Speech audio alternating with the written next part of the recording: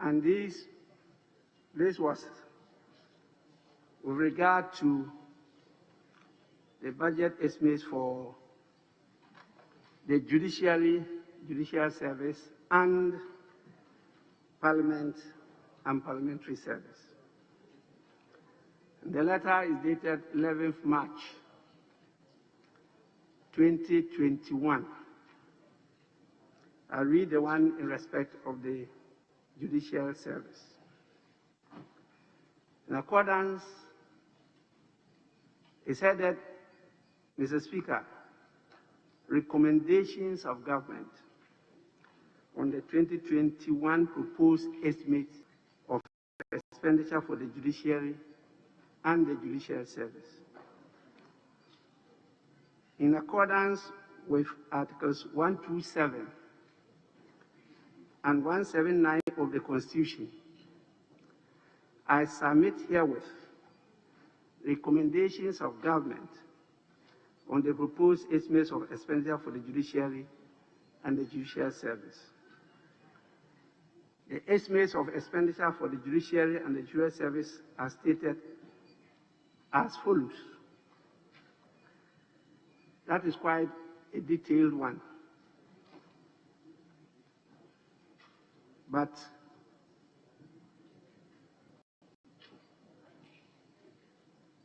what they recommended was a reduction in the capex of the judiciary by 77,482,591.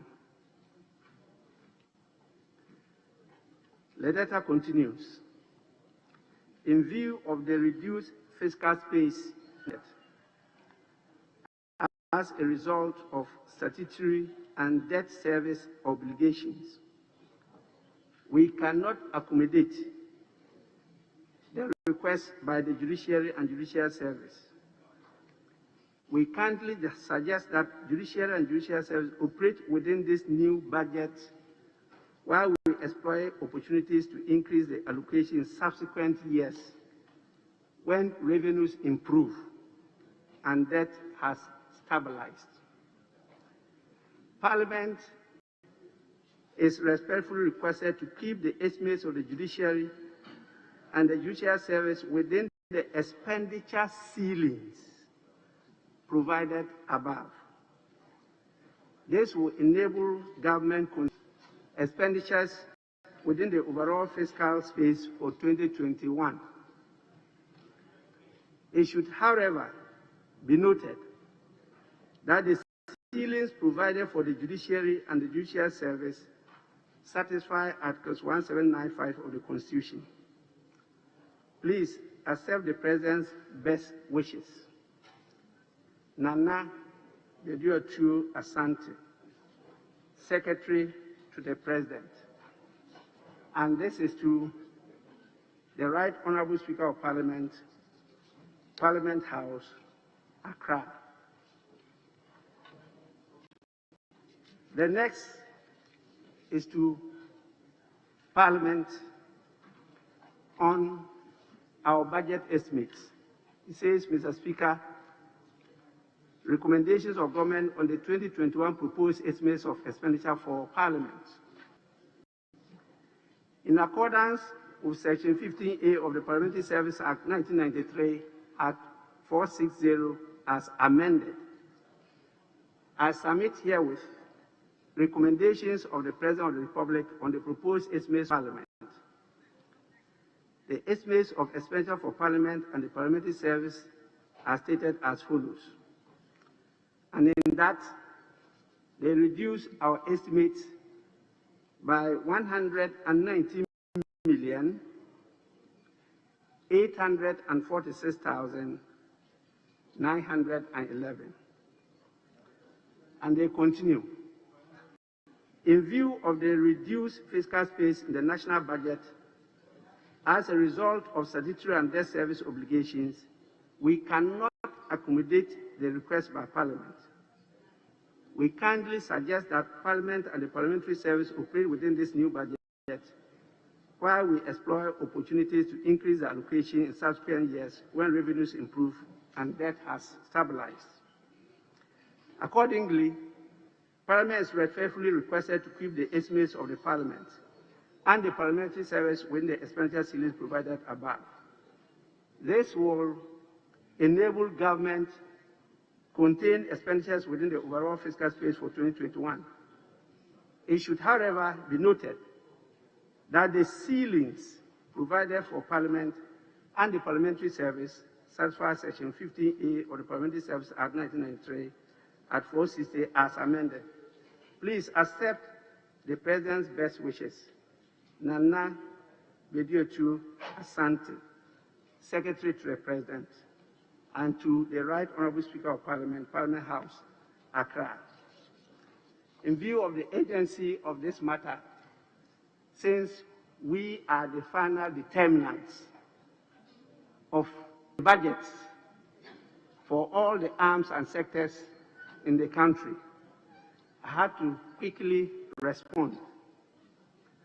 And my letter is dated today, 6th March 2021, to the Secretary to the President, Office of the President, Jubilee House. Attention, Nana Bediotu Asante. Dear Sir, read recommendations of government on the 2021 proposed estimates of expenditure for Parliament, the Parliamentary Service, the Judiciary, and the Judicial Service. Please refer to your letters dated 11th March 2021 with reference numbers 0PS/350/21/247 and 0PS/260/21/248, in which you sought to communicate to Parliament through the Speaker the recommendation of the President on the 2021 proposed estimates of expenditure for Parliament, the Parliamentary Service, the Judiciary, and the Judicial Service.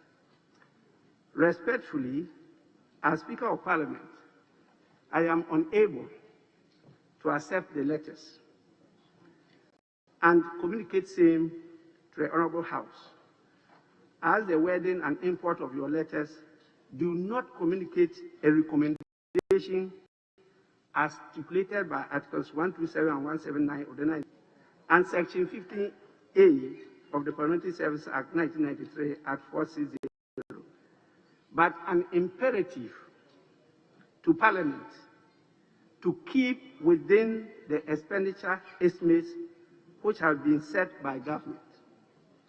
Indeed, the provisions of the Constitution and statute referred to above require the President to lay the estimates of Parliament and the Judiciary before Parliament, quote, without revision to the estimates, quote, recommendations that the President may make on them, unquote.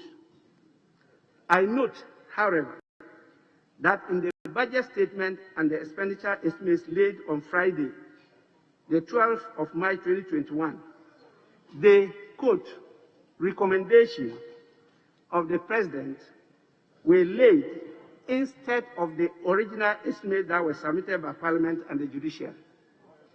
Consequently, I return the attached letters for the consideration of Mr. President in the light of the above. Accept, sir, the assurances of my highest esteem. Yours in the service of Ghana. Signed, Right Honorable Alban Sumana, Kingsford, Bagbin, Speaker of Parliament.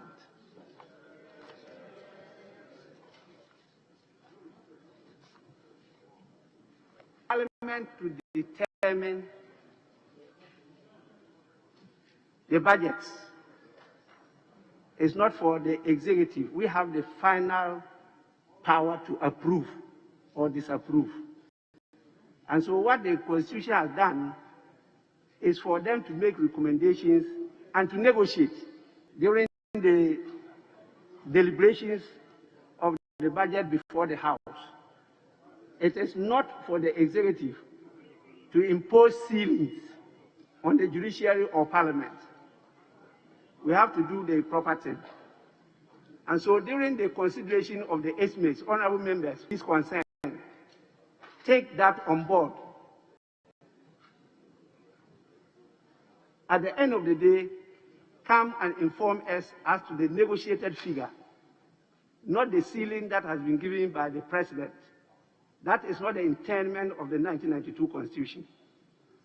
If you do otherwise, I, as your speaker, will not append any letter for submission to the president for his assent. I mean what I say. The weakest link in our democracy is Parliament. And because of that, we are not able to control things like corruption. We are not able to hold the executive to account. We are not able to get the rule of law going. We are the arm to leave that.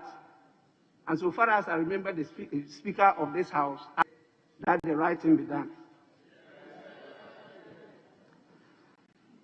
Honorable members, there's a second communication from the President, dated 16th March 2021.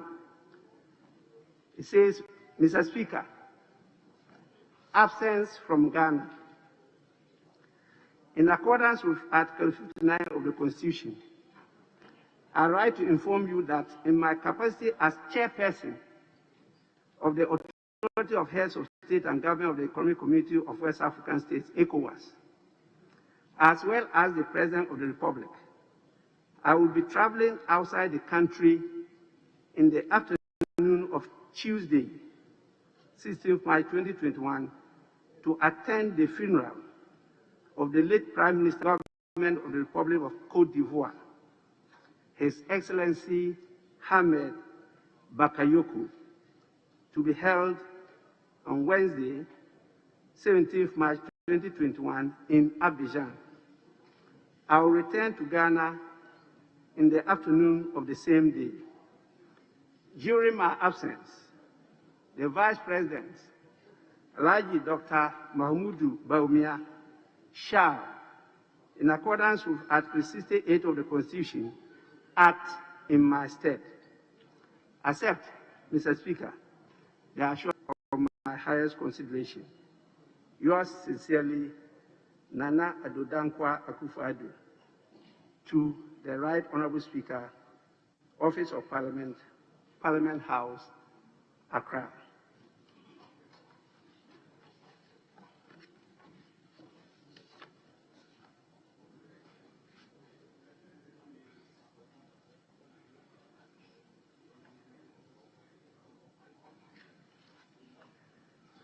We now move to collection of votes and proceedings and official report.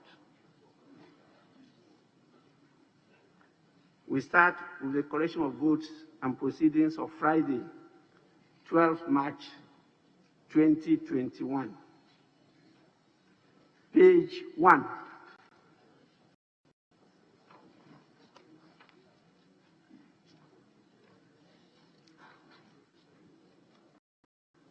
Page 2.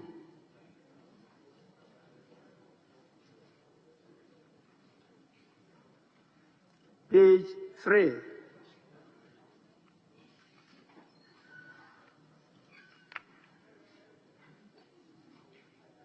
Page 4.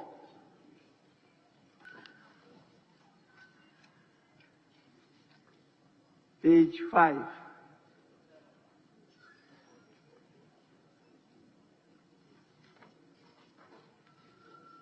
Page 6.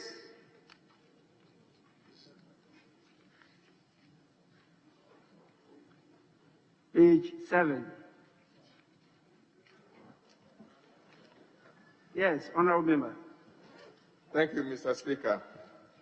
Mr. Speaker, page 7, number 236 is Seydou Isifu.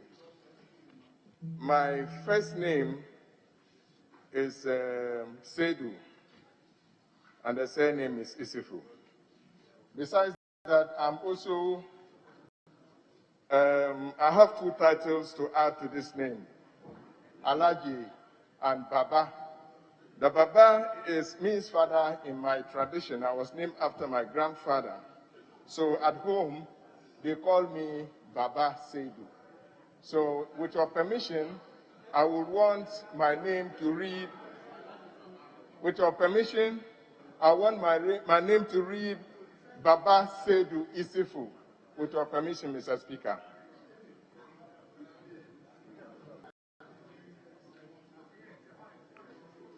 Baba is not a title. Baba is a name. The title Alaji I will accept. But the title Baba I will not accept. I'm guided, Mr. Speaker. Yes, Deputy Majority Leader, yes. Mr. Speaker, perhaps if honorable member could help us with the he used in filing, because I believe Electoral Commission communicated to the House, and that was captured in the list when we first met before the swearing. So, if you may assist us. Yes, honorable member, can you assist the House? Mr. Speaker, I filed with the name Isifu as my surname and Seidu as my first name. But popularly and at home, because I was named after, because, Mr. Speaker, because I was named after, in my tradition, at home, the Baba means father. The Baba means father. So it is not a name, depending on where you come from, it is not a name. So I am Alaji Baba Seidu Isifu. Thank you. The identity of Isifu Seidu is not the same as the identity of Baba Seidu Isifu. There are two identities, and you voluntarily opted to be identified through the Electoral Commission as Baba Isifu. You didn't even add the Alaji. Now you want us to add, you know the proper thing to do. The lawyers are here, they could assist you for a fee. Yes, please. Mr. Speaker, so we cannot accept the Alaji because when he was filing, he didn't add it. The Commission communicated Mr. to this House. So, Mr. Speaker, he may be leading this House into temptation by giving him a new title. So I agree with you, Mr. Speaker. He may have to go and depose to an affidavit and get the proper thing served on the House through than using the back door for new titles and all that. It's unacceptable, Mr. Speaker. And our friend, I'm sure my colleague will be guided accordingly. Thank you, Mr. Speaker. I'm guided. Thank you.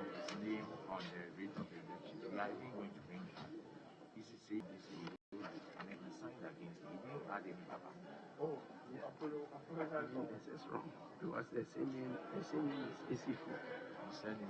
Isifu. And the first.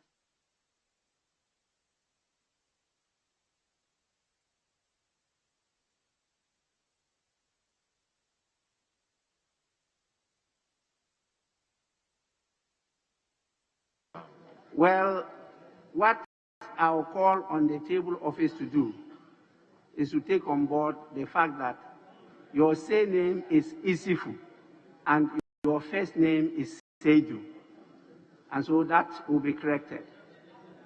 So you now belong to the I column, not the S column. So table office kindly take note. Page 8. Yes, Honorable Samson Ahin. Thank you, Mr. Speaker. Mr. Speaker, page 8, number 4 and 7. Honorable Labi Oscar Foria Wewin, Honorable Augustine, Dr. Bia West. Mr. Speaker, both of them sought permission to be absent from Parliament, but they have been marked absent. If the table office can make that correction. Thank you, Mr. Speaker. Yes, table office, they are absent with permission, not just absent. Yes. Mr. Speaker, at page 8, item 4, and item 4.3, my name appears among those who were absent, but I was in the House on Friday. Table office, he was present, he wasn't absent. Take note. Yes, Honorable. The name is Daniel Ohineda. Thank you very much, Mr. Speaker. Mr. Speaker, item number 4, number 6, Opoku Davis answer in Priso. I was present, but I'm marked absent here. Sorry, I didn't hear you. Item number 4, number 6, Opoku Davis answer on page 8 in Priso. I was present, but my name appears here as absent. Number 6. Under item 4. Yes, please. The honorable member for Impriso was present. Please take note. Thank you very much. Page 9.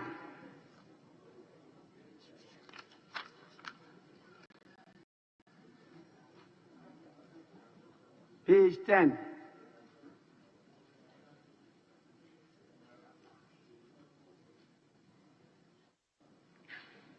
Page 11. Yes, Honorable Deputy Majority Leader. Mr. Speaker, item 6. I humbly that we should include order 161, 1 and 2 as instead of only order 56-1. With respect, sir. They should include order 161 and 2.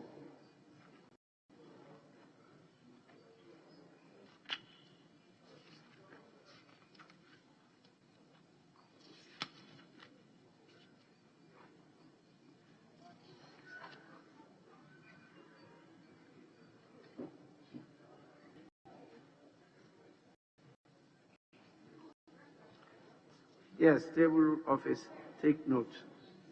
But I even think that the way should be presented, not made a statement.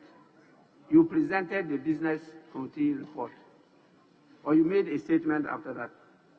Mr. Speaker, the terms of the statement made reference to order 161, 1 and 2. Yes, I've taken note of that one. It is so. I said the word they even used a statement on the business arranged. Not presented. Yes. Presented. So I said it should be corrected to presented. Very well. Yes. Mr. Speaker, you're right. Presented. Able office, kindly take note. Yes, still at page 11.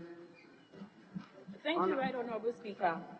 I'm still using my maiden name, so my name should really be Mavis and Cancer Boyd. The message shouldn't be part of it. Thank you. I'm not using my husband's name as of now. Sorry, I haven't gotten your intervention. You said what? Thank you, Right Honorable Speaker.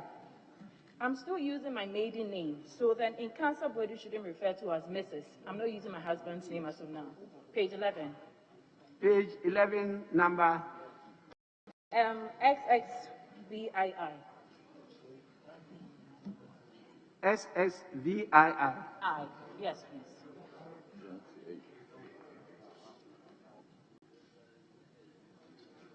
Mavis in Cancer will do Mrs. Yes, the message shouldn't be part of it. The message should not be part. No, that's my father's name. You have not yet done the proper thing.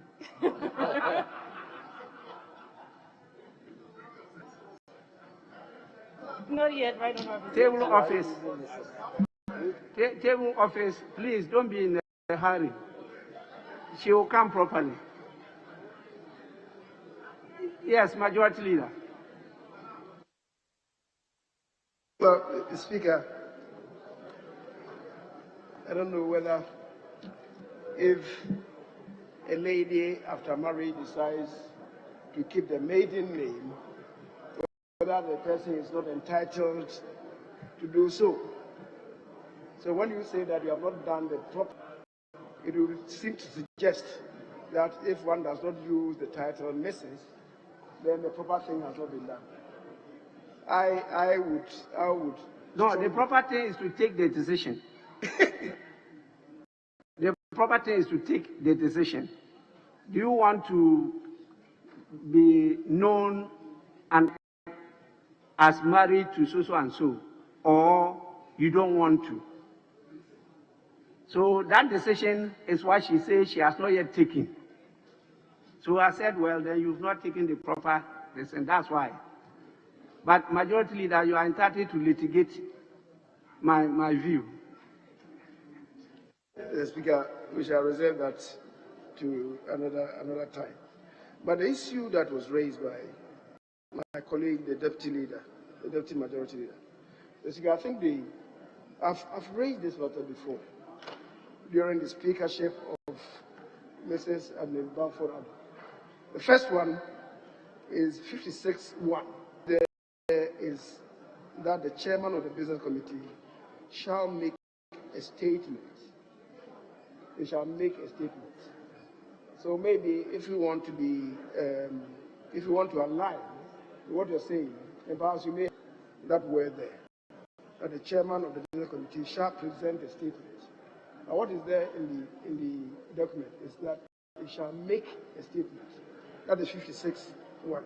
But Speaker, the other one. No, Majority Leader, don't move. This one is referring to the chairman of the business committee. But he presented as the vice chairman, not the chairman. And it's captured there, the Honorable Deputy Majority Leader and vice chairman of the business committee. So what he did was to present it on behalf of the chairman. That's why I opted for the word present. But in the standing orders, if you were the one presenting, it's me. You are right. Mr. Speaker, again, I will not want to litigate this matter. Because any member of a committee can, in the absence of the chairman, do what is required of the chairman. So what the chairman is supposed to do, that person can do. If the chairman makes a statement, the member can also make a statement. But as I'm saying, I will not litigate the matter with the Speaker. The Speaker, the other major thing that I wanted to raise is in respect of the 1612. As I said, I raised this matter with Mrs. Arlene Joyce, Jocelyn Manfred, when she was Speaker. After the statement has been made, and maybe the House accepts it, should the presenter go ahead to make a motion for its acceptance or adoption? We usually don't do that. So after the issues have been raised, the Speaker then would say, by hitting the gavel, that the business statement has been adopted. But in truth, if we want to be technical, then after the presentation, 1612, going further downstream, would suggest that after the report has been presented to the House, then the chairman has to come with a motion. We don't normally do that. I think the practice has always been that after the issues have been raised and responded to, the Speaker then would say that the business statement has been approved by the House. It's something that perhaps going forward you may have to ponder over. Yes, Minority Leader. Madam Speaker, I do not intend to encourage a litigation on this matter. I know that Order 1601 establishes the business committee, and I further note that, Mr. Speaker, in 1612, as the leader referred to, it reads, and I quote, "At any time after a report has been presented to the House, a motion may be moved by the chairman of the committee for the acceptance of the report." Mr. Speaker, expresso unus rule. In express words, this is the intendment of the standing orders. But by practice, it has always been that when the chairman of the business committee presents a report and you accommodate the concerns and inputs of members, your guidance have always, the House has approved of the business statement. I think by practice we have grown to appreciate that. But if the leader wants us to be meticulous, religious, then going on into the future, after the business statement, we'll ask him to invoke Order 1612, that he counts by motion. But it's never been the practice of this House to accept the business statement by motion.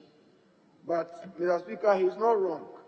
If we want to respect the express provisions of our standing orders in Order 1612, then we ought to adopt the business statement and its report by motion. But I think that what our practice have helped us in the conduct of our business, and he should not insist on 1612. I thank you, Mr. Speaker. Well, the practice is also in accordance with the standing orders of the House, because it says may, and so if you opt not to move the motion, it doesn't mean it cannot be adopted. Go further to decide that we will always move, because it's discretionary. And so if that's what we want to do, there's nothing wrong with that. After giving explanations, the leader and chairman of the business committee could always proceed to move, and then we can adopt the report. Please, can we move on? Page 12.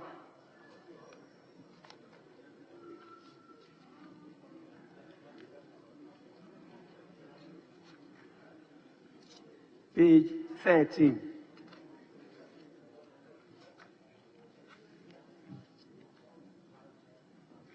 Page 14.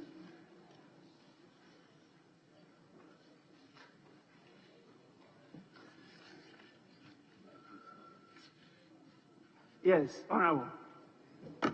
Thank you very much, Right Honourable Speaker. Right Honourable Speaker, please, I try to catch your eye at page 10, page 13. The list of directives you issued on that day, conspicuously missing, Mr. Speaker, is the directive to the President through the Minister of State responsible for finance. And I recall you even added His Excellency the Vice President, raising concern about the unacceptable ceiling for the legislature and the judiciary. I recall, Mr. Speaker, that you stressed that directive, and I'm sure that that is what subsequently led to some of the letters that you have read to us today. But all of that, Mr. Speaker, is omitted at page 13. I know the official report will capture in detail what you said, but at least we should get a sense, Mr. Speaker, from the vote, just as it has been captured, the directives you made about the independent governance institutions and then the referral to the Finance Committee. I thought that we should have found space as well in the votes and proceedings to capture the essence of that very important directive that you gave, Mr. Speaker. Thank you, Honourable Member. That is the lot of Parliament. The Parliament prefers to grumble and complain in silence, not to openly come and confront the issues. And so even the table office did not place much premium to the directive I gave, even though that is a budget that affects they themselves. And we have been at the receiving end of not properly, effectively, and efficiently performing our constitutional duties. I have opted to be open and to be proactive, and that is what I opted to do. So please, table of capture it properly. That was a directive from the chair. Yes, now your titles are many. I don't know which one to always refer to. Majority Leader, Leader of the House, Minister for Parliament, and Minister responsible for the Ministry of Finance. Yes, sir. Speaker, I am told that you related to a communication through you, and that had to do with the allocation to Parliament. Now, we are being told that it was a directive. So, in that regard, the directive was to who? And what was the essence of that directive? What directive did they issue? I want to be very clear.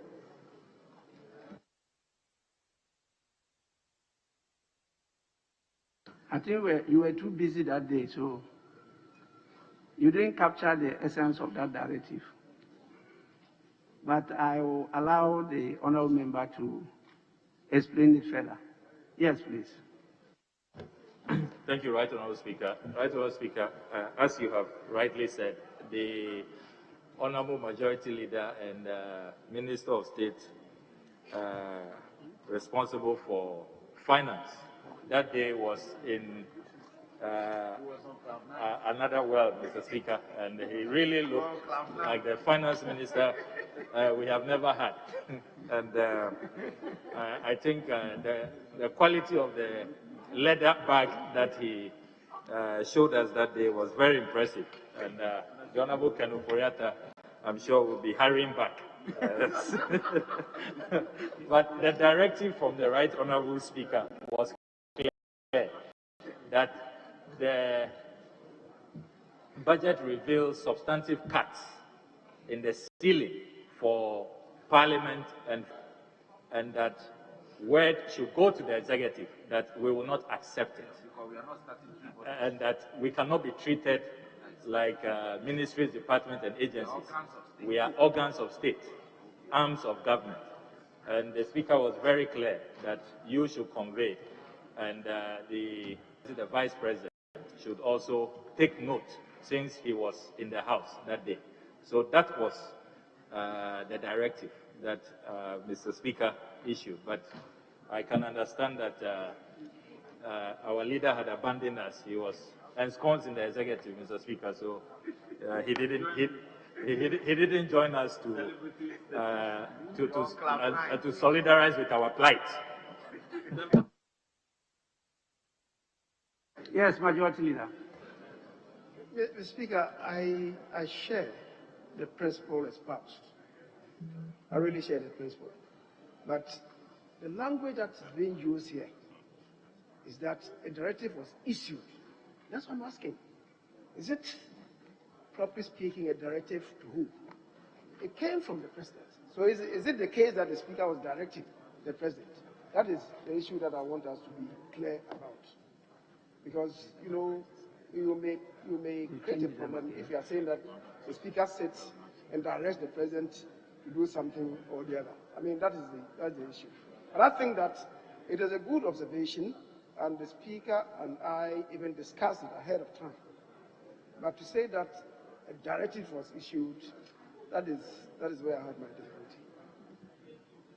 Yes, Speaker, it was a directive to convey the message, a directive to you to convey the message to His Excellency the President, since per the constitutional imperative, you read the budget on behalf of the President.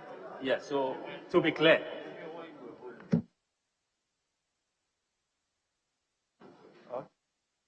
Mr. Speaker, I believe what we all should be guided is that the Honorable Chairman on that particular day invoked Article 179, and therefore whatever directives you are given must be situated in context.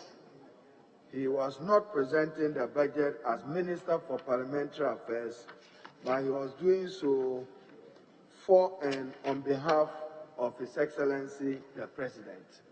So whatever consequential observation and directives that you gave, Mr. Speaker, must be respected. But I thought, Mr. Speaker, today you have elevated the same matter to even a high level with your correspondence to the office of the President. And Mr. Speaker, without attempting to repeat your words, may I refer you to an article which emphasizes the position that you took. Article 1793, and for my purpose, I would emphasize 1793 and 5. For instance, when you related to the budget for Parliament and the judiciary, this is what the Constitution provides in 1793. The Chief Justice shall, in consultation with the Judicial Council, cause to be submitted to the President at least 2 months before the end of each financial year and thereafter, as and when the need arises. But, Mr. Speaker, significant as you observe in 1795, these words are significant, which guided the position you took.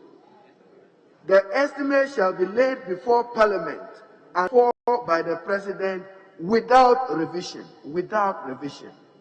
but with any recommendations that the government may have on them. So you elevated it to another level, and you did same even in respect of Parliament as an institution, in accordance with the Parliament, the Act of Parliament, which deals with the votes for Parliament.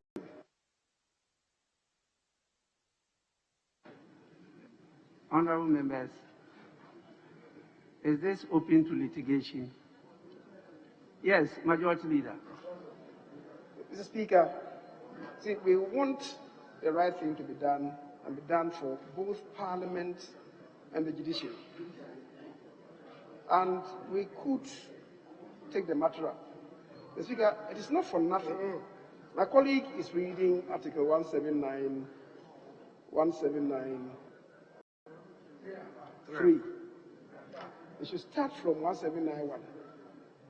1791 provides that the President shall cause to be prepared and laid before Parliament at least 1 month. At least 1 month before the end of the financial year. Now, what you read says 2 months.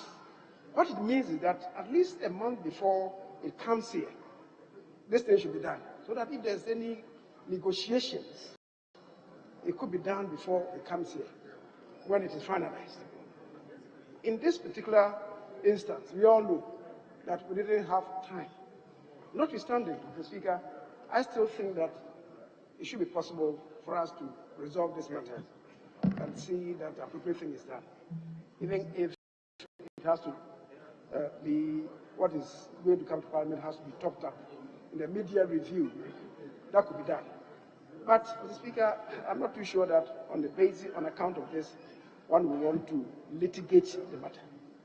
Because the issue then is, when did Parliament submit its own request? I don't think this should be a matter for litigation. We want the best for Parliament, and I believe, given your own experience, we can achieve that. But we cannot start on a quarrelsome note. I don't think that is appropriate. Yes, thank you. Honorable members, I was chairman of the Committee on Constitutional, Legal and Parliamentary Affairs 1997 to 2000. 2001 January, and then again 2014 to 2017 January. 1997 to 2001, happily, my ranking member was His Excellency Nana Addo Dankwa Akufo-Addo. We worked together and fought for the observance of these constitutional provisions. Luckily, we are now in the position to make sure that it's complied with. At that time, we were just Parliament chairman and ranking, and so our voices did not carry much weight. Now we are in the position to ensure that we all comply with the Constitution, and I, as the Right Honourable Speaker, will ensure that the right thing is done. Once the principle is accepted, let's move on. I'm sure His Excellency will readily comply with it.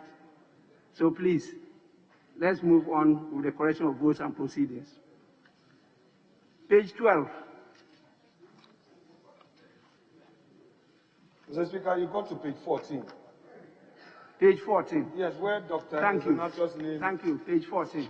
Dr. Zanato's title has changed to Mr. Page 15. Mr. Speaker, there's a correction to be made. If so. Yes. I. Dr. Zanato is there as Mr.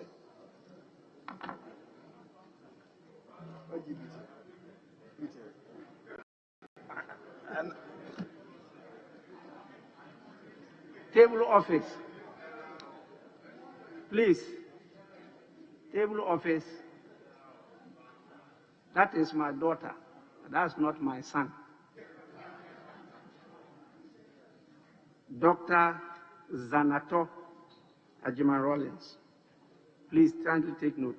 Page 15. Honorable members, the votes and proceedings of the 22nd sitting of the first meeting of the first session held on Friday, 12 March 2021, as corrected, are adopted as the true records of proceedings.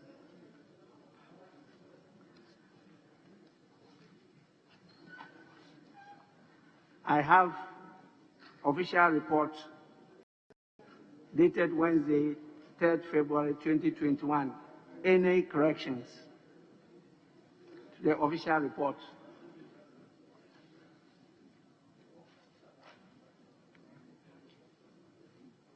Honorable members, in the absence, yes, Honorable. Right, Honourable Speaker, one correction at column 007, the second paragraph. The sixth line should be cocoa board, and we delete the board after cocoa board. It's tautological. If cocoa board will suffice, Mr. Speaker. Honorable member, you are right.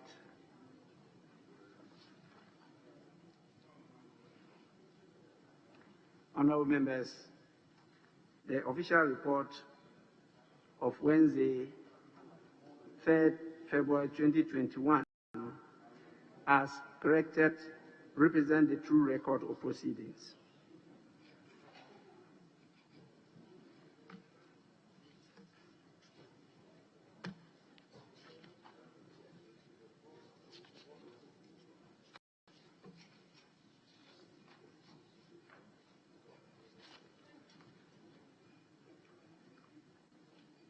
Even though I admitted a lot of statements, I've been guided by leadership to rather allow those statements to be made tomorrow and not today. So we'll move to, at the commencement of public business, I motion that this Honourable House approves the budget statement and economic policy of the government for the year ending 31st December 2021. This was moved on Friday, by the Minister of State responsible for the Ministry of Finance. Commencement of debate. I have two lists, one from each side of the House. I will start from the minority side and call on the ranking member, the Committee on Finance,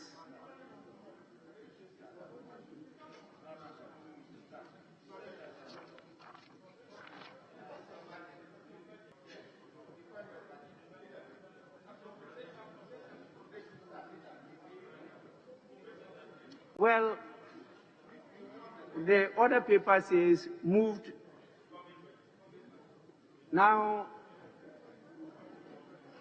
the presentation has been made by Minister responsible for Finance.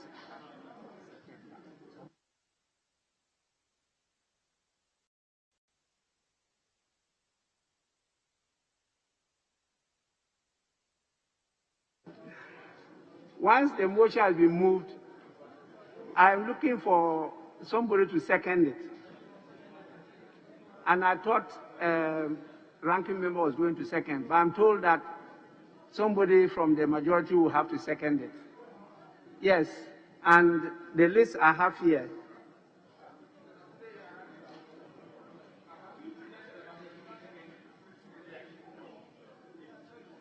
is the Honorable Minister for Information, Honorable Kojo Opon Nkrumah.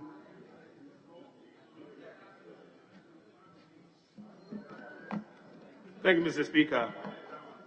Mr. Speaker, to second the motion that this Honourable House approves the budget statement and economic policy of the government for the year ending 31st December 2021. Mr. Speaker, I want to start by congratulating the Majority Leader and, for the time being, the Minister of State in charge. Honourable Member, we've agreed on some time limits. I just want to draw attention. We finally agreed on 25 minutes. 25 minutes. The seconder, 25 minutes. The round, 25 minutes. The chair and ranking, 15 minutes of the committees. And then my colleagues, the 10 minutes each. And we agreed that we will debate till 9 p.m.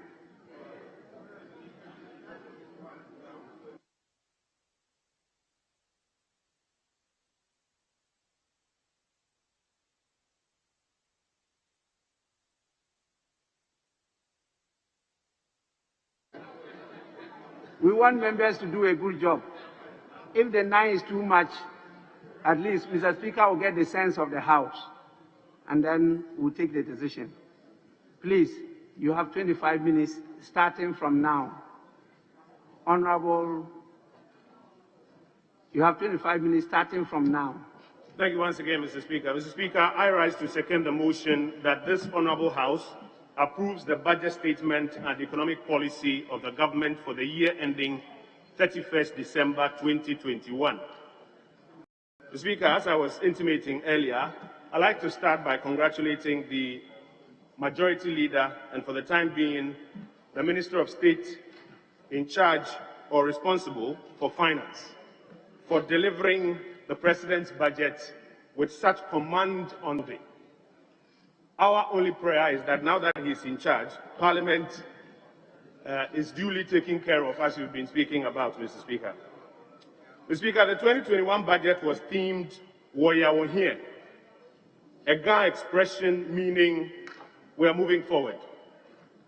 So, Mr. Speaker, as we start our debate this afternoon, it will be important to note where we are coming from collectively, where we are going collectively, and that which we ought to do to get us there collectively.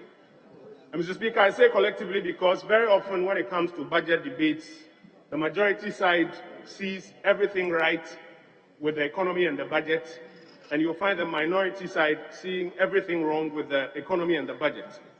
But Mr. Speaker, if I may quote from His Excellency the President's State of the Nation address as delivered on Tuesday, the 9th of March 2020, page 2, paragraph 3. It says, "This is what the Ghanaian people demand from us."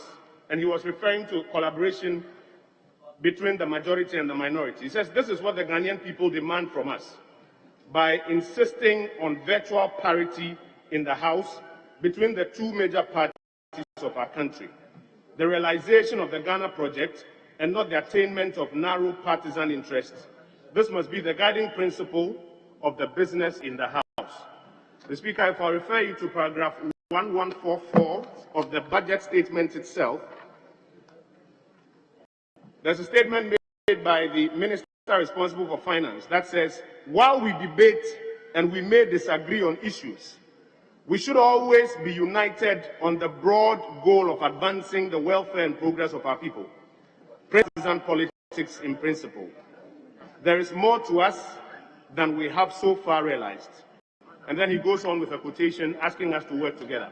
So, Mr. Speaker, as we start this debate, my prayer is that the common Ghanaian interest is what will guide the submissions that we make. Mr. Speaker, we are debating the principles of the budget, not even the estimates per se.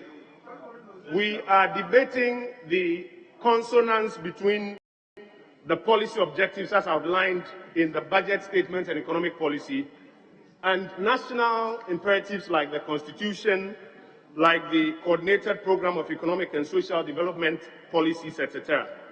Mr. Speaker, in so doing, I will be speaking to just 5 issues. First, a recap of how Ghana has made progress so far.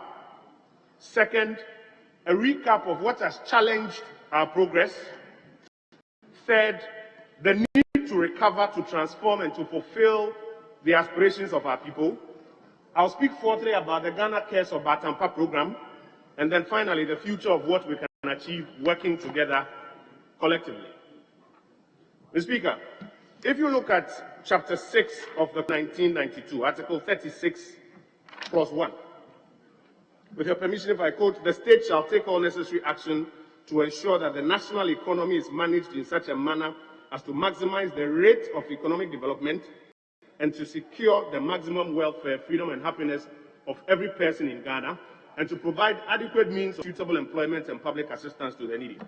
Mr. Speaker, a cursory look at some of the benchmarks of our economic progress over the years shows that we have been responding to this imperative. If you take growth, one of the major measures of how our economy is picking up, we have moved from about 3.4 in 2016 to about 7.9 as at the end of 2019. In fact, non-oil GDP growth moved from 4.6 in 2016 to 0.8 at the end of 2019.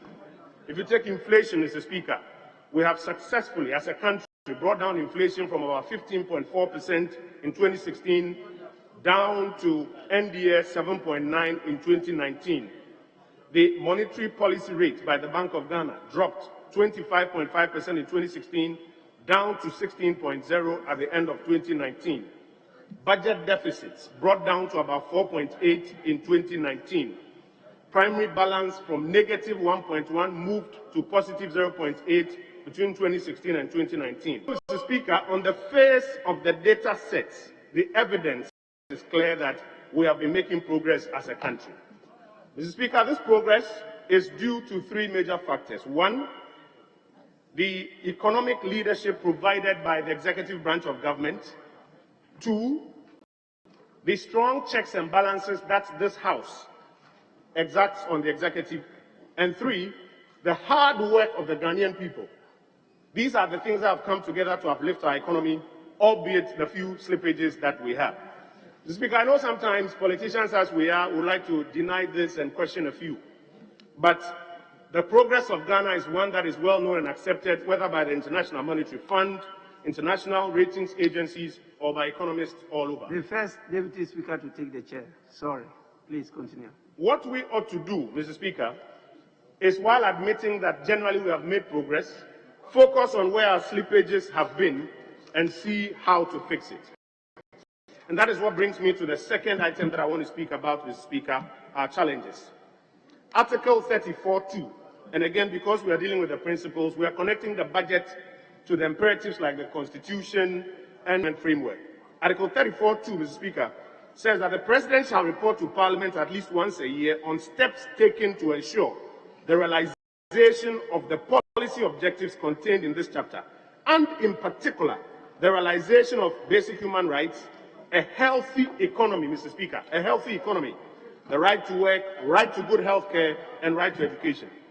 Mr. Speaker, despite the fact that we have made progress, despite the fact that we have moved forward as a country, we still have some challenges. One of our key challenges being the annual gap between revenues and expenditures, which then translates into year-on-year deficits. Mr. Speaker, this House is well accustomed with the history of how we have brought down deficits and even passed a Fiscal Responsibility Act aimed at ensuring that Ghana, never again should we be on an ordinarily recurring basis, go beyond 5% of GDP. Mr. Speaker, another challenge that we have had over the years is our high debt, which over the years we have tried to bring down. But in 2020, as we are all aware, Mr. Speaker, we were hit by COVID. And COVID, among other things, has exacted a huge burden on our economy. Mr. Speaker, paragraph 72 of the budget speech, I refer to the speech as read by the Minister, says, among other things, that the fiscal impact of COVID-19 was 19.7 billion Ghana cedis. If you add that to the cost of the financial sector cleanup of 21 billion Ghana cedis, the cost of the excess capacity charges paid to IPPs of 12 billion Ghana cedis, we're expending some 52.7 billion Ghana cedis, especially at a time when our revenues have gone low. Mr. Speaker, in many parts of the world, as governments best to provide for their citizens in hard times, the time is becoming clear to them that they need to introduce measures to raise revenues to close some of these gaps. In the US, for example, having passed a $1.9 trillion support package, President Biden is examining, and it is expected soon will pass, some of the first major tax hikes since 1993 to help the economy close the gap between what they have spent as a result of these challenges and what they ordinarily raise. Mr. Speaker, the reality is that when a nation is at war, citizens have to chip in so that we mobilize resources to win that war. And Mr. Speaker, that brings me to the third matter I would like to speak about, which is recovery, transformation, and the fulfillment of our aspirations. Mr. Speaker, we are at a point in our history where we have no other choice than to engineer a recovery of this economy that was growing at an average about 6.9 or 7% in the last 3-4 years. Now came down to about 0.9%, at least in terms of target, in the year 2020. We have no choice than to begin to engineer a recovery of this economy. The government has started its part by introducing a number of measures. First, vaccinating the population, targeting about 20 million people by the end of this year. Why? So that full economic activity can resume and the kind of investment and stimulus into the various sectors can bring back that strong growth that we experienced. Government has also laid out a clear plan to invest in and stimulate some spending. And this is what is captured in what we call the Ghana Cares or Batampa program. Mr. Speaker, I just want to highlight a few of the things that funds are to be invested in this Ghana Cares or Batampa program. Number one, food security. Agric is a major stay of our economy, and we need to continuously support our farmers because, as the numbers have demonstrated in the last 4 years, supported our farmers. Agric productivity increased, and consequent to that, jobs in that sector as well. Mr. Speaker, under this program, we're expecting to extend support to about 1.5 million farmers, and this includes fertilizers, seeds, extension officers, from the about 1.2 that we believe has been done so far. We also expect to extend support to rice millers and poultry farmers, and also support commercial farming in Ghana. Mr. Speaker, we expect also under this program to provide support for businesses across this country. Already, the MBSSI has provided about 500 million Ghana cedis in terms of support to various parts of the Ghanaian economy. This needs to be stepped up as we stimulate and invest in more businesses and more sectors of our economy. Mr. Speaker, it is clear that if we do not invest in our healthcare system, one pandemic can literally collapse our entire economy. And so there is the need to invest significantly in the healthcare system. Agenda 111, the President has been speaking about, is on the cards. Additionally, we want to fast-track digitization and develop engineering, machine tool, and ICT industries. So, Mr. Speaker, the post-COVID economic recovery program is one that, first of all, requires us to come back from that fiscal deficit of about 11% to 9% this year, 7% in the third year, and back to the fiscal responsible limit of about 5% by the year 2024. Among other things, this post-COVID economic recovery program also focuses on ensuring that we bring back rebounding growth in various sectors of the economy, as I have just outlined. It also seeks to ensure that debt sustainability is, because as we invest in the productive sectors and get the GDP up, we expect that our debt to GDP ratio will come back to the levels where we were before COVID hit us. Right, Honorable Speaker, to do all of these things without worsening our deficit position or our debt position currently, that the administration introduces some revenue measures to support it to do so. I want to quickly refer to Article 36(2)(c) of the Constitution, and with your permission, I'll read as we connect the policy underpinnings to our imperatives. Mr. Speaker, the Constitution says, the state shall, in particular, take all necessary steps to establish a sound and healthy economy whose underlying principles shall include ensuring that individuals and the private sector bear their fair share of social and national responsibilities, including responsibilities to contribute to the overall development of the country. Mr. Speaker, we are at that point where every Ghanaian has to chip in a little so that we're able to recover and fulfill our objectives. In doing so, the administration has introduced two key elements. One, tax compliance elements. Mr. Speaker, His Excellency the President told this House that as part of the digitization program, national identification numbers will now double as tax identification numbers. In an instant, the pool of persons who are available to contribute their quota in fulfillment of this constitutional obligation now moves from about 3 million people to about 15 million people. What that means is that the Ghana Revenue Authority is in a position to engage a larger pool and exact what needs to be exacted to fill the treasury so that we can deliver on these things that we speak about. Mr. Speaker, in addition to these, government has also introduced the COVID-19 levy. Government has also signaled to adjust road tolls. Government has introduced the sanitation and pollution levy and a 5% profit before tax for the financial sector recovery program. Mr. Speaker, it is our expectation that these are revenue measures that this House will support, because they contribute significantly to ensuring that what appears to be a high revenue target this year can be met, and that revenue coming together with the other resources of the state can now help us, as we mentioned earlier, to recover from the challenges of the pandemic and to invest in the things that will bring about the growth and the jobs and the income that our people look for. Right, Honorable Speaker, this administration, also being a sensitive administration, has not only introduced revenue measures, but has also introduced a number of reliefs aimed at easing the burden on various sectors of the economy.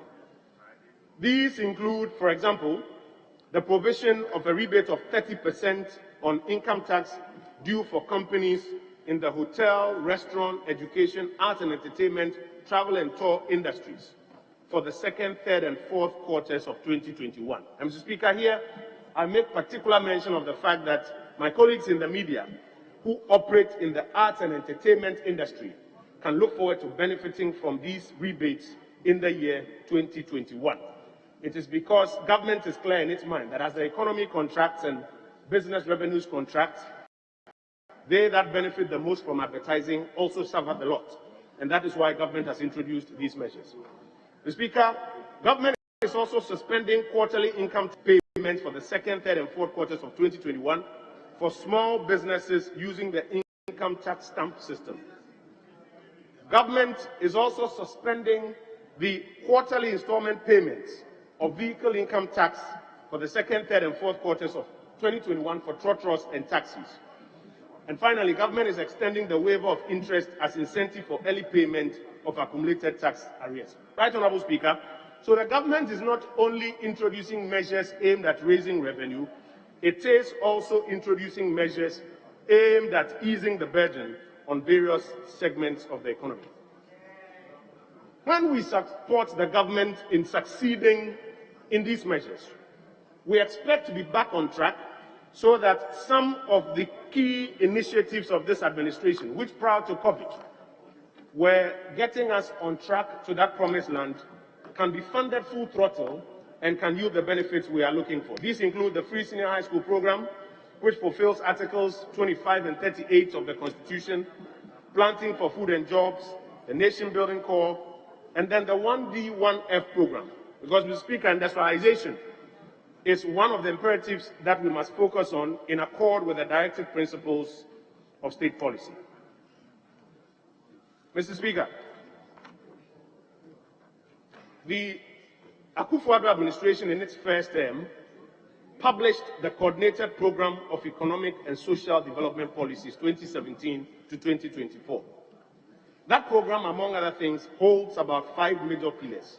First being economic development, second being social development, third being environment, infrastructure, and human settlements development, the fourth being a focus on governance, corruption, and public accountability, and the fifth being the strengthening of Ghana's role in international affairs. If you take a look at the 2021 budget statement and economic policy, all of these initiatives or all of these priority areas are attended to in detail, with funding allocations even sometimes higher than what had occurred in the previous year. It is because we believe clearly that though it is manage expenditure in a manner that does not cause us to exceed our thresholds, these are areas that a lot of attention must be paid to. And that is why you will find resources being invested, as I mentioned earlier, in agriculture to support farmers, resources being invested to support industry, and under industry to ensure that some of the major challenges to industry, including the availability of round-the-clock energy at affordable prices to our people, is attended to. You will find that in this budget, attention is paid to the need to protect the environment and revenue measures introduced to ensure that we raise revenues to protect the environment, to enhance sanitation, and to curb pollution. You would find in this budget that resources are made available to support the roads program and infrastructure, as well as housing.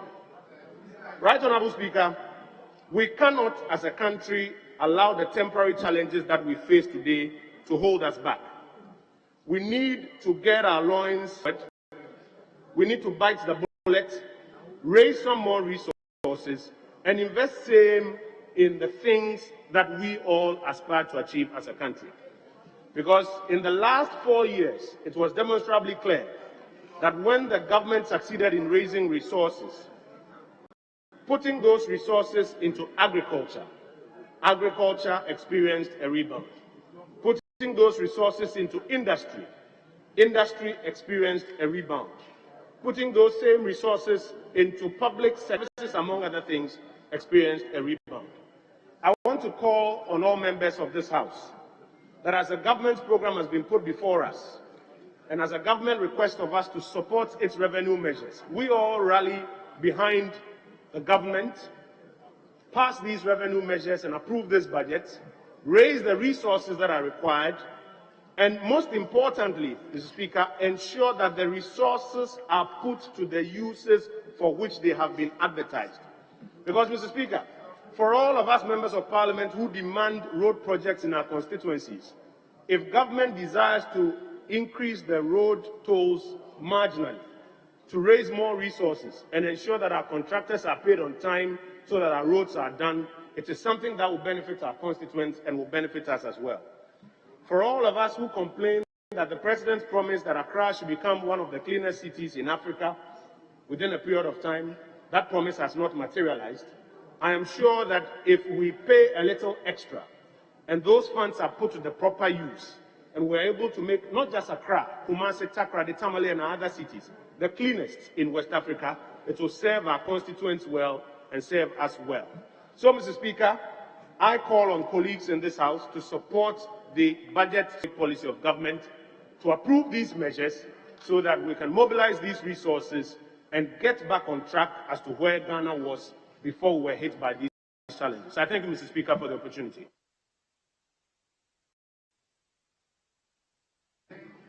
Honorable Kesel Atofosin, ranking member.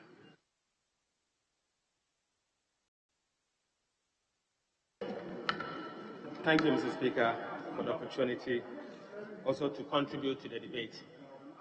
Mr. Speaker, in doing so, let me put on record that an effective fiscal consolidation should always lead to a reduced public debt to a sustainable limit. But sadly, Mr. Speaker, it is only in the case of Ghana that the government claims that they are consolidating the fiscal for 4 years in a row, yet our public debt is increasing at an increasing rate at an unsustainable limit. So, Speaker, this is scary. The Speaker, again, in the budget statement, references have been made that the government has been undertaking fiscal consolidation since 2017, year 2020, when COVID actually arrived. The Speaker, what I seek to do today is to track the fiscal part and to make a point that Ghana cannot blame COVID entirely as we encounter an economic mess. The Speaker, in fact, the problem indeed started in the year 2018, and no one should make an attempt to blame COVID for the economic mess we are going through. So, Speaker, I said this because, the Speaker, if you are to look at the fiscal as presented to us by our Minister of Finance then, the Speaker, we were told that the deficit for the year 2017 was 4.8%. Simple put, the Speaker, government of Ghana could not raise enough revenue to be able to cater for its expenditure, to the extent that in nominal terms we had to raise an amount of 12.2 billion Ghana cedis as debt to support the budget. This means that, Mr. Speaker, the government inherited a public debt of 120.3 billion. Of that amount, Mr. Speaker, additional 12.2 billion was added to the public debt. Mr. Speaker, if you are to adjust for the exchange rate valuations in our external debt, you will notice that indeed our public debt for the year 2017 moved from 120 billion to 142.5 billion. Mr. Speaker, I wish to use this opportunity to clearly commend the Minister of Finance for the year 2017. Mr. Speaker, this is so because, in fact, you give credit when credit is due. That in the year 2017, the government indeed undertook some fiscal consolidation measures. Mr. Speaker, sadly, Mr. Speaker, we in the year 2018. We lost our way in the year 2018, and the situation started getting worse. Mr. Speaker, in the year 2018, again, our minister responsible for finance came to us, informed this honorable House that the fiscal deficit was 3.9% of GDP, representing 11.6 billion Ghana cedis. Simply put, Mr. Speaker, we borrowed only 11.6 billion Ghana cedis to increase our public debt at a time of 142.5 billion. Mr. Speaker, I beg to put this on record that that is not true. That is not the case, Mr. Speaker. The situation of misreporting actually started back in 2008. Mr. Speaker, now I prove this. Mr. Speaker, I prove this in the sense that, Mr. Speaker, an amount of 9.8 billion Ghana cedis was excluded from the fiscal. Mr. Speaker, this was excluded from the Speaker, Mr. Speaker, and the IMF document here confirmed this. Mr. Speaker, if you have the IMF Article 4 document, April 2020, Mr. Speaker, Fund Minister responsible for finance informed us. The IMF says that in the year 2018, our deficit was 7%, and certainly not 3.9% of GDP. Mr. Speaker, clearly you could see that the part is increasing and not actually reducing, as we've been told by the budget statement. Mr. Speaker, again, if you are to track the year 2019, you will notice that, as we've been told, that the minister informed this House that the fiscal deficit was 4.8% of GDP. If you are to express it in nominal terms, it means that we spent more than we could raise of 16.89 billion Ghana cedis. The Speaker, what this means is that we added 16.8 billion Ghana cedis to our public debt. The Speaker, once again, this has proven not to be the case. The Speaker, again, this has been corroborated by the IMF Article 4 document. The Speaker, my worry is that an amount of 5.1 billion Ghana cedis was excluded from the fiscal. Again, an amount of 3.1 Ghana cedis being a financial sector cost, again, was excluded from the fiscal. The Speaker, so you could see the misreporting from day one, from 2018 to 2019. This people means that in the year 2019, government of Ghana increased our public debt in nominal terms by 25.2 billion Ghana cedis. 25.2 billion, and certainly not 16.8 billion Ghana cedis. That was the financing part. The Speaker, as I said, we lost our way back in 2018. The Speaker, this increased our public debt to 217.9 billion Ghana cedis as at the year 2019. The Speaker, this is serious. The Speaker, my worry is that this August House, we have allowed the ministry responsible for finance to always come and present a financial statement, government policy contrary to what everyone else in the world is using. The Speaker, we are also part of the problem. Parliament of Ghana is part of the problem because, the Speaker, we fail to check them. We fail to point to them that indeed what they are doing is wrong. The Speaker, that is why the budget office is urgently required. The Speaker, we will need a budget office to be able to check the ministry responsible for finance. The Speaker, this is simple.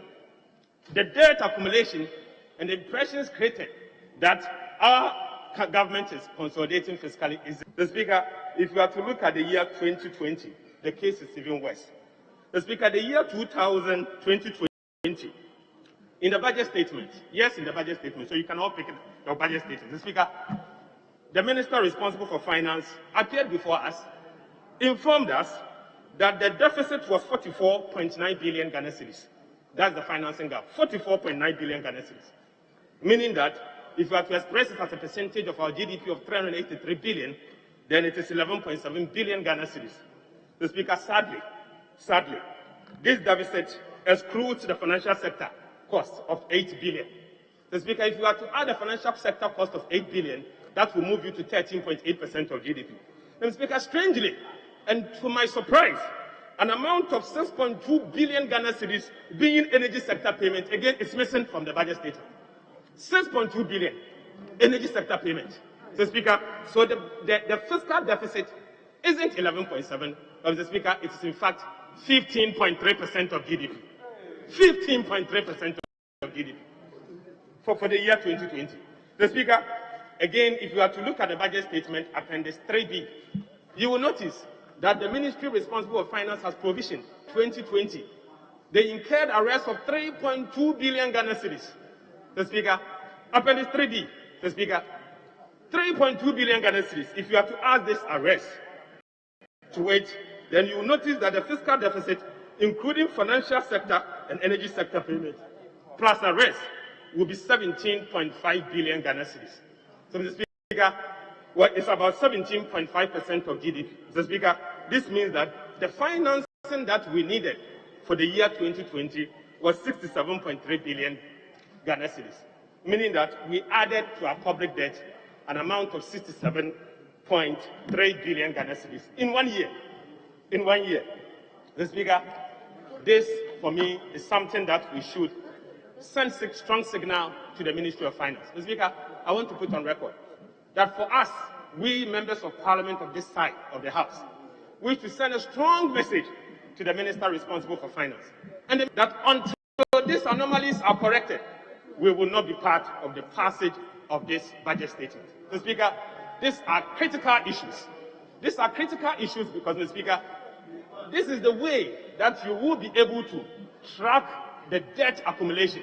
Until you track the way we accumulate debt and we decide to tickle ourselves and create wrong impressions that the government is actually consolidating, Mr. Speaker, we'll end up destroying the country that we have. And that is why, Mr. Speaker, I call on you, Mr. Speaker, to ask the Minister responsible for finance to, as a matter of urgency, correct these anomalies in the budget statement. Because, Mr. Speaker, well of us. It doesn't speak well of us. I have not seen any country where some expenditures are regarded as an extraordinary expenditures, and then also those expenditures are not captured in the fiscal table. Mr. Speaker, I challenge the Ministry responsible for finance to show me one country that has a fiscal table as messed up as we have, contrary to the international standard. Mr. Speaker, this is not allowed, and this should not be accepted. Mr. Speaker, that is why we find ourselves in a serious debt situation. Mr. Speaker, oftentimes we ask ourselves that, where did we get to where we are? Why is it that public debt has increased so much that we cannot even control it? Mr. Speaker, if you are to look at the debt profile speaks for itself. Mr. Speaker, you notice that President Atta Mills increased our public debt by 26.2 billion Ghana cedis. President John Mahama increased our public debt by 84.3 billion Ghana cedis. Mr. Speaker, within 4 years, President Nana Addo Akufo-Addo increase our public debt by 171.2 billion Ghana cedis.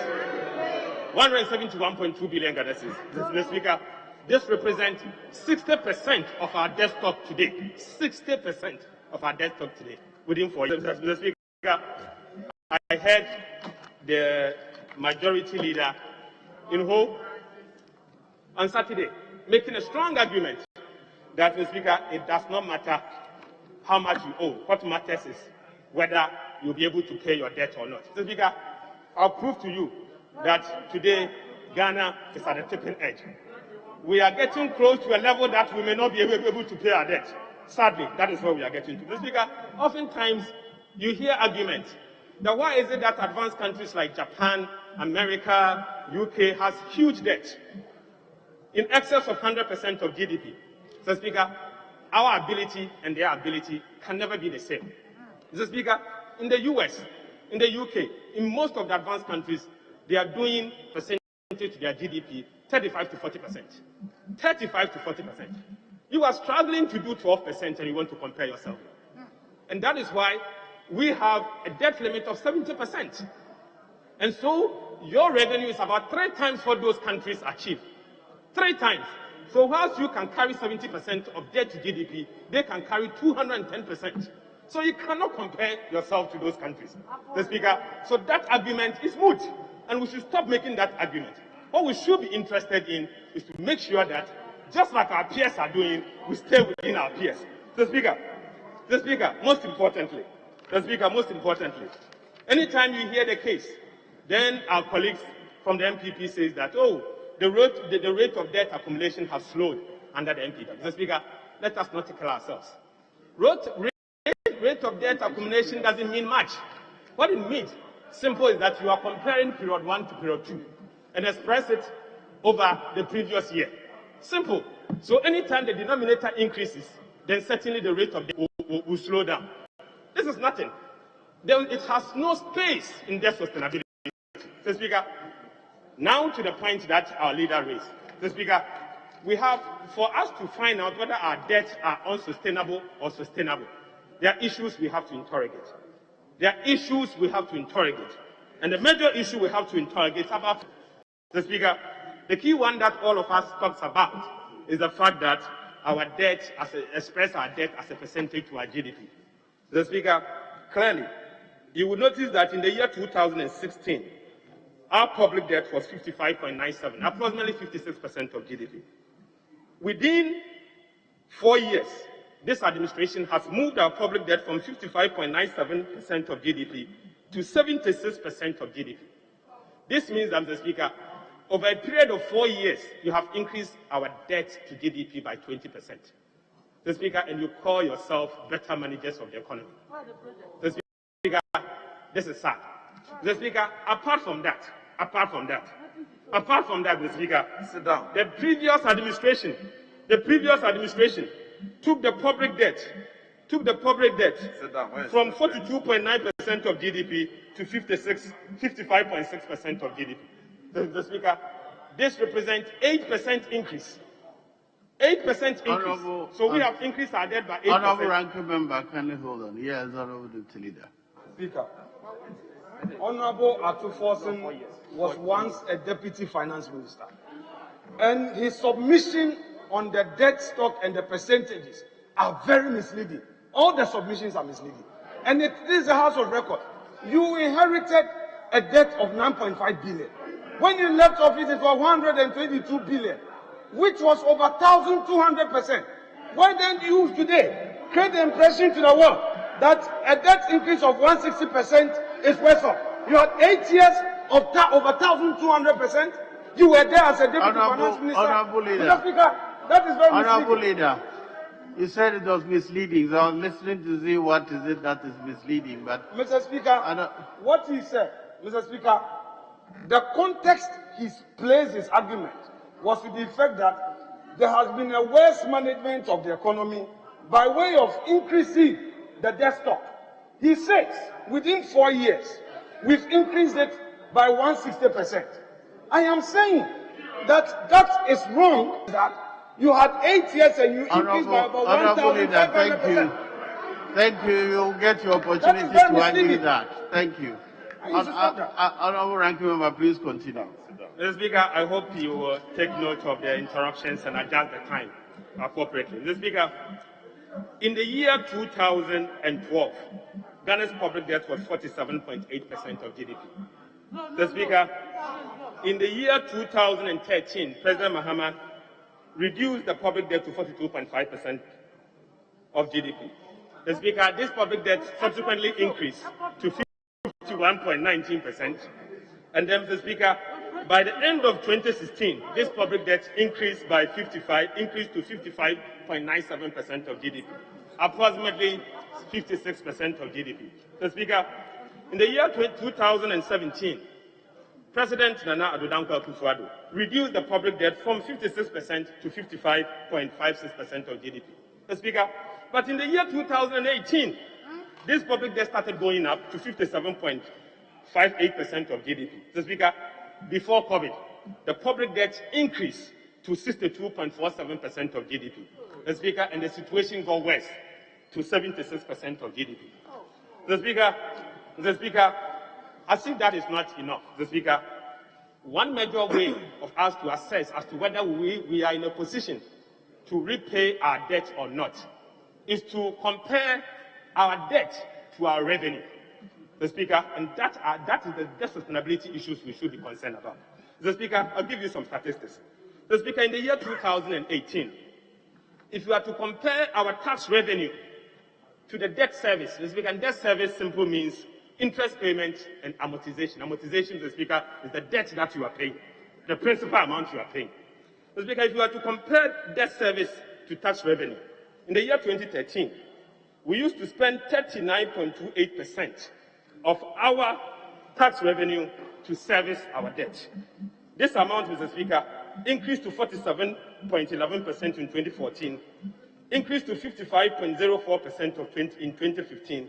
Mr. Speaker, by the time we were leaving office, the ratio changed to 66.43% of GDP. Mr. Speaker, sadly, this government then came to office and increased it to 88.9% of GDP. Mr. Speaker, this means that your tax revenue, all the taxes that we collect in this economy, Mr. Speaker, we have to spend approximately 90% of that amount for the purposes of debt service. Mr. Speaker, this is serious. This is serious, Mr. Speaker. That is why I'm trying to point to the fact that we should be careful because we are at the tipping edge. Mr. Speaker, again, if you are to take only the interest, Mr. Speaker, interest is different from debt service in the sense that you are not paying principal. So we should be concerned about interest only. Mr. Speaker, as of 2013, in fact, we were spending 33.1% of our tax revenue for the purposes of paying interest. Mr. Speaker, this amount 37.48% in the year 2016. Mr. Speaker, today we have to spend 55.34% of our tax revenue for the purposes of paying interest in the year 2020. Mr. Speaker, before COVID, this amount was 46.22 in the year 2019. Mr. Speaker, so how can anybody just turn around and come and blame COVID? The problem is not COVID. The problem indeed is mismanagement. That's what the problem is. It's your mismanagement that has created the mess, and you cannot blame COVID. So, Speaker, again, on the sustainability issues. So, Speaker, if Ghana is to take all our export, and express it as a percentage to our external debt, the component of the debt that certainly, Mr. Speaker, will be paying to our foreign investors. Mr. Speaker, clearly, if you are to take the timber we export, the cocoa we export, things like gold, petroleum, everything, oil that we export, Mr. Speaker, including pineapples that we export. The problem we have here under President Nana Akufo-Addo is that amount is not enough to even pay for our external component of the debt. Mr. Speaker, in fact, you need 70% more of your export to service that debt. And you are telling me that it doesn't matter. You can just go ahead and then borrow. So, Speaker, we are getting to a place not taken. We cannot pay we cannot service our debt. So, Speaker, as if that is not enough. So, Speaker, let us now compare the interest that we pay and then show it as a ratio on the capital expenditure. So, Speaker, one reason why this thing is extremely important is that, Mr. Speaker, oftentimes we complain about economic growth. Mr. Speaker, there's the need for us to smoothen our economic growth over the period. And that is why, Mr. Speaker, sources are deployed in such a way that it will benefit the key sectors of the economy. Today, Mr. Speaker, we are confronted in a situation where we raise so much revenue but ended up using the entire revenue for the purposes of paying interest because we have borrowed too much, because we failed to smoothen, and because, Mr. Speaker, the mismanagement has been continuing since 2018. Mr. Speaker, clearly, today, in the year 2017, you needed 2.5 times of your interest payment to be able to only pay for your capital expenditure. Mr. Speaker, in the year 2018, this amount increased. Capital expenditure is 3 times of our interest payment.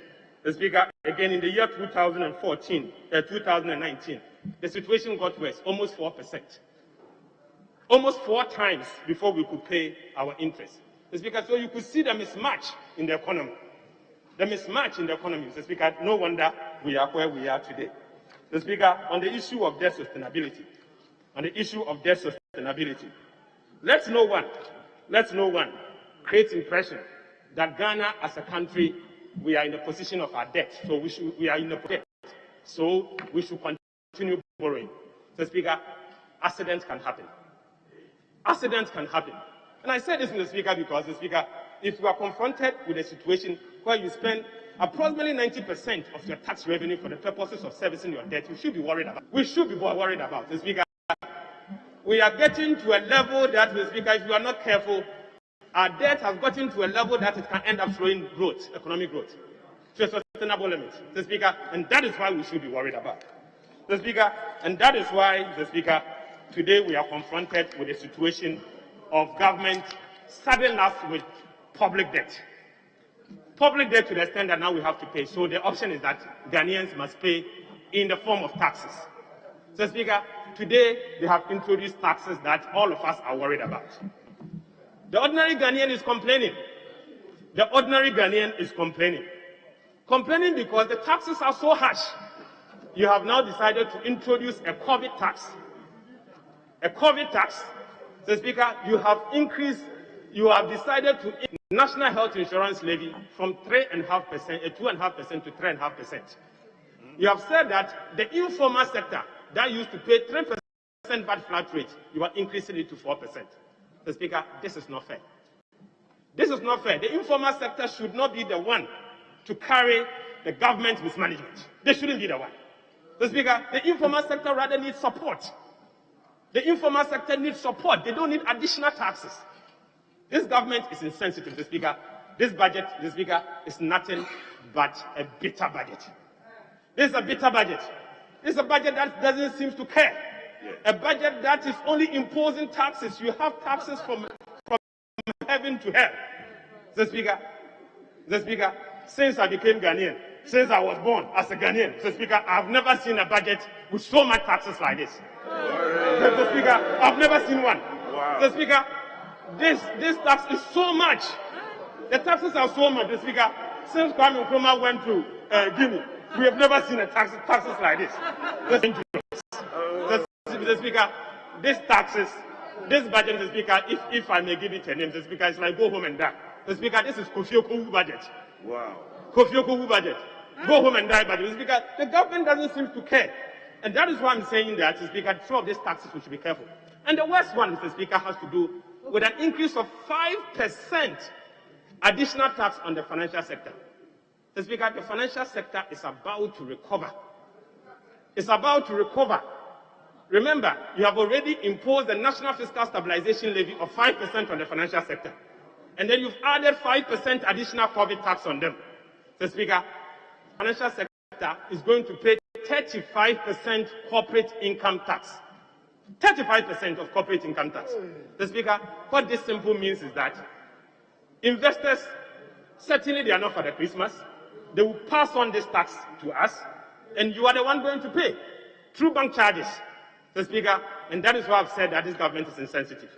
Mr. Speaker, these taxes are going to go up, and the taxes, when they go up, Mr. Speaker, will not be good for us. My worry is that some of these taxes are distortionary. Some of these taxes will introduce deadweight costs to the extent that it will distort investors' decision. And going forward, if you are not careful, Mr. Speaker, it will affect the nation. Mr. Speaker, that is why I wish to urge this august House to ensure that we understand where we are coming from and why we are where we are. Mr. Speaker, we are where we are because of some of these concerns that I've raised. The misreporting is a key matter. International community and the investor community are worried that Ghana is constantly misreporting. Mr. Speaker, as an august House, we should pull the brakes. We should urge the minister responsible for finance that going forward, they should stop misreporting. That is why I can assure you that I will not be part of the approval of this budget until those misreporting issues are concerned. Mr. Speaker, thank you very much for the opportunity, Mr. Speaker, but this budget is Kofi Okowu budget. Thank you, Mr. Speaker. Thank you. Kofi Okowu. Honorable Abena Osei Asari.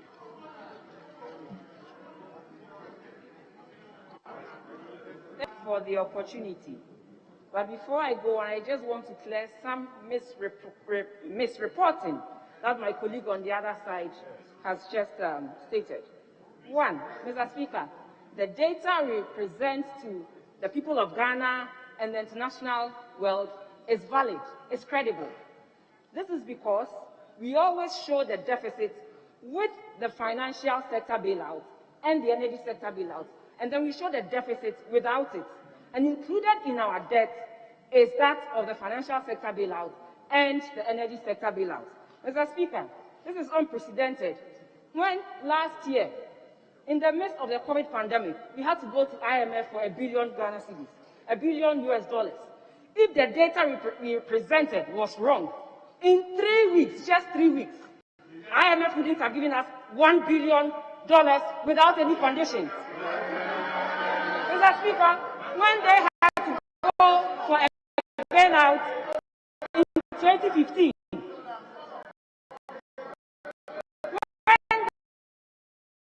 To go out for a bailout in 2015 of less than $1 billion conditions to fulfill, which they even failed to fulfill. So, Mr. Speaker, we create data to the people of Ghana and the IMF as well. They wouldn't have gone ahead to give us $1 billion when we needed it in just 3 weeks. Mr. Speaker, again, my brother on the other side said that our debt to GDP ratio is rising. Mr. Speaker, when you check the analysis from 2017 to 2019, we were doing a debt to GDP ratio of below 65%, including the financial sector bailout and the energy sector bailout. We were doing 62.5%, way below the 65% we had set for ourselves, and the ECOWAS of 70%. And then COVID hit. So we moved from 62.5 straight to 76. And it's as a result of the extra expenditures that we had to incur and the revision in our revenues as a result of the lockdown and the other adverse effects of COVID-19. Mr. Speaker, my colleague on the other side also said that we are using more than 70% of our tax revenue to service interest. Point of correction, it is not 70%. It is 50% if it's the total revenue. And if it's the tax revenue, the domestic tax revenue, it is 62%. Just to correct you on that. Mr. Speaker, we were here in 2013 when they used 72% of revenue to pay for just compensation. 72% of our revenue was used to pay for compensation in 2013, and it's right in the budget for 2013. Mr. Speaker, let me continue with the debate. Mr. Speaker, once again, I thank you for the opportunity to support the motion on the floor. And in doing so, I'd like to thank the government for the great job it has done in support during this trying period of a global pandemic of unprecedented proportion, which has transformed into an economic crisis for not just Ghana alone, but the whole world. Mr. Speaker, the IMF projected that the effects of COVID-19 pandemic will see global debt rise by 98%. Deficits will go up. There will be contraction in growth by 3.8%. And even in the sub-Saharan Africa, a negative growth was predicted. Yet within these challenges, Mr. Speaker, Ghana has within the past years scored a positive growth in virtually all the sectors except the industry. Mr. Speaker, we have come away with a projected positive end-of-year outlook by 0.9% growth of GDP. Mr. Speaker, the agri sector grew by 4.5%, thanks to the government's planting for food and jobs and the provision of farm machinery at subsidized cost to our farmers. Mr. Speaker, we can compare this to the growth of 2.9% in 2016, when there was no COVID or any serious pandemic like we have today. Mr. Speaker, yes, it's in the industry that we saw some contraction of 3.1%. And Mr. Speaker, prior to 2020, this sector in 2019 witnessed a growth of 6.4%. When we took over in 2017, this sector in 2016 had a growth of 4.3%. And when we took it to 15.7% in 2017. So if we say that we can do it again, yes, we can. Yeah. Mr. Speaker, in the services sector, we have seen many hotel restaurants being shut down for about 9 months. But yet still, we have seen some positive growth of 1.9%. And this was as a result of the government investing in ICT digitization and also the banking sector showing recovery after the investment of 21 billion Ghana cedis. This could have been curtailed if my people on the other side had taken the bull by the horn way back. This 21 billion could have been curtailed, Mr. Speaker. And so when they talk about debt accumulation, they should also think about the things they failed to do that has resulted in what we see now. Mr. Speaker, this positive growth outlook in GDP in the wake of this pandemic has also come about as a result of government also exhibiting tenacity to stick to all its priority programs, like the free SHS, the NAPCO, 1D, 1F, 1 million per constituency, planting for food and jobs, nurses and teachers training allowances. All these programs were fully funded from 2017 to 2020, and I can assure the House that it is still fully funded to the tune of 6.97 billion in the 2021 budget. And this is page 241 of the budget. Mr. Speaker, for me, I can confidently say that had it been my friends on the other side in government, there is no way we could have seen the continuity of these social policy interventions. But we thank God for Nana Akufo-Addo's second term, and so there will be continuity with these social policy interventions that affect the common man and the citizens at large. Mr. Speaker, in the wake of the pandemic, many people in the public sector around the world lost their jobs. Some saw huge pay cuts, others saw retrenchment. But for us in Ghana, all the 650,000 public workers had job security. They never missed their salaries. All the agreements that were signed with them concerning pay increase for 2020, we were able to fulfill all these things. The government lived up to it when it said that it will save lives and protect lives. Mr. Speaker, all these things that we did came at a huge cost, which affected our deficit and debt levels because revenues were revised during the mid-year by 13.4 billion. And so government had to borrow to take care of the existing expenditure and the additional COVID-19 expenditures to the tune of 11.3 billion. So looking to the future, the government wants to return us to the path of debt sustainability and economic growth and has committed to a GDP growth rate of 5%, inflation of 8%, overall deficit of 9.5%, and a primary balance of 1.9% of GDP. With the COVID alleviation and revitalization of enterprises support, the Ghana Cares, the government's transformation agenda for growth in the short to the medium term is set to progress. Mr. Speaker, we do not have a perfect economy, and we all seek the aspiration of a better developed economy. We expect our friends on the other side to point these things out to us, sometimes passionately, sometimes vociferously, like Honorable Atto-Forson just did. But one thing that we ought to maintain, however, is the unity of purpose.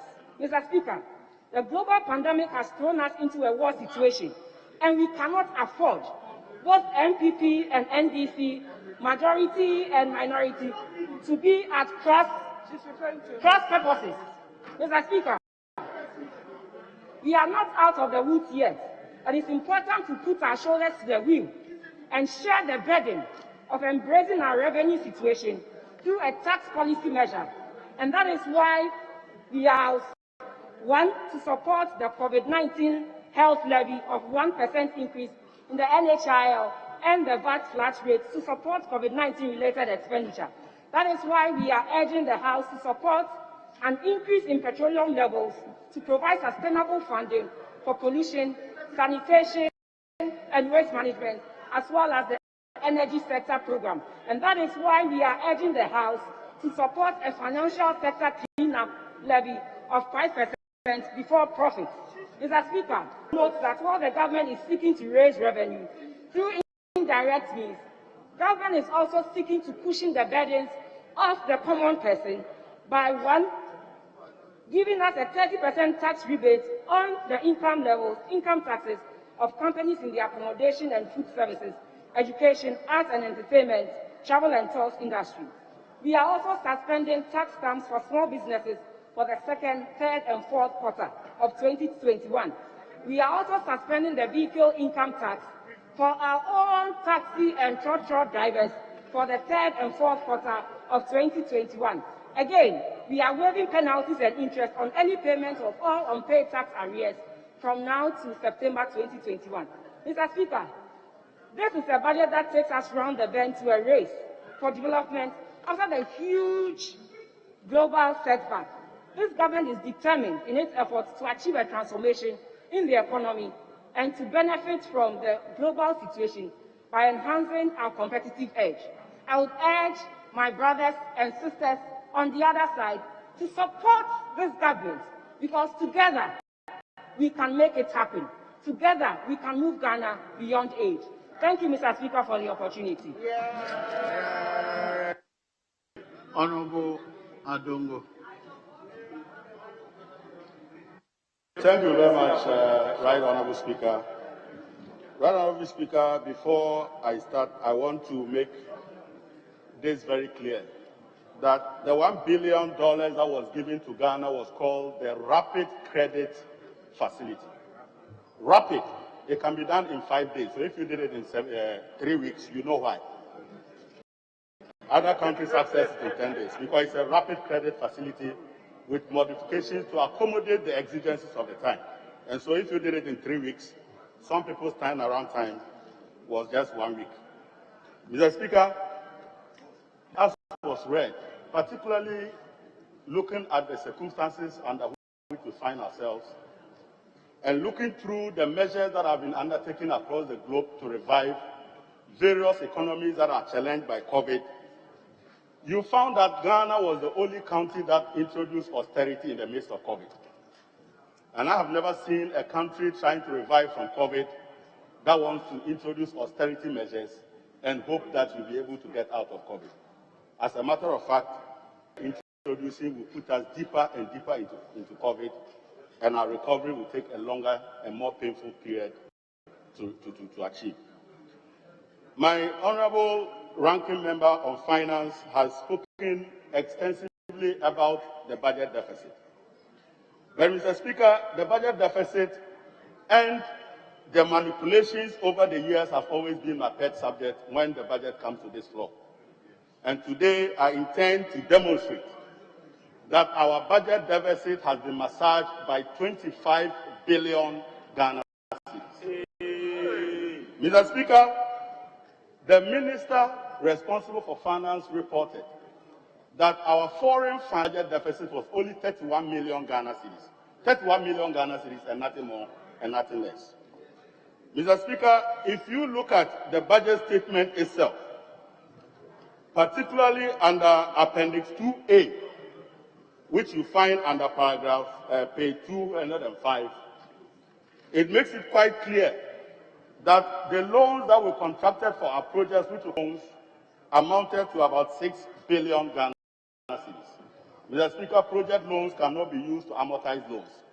They must be spent on specific projects, and there is no way you can reduce your deficit financing by using that to pay. So 6 billion unequivocal amount of money cannot be found there. Mr. Speaker, there is also program loans, and I was very sad to see a report in the budget that says that our program loans was only 388 million. Mr. Speaker, in the minister's own document, and here I refer to Appendix 12B, which is Performance Summary of Funding Sources, and you can find that under page 275. Mr. Speaker, this page is listing all the program loans that we contracted and spent here. And this is the minister himself speaking in page 275. He says that we got an amount of 1.3 billion from the World Bank, IPF, and Africa Development Bank, out of which we spent 512 million Ghana cedis. He says we also got another $65 million, which amounted to 377 million, out of which we spent 343 million. He says that there's also a fast-track COVID-19 facility of about 130 million from the World Bank. That amount, we spent it entirely, and it is about 754 million. It says that IMF gave us the equivalent of 585 billion, 5,855 million, out of which we spent 5,566 million. Again, he says the Africa Development Bank also gave us 409 million, out of which we spent 389 million. Mr. Speaker, the minister said the European Union also gave us 504 million. We spent the entire amount. Mr. Speaker, how can all this put together, somebody will look us in the face and say that he only got 388 million? I can't imagine this. And this is House of Records. I don't know who did to come and read this to us. Mr. Speaker, the entire amount, if you put all this together, from program loans that the minister himself is reporting, is 7.5 billion Ghana cedis. That money has disappeared from our deficit. And we are now dealing with 388 million, which creates a koshoko of 31 million foreign financing of our public debt. Mr. Speaker, that cannot be the case.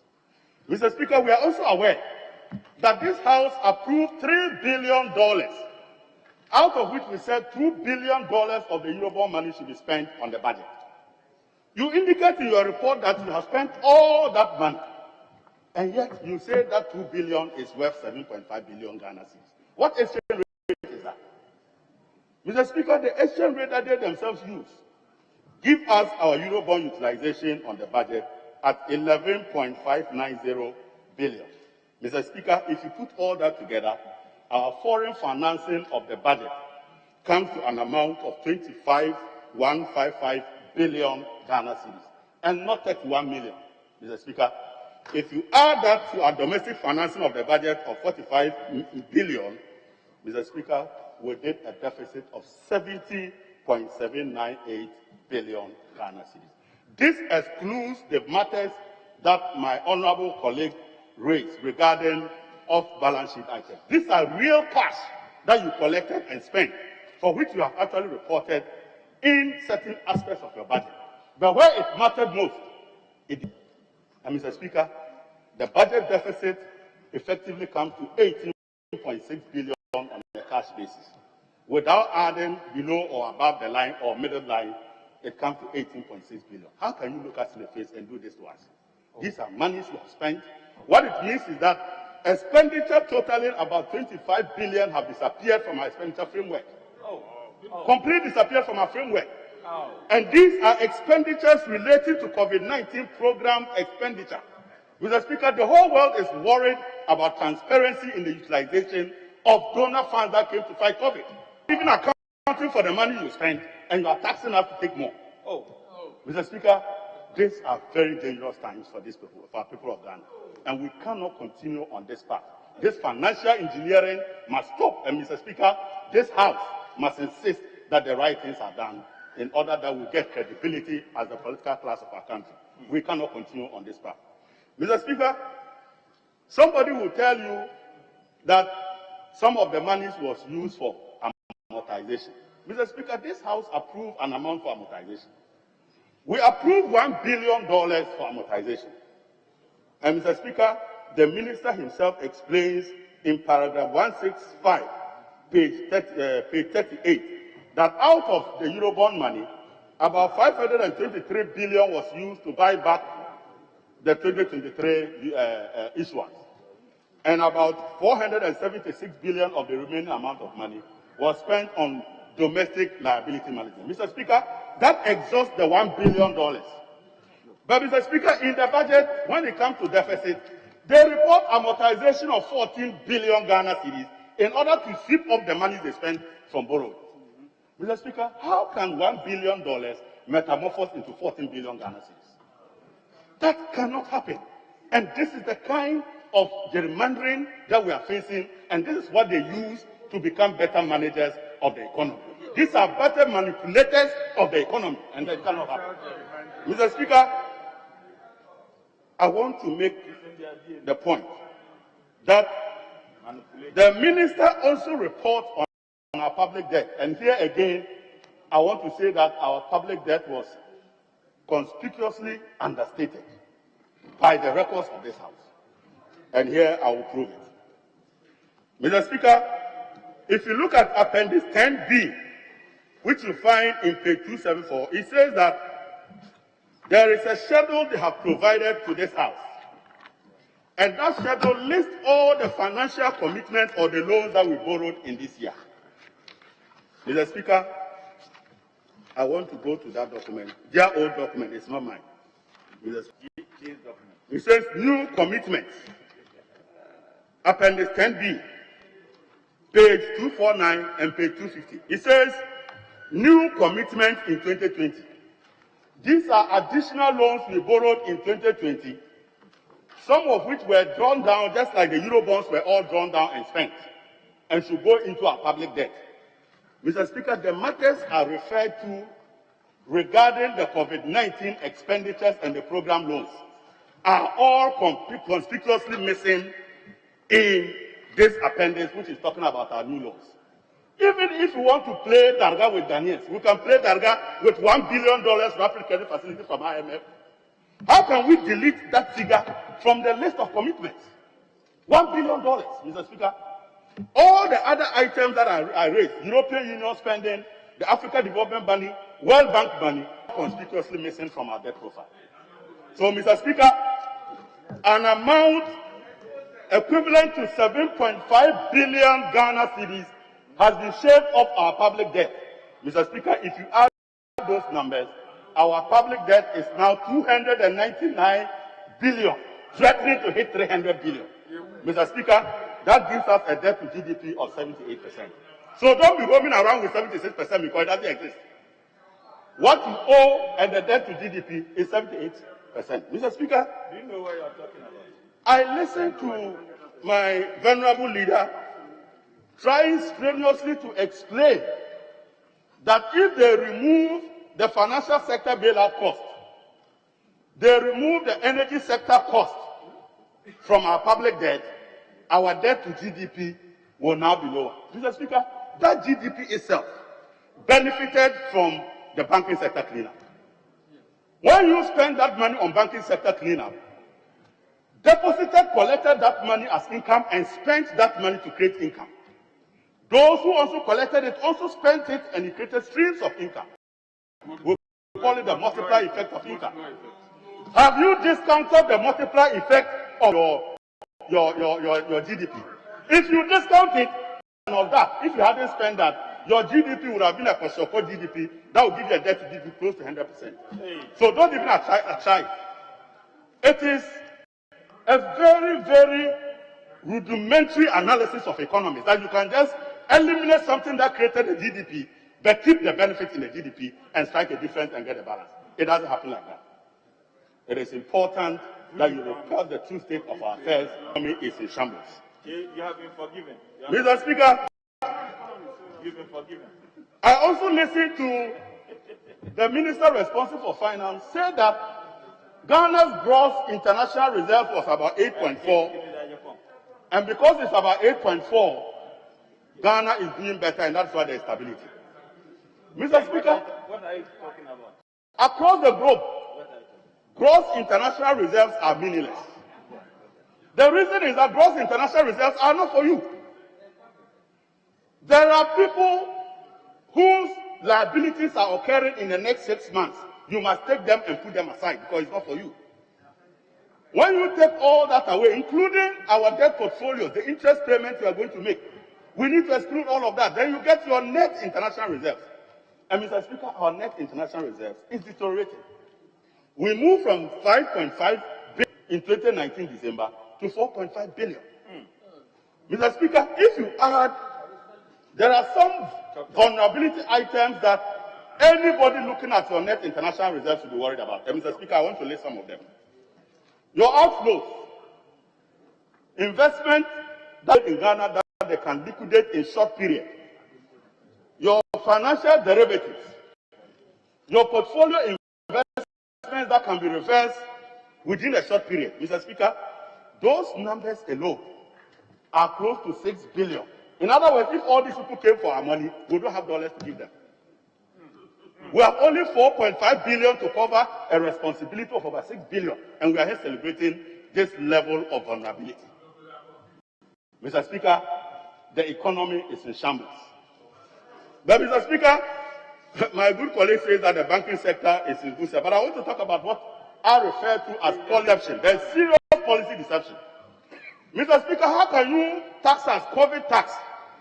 COVID health tax will give you 899 million. But your government of Ghana expenditure on the health sector is only 13 billion, 13 million. So what happens to the rest of the money? You are not taxing us for COVID. You are taxing us to clean up your mess.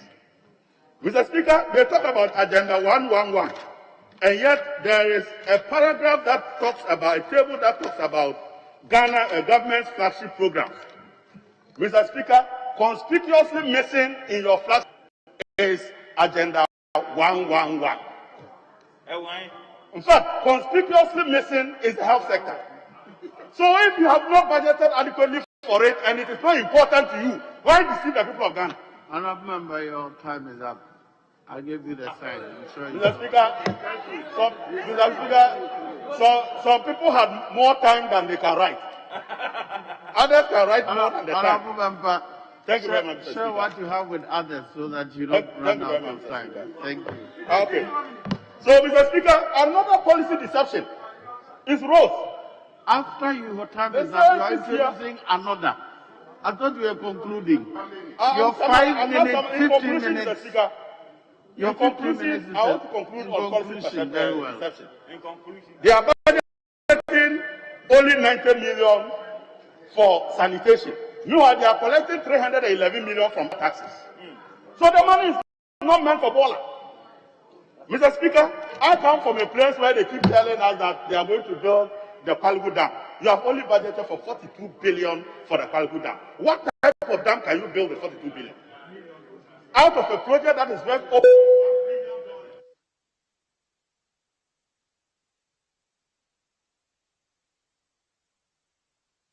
Honourable Kwaku Party, yes. I thank you, Mr. Speaker.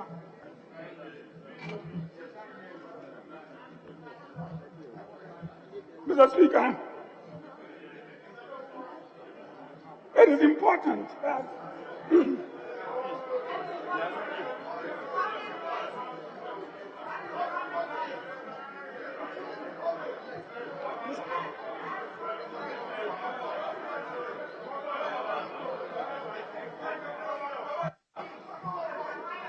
Honourable Member, go on.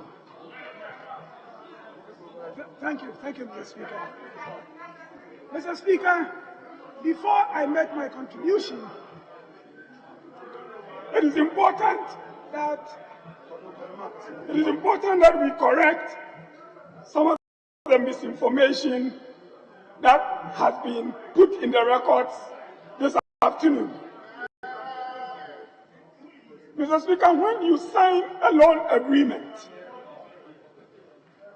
that loan agreement figure is not added to your debt stock. It is when you disburse that you add the disbursements to your debt stock. So for Honorable Adon to add all the loans that we have contracted over a period and to name that as a total debt is completely wrong. You should stop doing that. If you would get information on disbursed portions of our credits, that the figures as we have presented them in the budget. Hold on, go off your mic. Yes. Mr. Speaker, this is the minister's own document, and he's talking about disbursement. I'm talking about disbursement, not commitment. And it is here, your own document. So Honourable Member, you talk about different things. Please proceed. Mr. Speaker, I can even put on the face mask.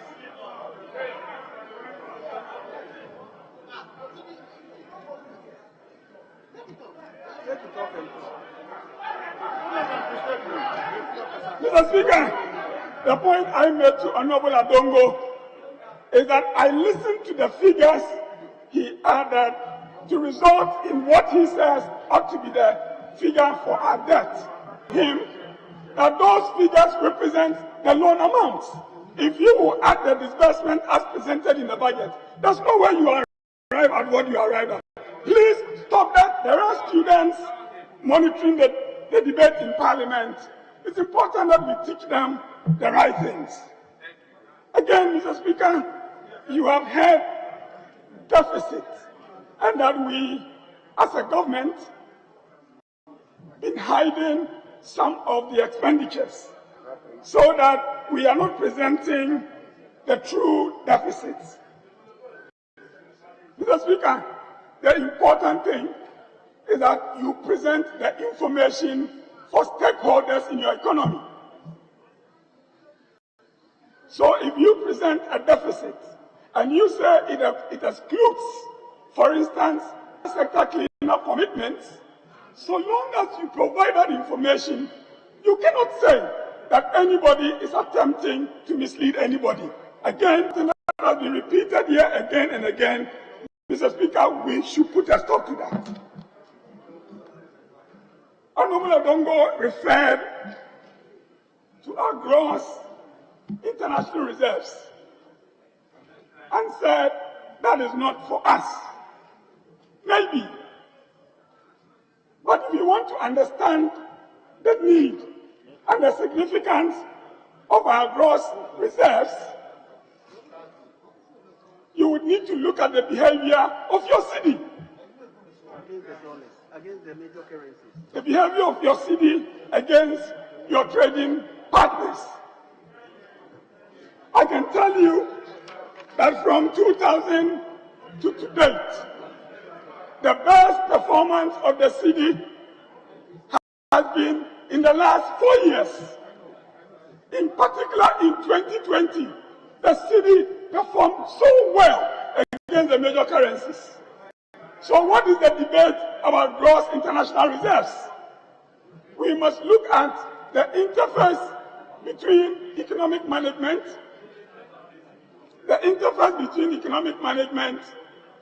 and the welfare of the people. And where it matters is the exchange rate that affects prices on the market.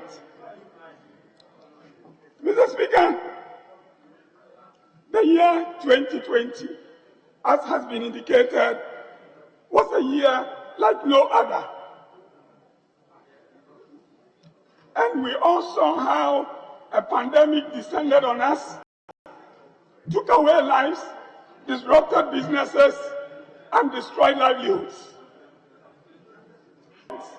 including that of Ghana, were confronted with the need to find money to finance not just the gap arising out of the revenue shortfalls, but also the additional expenditures that the pandemic had brought in its wake.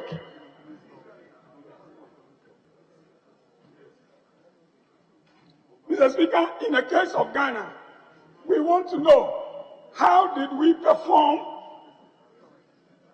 within the consideration that we needed to keep our debts within sustainable limits to make the recovery easier and less painful. Mr. Speaker, the debt figures that were produced by Honorable Atufosen were debt figures that did not reflect the size of the economy, but also did not reflect the growth. The growth in public debt is important. In a year that we needed to find these loans and all the facilities that you mentioned, they were loans. And yet, you are able to keep the growth of your public debt lower than in previous years. It means you have done something right. And the burden is on us as a country, Mr. Speaker, to look at the strategies that made this possible and to improve them for even better outcomes. The attempt to let it look like in the wake of the pandemic, somehow government has borrowed beyond what is just not right. But Mr. Speaker, it was not just in terms of the debt.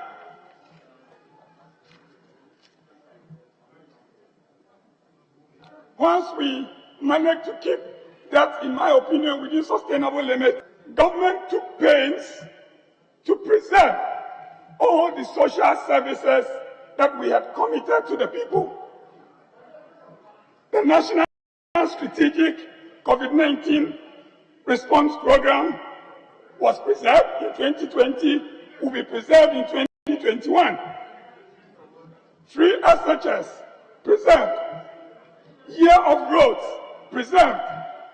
One district, one modern hospital, preserved. Teacher training allowances, preserved. Nursing training allowances, preserved. One district, one factory, preserved. Land jobs, preserved. NAPCO program, preserved. School feeding program, preserved. Leave program, preserved. Pension reforms, preserved. Even on corruption, the record is better than before. Mr. Speaker, it is in this light that we must look at this budget and give it the support that we need. I thank you, Mr. Speaker.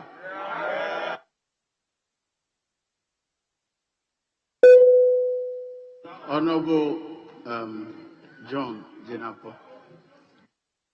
Thank you very much, Right Honorable Speaker. Right Honorable Speaker, let me thank you for the opportunity. Sure. Mr. Speaker, I heard my senior colleague says I shouldn't be diabolic. So I'll start with a good note, Mr. Speaker. Mr. Speaker, I want to associate myself with the statement by the Speaker of Parliament in respect of the way Parliament is being treated by the Executive. Mr. Speaker, this is akin to two people. And like Honorable Bagbe said, he and President Akufo-Addo work together. Now there is some contemporary stew with some ampesi and a bit of palm oil on it. And what President Akufo-Addo is doing, under the guise of taking a bit of the stew, has created a canal towards his side, so that all the palm oil will gravitate towards his side. Mr. Speaker, it's on that note that we want to serve notice that won't be part of this today, won't be part of this tomorrow. Mr. Speaker, on a more substantive issue, Mr. Speaker, economic management is not just about growing GDP. And so I think that even as a parliament, we must begin to look at other ways of measuring progress in terms of the welfare of the people. You can grow your economy, your GDP can grow, and yet it will be a jobless GDP growth. Mr. Speaker, if you borrow or take money and all you do is to spend on recurrent expenditure to the detriment of capital expenditure, you might initially see some growth because of the expenditure approach, but eventually your GDP cannot generate the needed revenue for you like we are witnessing today. There's been an attempt to blame the current hardship, the current quagmire, and the current difficulty that we find ourselves on COVID. Mr. Speaker, I therefore want to deal with pre-COVID, that is between 2017 and 2019. Mr. Speaker, in 2016, our total tax revenue was 25.7 billion. Out of that amount, our debt servicing was 9 billion. What it meant is that we needed 35% of our tax revenue, and that is your first line item as an economist, to pay for that debt. Mr. Speaker, 2019, the year that they claimed they did well, our tax revenue was 42 billion. Our interest payments ballooned to 20 billion. It means that if you get your tax revenue from 38%, we have moved to 48%. I'm not talking nominal figures. I'm talking percentages. Mr. Speaker, if you took compensation and debt servicing, in 2016, our tax revenue could pay the two items, and we'll still be left with money, because compensation was 14 billion. If you add it to the 19, that makes it 23 billion. So out of 25 billion, 0.7, we still had about 4 billion extra. By the end 2019, compensation and interest payments amounted to 43 billion. So if you took 42 billion, you simply couldn't pay for compensation and interest payment at the same time. So this issue of COVID is neither here nor there. What COVID has only done is to confirm the poor state of the Ghanaian economy, which was hidden in terms of figures. Because if your debt to GDP is growing at a slow pace, and your GDP is growing at a higher pace, and if your deficit, which then becomes the loans and the debt, because once you have a fund, you need to borrow to fill that deficit, it's also low. at around less than 5%, how come today we have a debt to GDP of above 76%? It tells you that you are cooking figures. It's basic economics. Because if your deficits are low, your debt accumulation is low, your GDP growth rate is high, then your debt as a percentage of the GDP, which is the base, must be low. What we are seeing defies logic, it defies economics, and it cannot stand the test of time, Mr. Speaker. Mr. Speaker, but even within this, let's look at this. Mr. Speaker, from 2016, our total revenue was 109 billion. By 2020, the total billion was around 200 billion for President Akufo-Addo. Excellent revenues alone, President Mahama got 3 billion. President Akufo-Addo got about 12 billion. Mr. Speaker, petroleum revenues, since we started accumulating petroleum revenues, from President Mills, President Mahama, President Akufo-Addo. President Akufo-Addo alone accounts for about 67% of the total petroleum revenues that this country has gotten. Mr. Speaker, as if that is not enough, if you take Eurobond, which is a sovereign bond, President Mahama, President Mills, President Kufuor, they borrowed 4.5 billion. If you look at what President Akufo-Addo alone is borrowing in terms of Eurobond, dollars, $13 billion. The presidents borrowed 4.5 billion. One alone, just one person, he is borrowing 13 billion cedis or dollars. Mr. Speaker, in the budget, even in the budget, in 2016, there was zero financing from the Bank of Ghana. Zero financing. And yet in this parliament, when the minister came here, we approved 10 billion cedis to be advanced from the Bank of Ghana. If you check the budget appendix, the Bank of Ghana has released 22 billion cedis to President Akufo-Addo. More than 100% of what this House approved. But let me serve notice to the governor of the Bank of Ghana. Whether he likes it or not, we shall haul him here and ensure that he is liable for this infraction, Mr. Speaker. Mr. Speaker, Ghana is not an island, and I'm dealing with the COVID. Other countries equally faced COVID. Cote d'Ivoire is our neighbor, and those who compare ourselves to Nigeria, you are making a huge mistake. You must compare two economies with the same structure, and Cote d'Ivoire and Ghana have the same structure.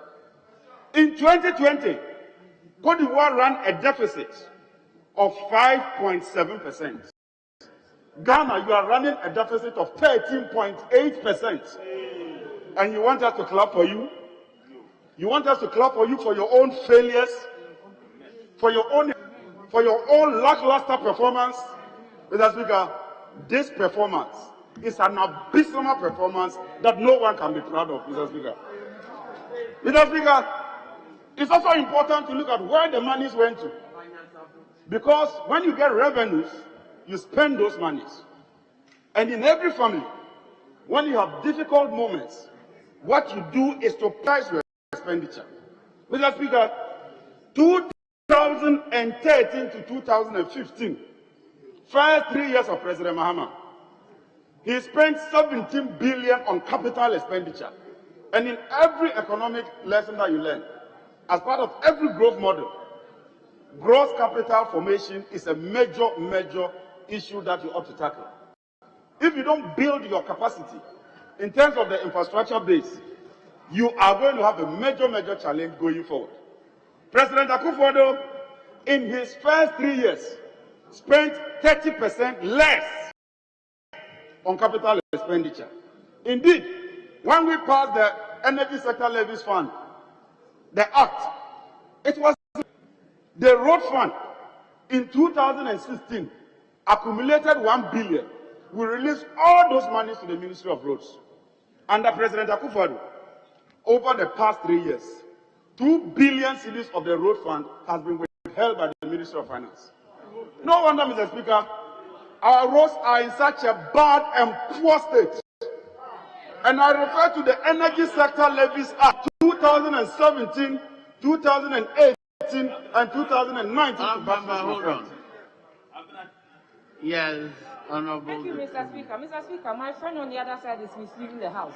Ministry of Finance hasn't held 2 billion of road funds money. No. No, it is not true. Mr. Speaker, that can't be true. This House is a House of record. There is proof. Can you speak to the mic? I can't hear you. Mr. Speaker, all I'm saying is that it is not true that Ministry of Finance has held on to 2 billion of funds belonging to road fund.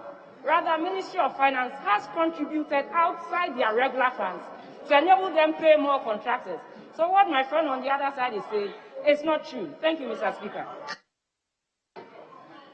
Mr. Speaker, I refer to the Energy Sector Levies Act account presented to this House. It's a public document here.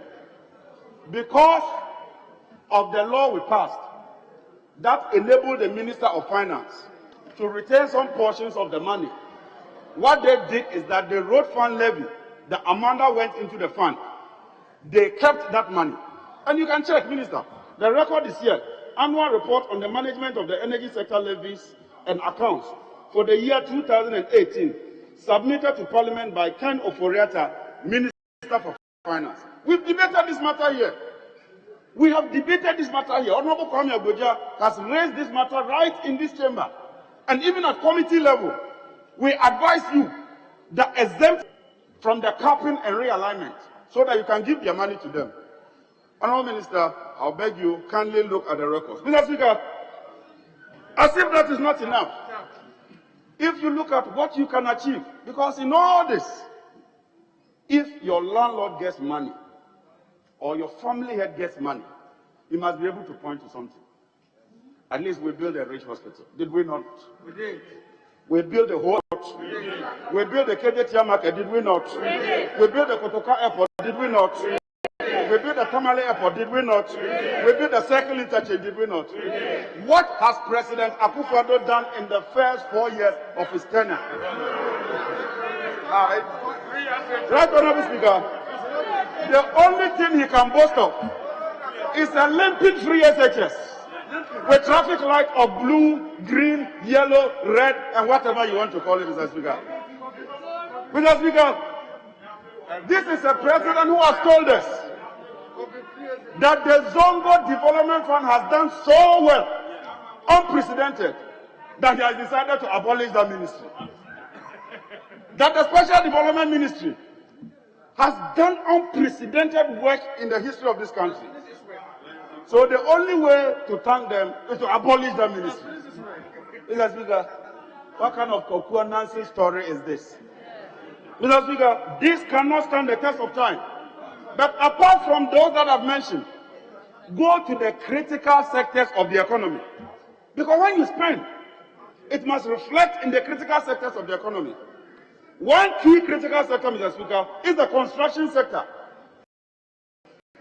Under President Mahama 2016, 8.4% growth. Under Akufo-Addo 2019, pre-COVID, negative 4.4% growth. 1D1F, that's 1D1F. President Mahama, 7.9. President Akufo-Addo, 6.3. The currency, the one that you say you've done very well. 2016, the currency depreciated at 9.6. 2019, your best year, the currency depreciated at 12.9%. The financial sector, we were growing it at 8%. Under you, 2019, it is 1.8%. Private sector growth, 14% to 12%. Access to electricity, we took it from 54% to 83%. President Akufo-Addo took it from 83 to 85%. So every year, 0.5% growth. That is his record. Mr. Speaker, in all this, after mismanaging the economy, dissipating our public funds, he has come again with this budget. With this budget, to increase NHIL levy from 2.5 to 3.5, from 3 to 4%. What he calls a something sanitation levy. 10% on diesel, 10% on petrol, another 20% on diesel, another 20% on petrol, and then he's going to the financial sector to tax them 5%, profit before tax.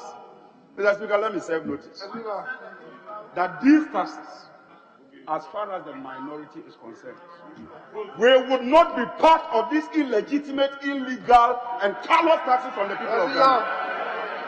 We would not be part of that. COVID is still with us.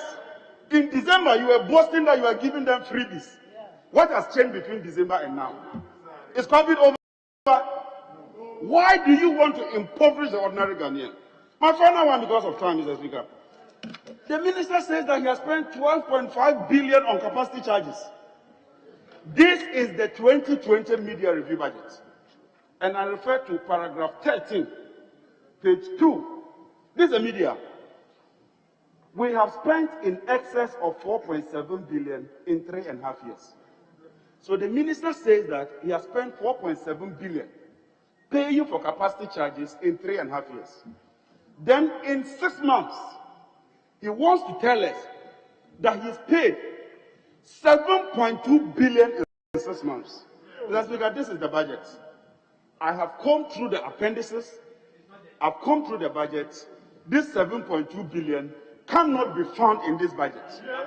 But Mr. Speaker, if you want to catch a thief, and excuse my language, there's a very clever way. I have 1 more minute. Mr. Speaker, we told the minister, the so-called experts we're talking about, give us the breakdown. Mr. Speaker, this is a public document. This is supposed to be the breakdown for that capacity charge. Mr. Speaker, number 2 on the list is Letasco, 500 million. They supplied fuel for the plants to run and to sell fuel power to ECG. If your plant is idle, your car is parked, you are not moving it, do you burn fuel, Mr. Speaker? No. Mr. Speaker, Stratcon Energy, they were paid 633 million for fuel supply. Mr. Speaker, GNPC, they were paid 86 million refund for heavy fuel oil. I therefore wish to put on record that these sole capacity charges is a figment of the imagination of the current administration, and it cannot stand the test of time. Mr. Speaker, with these words, I want to thank you and wish you well. God bless you. Thank you very much. Honorable Dr. Ayo. Mr. Speaker, I rise to support the motion under consideration. Mr. Speaker, it's sad when you are compared one regime to another regime that spent 8 years. Honorable. Now, if somebody. Honorable, every kindly wear your mask. Honorable Kwekwe Kwatrin, I ignored because I noticed he had a speech challenge. Kindly wear your mask.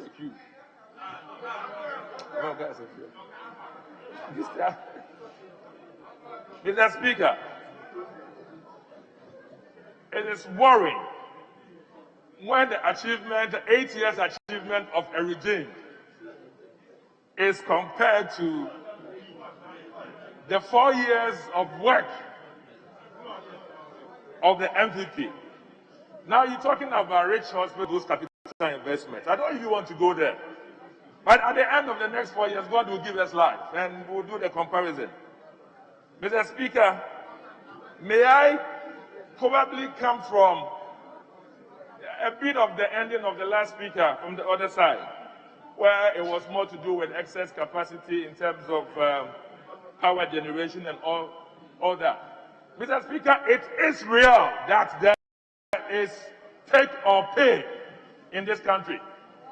It is real that that take or pay was not informed on evidence or data or science. Mr. Speaker, if you go to the Public Relations International Research site, it tells you that all those people who go into take or pay, those business entities, a lot of time is marks of corruption. It's not me saying. May somebody go to the international site to read about those who do take or pay, and it is so clear that there are deals behind. I'm just quoting from there. You stand to research. Mr. Speaker, the MPP were left with this legacy. At the time that the peak demand was 2,400 megawatts, 1,800, we were producing 2,004.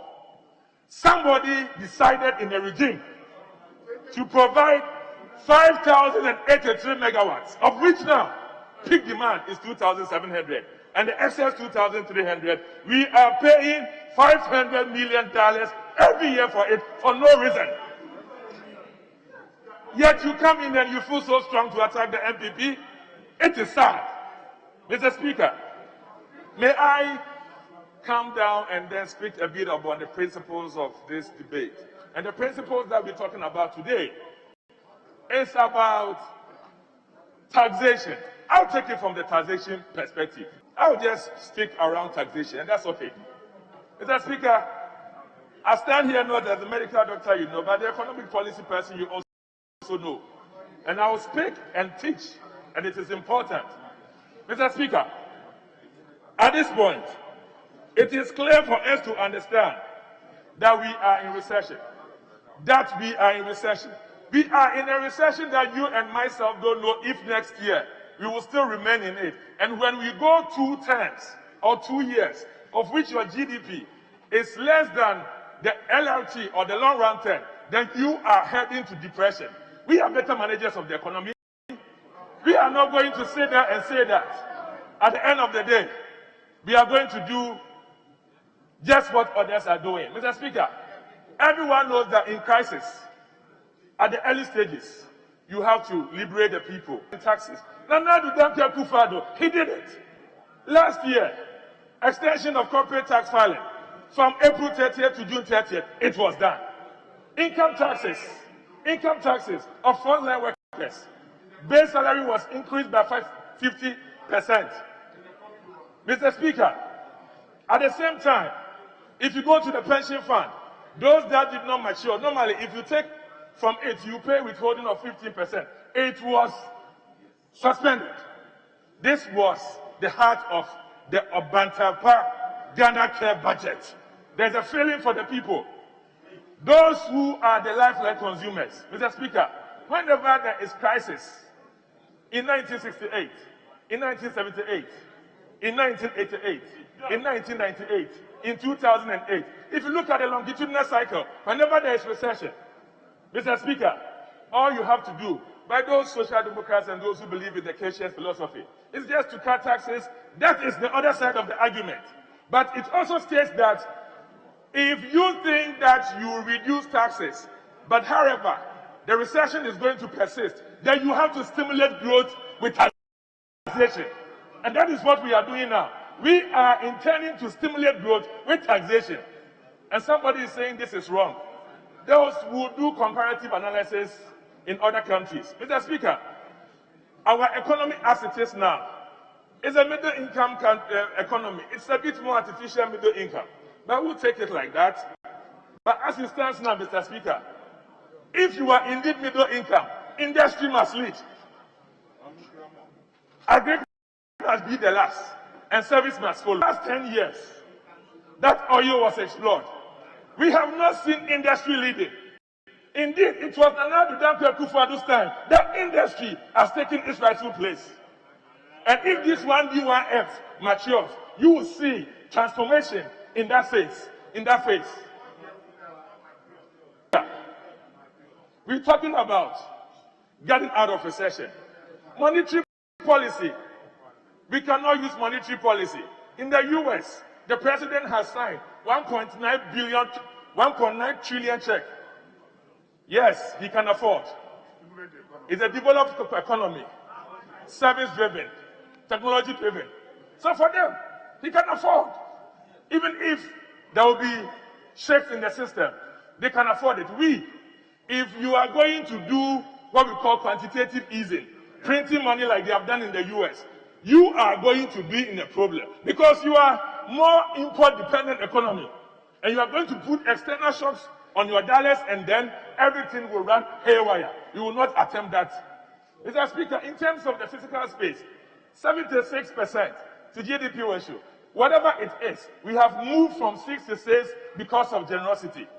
The generosity of NAPCO, the generosity of expanding school feeding, all those generosity, including the legacy debts. And today somebody is saying that making arguments over debt to GDP ratio. That's no problem. The only way we can be able to move as a people is to do some taxation. Taxing the rich for the poor. What is wrong with that? You use a V, you buy fuel, you probably engine liter 5.7.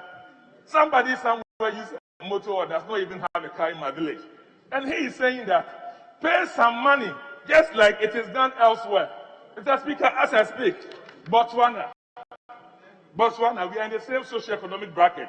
They have moved in their budget of February, VAT from 12% to 14%. Mr. Speaker, they have moved their withholding tax from 7.5% effective 1st July. Mr. Speaker, they have also levied fuel, and they have moved by $0.09. Mr. Speaker, it's not only them. Let's traverse the sub-Saharan region. Kenya is coming in July. Go and look at their budget proposal. They are thinking about taxation. Mr. Speaker, they also go to South Africa. They have put excise duty on alcohol and tobacco. Plastic bags are there. South Africa is now tax fuel levy increased by 15 cents. And the same as their road accident fund is increased by 11 cents. Mr. Speaker, what is wrong if Ghana does something here? Say, VAT 1%, NHR 1%. The banks, look at the amount of profit, amount of money some of them repatriate from this country. And somebody is going for 5%, and you are arguing for some of those banks. We have to be more Ghanaian enough. We have to be more Ghanaian enough. We must love ourselves. If you do good, you do for yourself. This budget is talking about the need to take some 5% before tax. And you are telling me that that is wrong. And they cause a mess. In any case, it's a temporary measure. They're talking about up to 2024. I'm worried when somebody will talk against this. We are also going to talk about the 20%, 20 cents that is put per liter of petrol or diesel, so that we can take care of the take or pay, the monstrous payment. Do we know how much $500 million can impact in the health sector? Do you know how much $500 million can impact a year in the health sector? Indeed, the rich hospital was there about $1 billion or so. That's time to be corrected. That will build one rich hospital in Northeast region. Yes, the following year, they will bring another rich hospital in the Western region. However, somebody is just chopping the money free. It is sad. It is sad. Absolutely very sad. Mr. Speaker, may I quote Haruna Idrisu, the now minority leader in the energy crisis. I'll quote him from the City FM page, of which, as I speak, my friends can also go to the City FM page, and that is what it is. So I think that I support the Honorable Minister Haruna Idrisu. At that time, he was the Minister of Labor. Mr. Speaker, this is what happened. In the midst of the energy crisis, there came ESLA. And at the end of the day, civil society, what the minister said after he met the TUC was that the only way we have to go out of this is through taxation. And for that matter, they did the taxation as it is. Mr. Speaker, this is what happened. It translated into 27% increase of fuel prices at the pump. All the measures we are doing now is going to increase by 5%. Yes, Mr. Speaker, literally meaning that they don't understand it. They've not heard some before. Mr. Speaker, may I quote Haruna Idrisu? And it will be like this. On the 6th of January 2016, City sites, as I speak, you can check. Employment and Labor Relations Minister, Haruna Idrisu, now the minority leader. Haruna Idrisu says, Any attempt to reverse the increased utility tariffs and new taxes will negatively affect government's ability to fix the energy crisis. And you think COVID is a friendly crisis? First, COVID for you know is humanitarian crisis on force majeure. This one, energy crisis, was because of wrongful financial engineering that actually came on us. Even that, Mr. Speaker, go ahead. According to him, there is an outstanding debt of some 4.5 billion cedis, which needs to be settled. Hence, government decision to introduce the new energy sector levy. The levy has caused an increase in petroleum prices by up to 27%, compounding the effects of recent increases in utility tariffs. In an interview with City News, after organized labor over the tariffs, which ended in a deadlock, Haruna Idrisu explained that these are bitter pills. And I repeat, Haruna Idrisu explained that these are bitter pills that ought to be swallowed to improve the energy situation. Mr. Speaker, at that point, that bitter pill actually increased pump price by 27%. And at this point, all these measures are going to increase pump price by 5%, and somebody says he doesn't understand. But you were made for Ghanaians to understand that 27% was in order. Mr. Speaker, we have to be very sincere to ourselves. Like the President said, we should come together to see Ghana through this challenge. Nobody knows what is going to happen. Some say the vaccine, actually, when you have the vaccine, you may still have the disease, except the severity may not be much. Some say cycle of winter cycle, so there could be a third wave next winter. We don't know where we're going. So what you have to do is that we have to share the pain. We need to share the pain of government. And the only way we can share is to just tax those who can afford. The banks can afford. How much do the directors pay? And they earn more than myself earn in Parliament. So there's nothing wrong if some of their tax profits are taxed. What is wrong with that, Mr. Speaker? In any case, if my friends are saying we need to come and account to them after 4 years, what the 1% increase, what the NHI 1% increase, what it has done to help in COVID, I think that I'll stand to support them on any day. Because the Ghanaian would also want to see that, even though they embrace themselves in the long term, this is what we want out of it. 1 more minute. Mr. Speaker, in conclusion, we need roads. We need roads. So the toll increase is appropriate. We need roads. And if it is going to be by a measure that will attract private investors to build and to maintain our roads, this is the time. We need to be frank with ourselves. I need a lot of roads in the Fijasia Safari. I'm not even getting them. So if this indeed will generate an amount of money that we will all see and know how it was applied, we need to support this. And there is one person on the other side, Roxanne, one of the MPs, Chamako, he always says that, he always says that if you have to increase road toll to be able to do, to service our roads, maintain and to build, for him, he will never do politics with it. On this note, I'm asking we don't do politics for today, and let's move together under this recession and come out as one. Politics is there for 2020. Honorable Eric Opoku.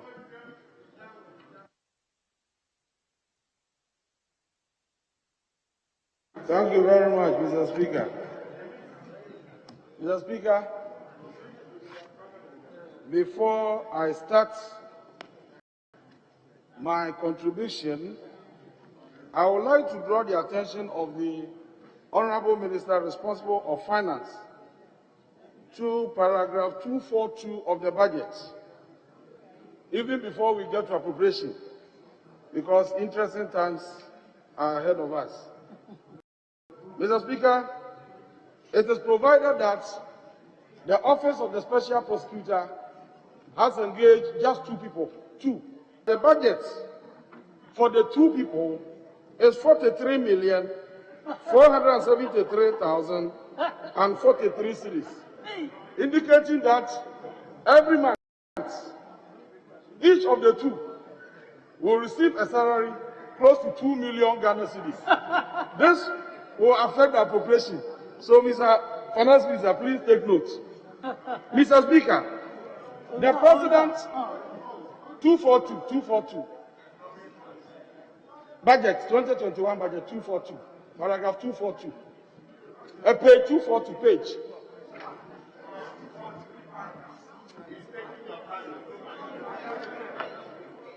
Page 242 is here. You are not listening. Okay, Mr. Speaker, the President in the State of the Nation address stated emphatically, and with your indulgence, I would like to read. We have for the first time in a long while become a net exporter of food.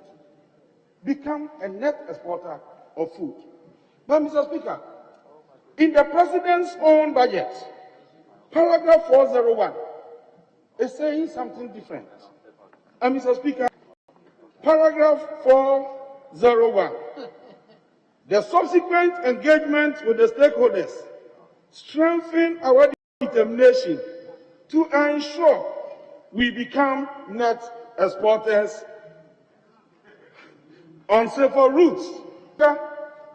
So, Mr. Speaker, Mr. President is saying on one breath that Ghana is net exporter of food. And another breath, he's talking about determination to become a net exporter. A determination has not been realized yet. And that is the issue.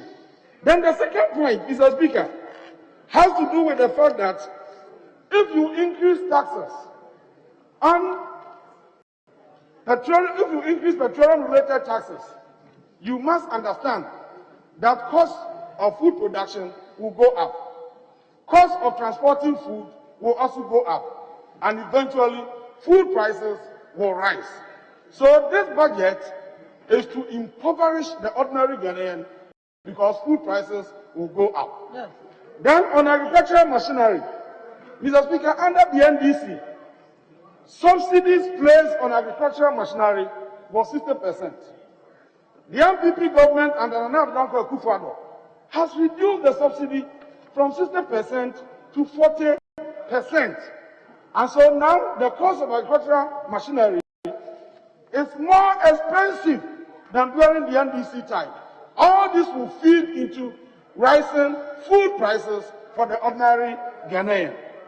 Mr. Speaker, I will now refer to paragraph 397 of the 2021 budget. Paragraph 397 talks about poultry imports, amounted to 470 million Ghana cedis for each year between 2014 and 2019. Mr. Speaker, what it means is that from 2014 to 2019, we have been spending 470 million each year on the importation of poultry products into this country.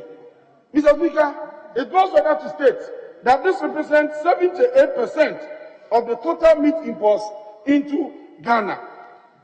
Mr. Speaker, if 2014, Ghana spent 470 million to import poultry products into this country, and up to 2019, we are doing the same thing, then within the 4 years, what has the government of the MPP done? Increase production of poultry in our country. It means that for the last 4 years, they have not done anything in the sector to boost production. And Mr. Speaker, it is a fact that in the 2017 budget, no allocation was made to support the poultry subsector. In the 2018 budget, the same thing was done.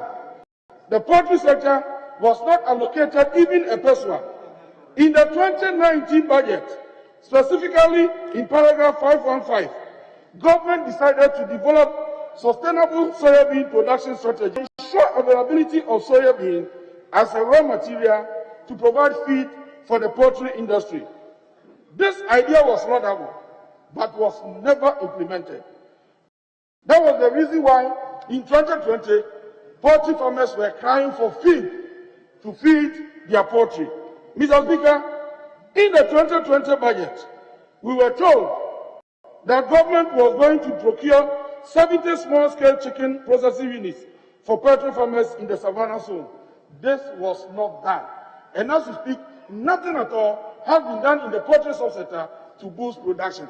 So Ghana still imports poultry of 338,233 metric tons into this country. Now, Mr. Speaker, what is even surprising is that when we read the last sentence under paragraph 397, it says that between 2017 and 2019, poultry production averaged 61,767 metric tons. Mr. Speaker, Ghana consumes 400,000 metric tons of poultry products annually. So if we are producing 767 metric tons, then it means that within the last 4 years, government has produced 15.44% of our total poultry meat consumption in this country. So if you are producing just 15%, and you are importing 85%, then what are you people seeking to consolidate? Because you are saying that this budget is to consolidate the gains you have made. Is this the gain that you want to consolidate in this country, producing just 15% of your total meat consumption in this country? Mr. Speaker, another important point worth mentioning is the production of rice, which was also mentioned in paragraph 394. Mr. Speaker, in paragraph 394, we are told that Ghana spends 1.5 billion Ghana cedis annually to import rice into this country. Mr. Speaker, inaccurate. It is never true that Ghana spends 1.5 billion Ghana cedis on the importation of rice into this country. Mr. Speaker, the President, Nana Addo Akufo-Addo, on 13 December 2019, indicated, and with your indulgence, I would like to quote, this was published by General News on Friday, December 13, 2019. There has been a wave of a campaign across the country to promote patronage of local rice, to boost the local industry, and curtail the over $1 billion worth of rice imported into Ghana annually. This is Mr. President speaking. President of the Republic of Ghana indicates in 2019 that Ghana spends over $1 billion importation of rice into Ghana.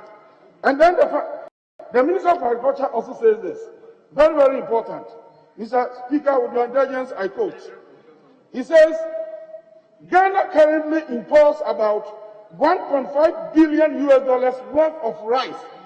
Dr. Akokefiye, that is what he's saying. And now in the budget, we are talking about 1.5 billion Ghana cedis. It is 1.5 billion and not 1.5 Ghana cedis. 1.5 billion Ghana cedis. Mr. Speaker, this is some of the things that we've been complaining about.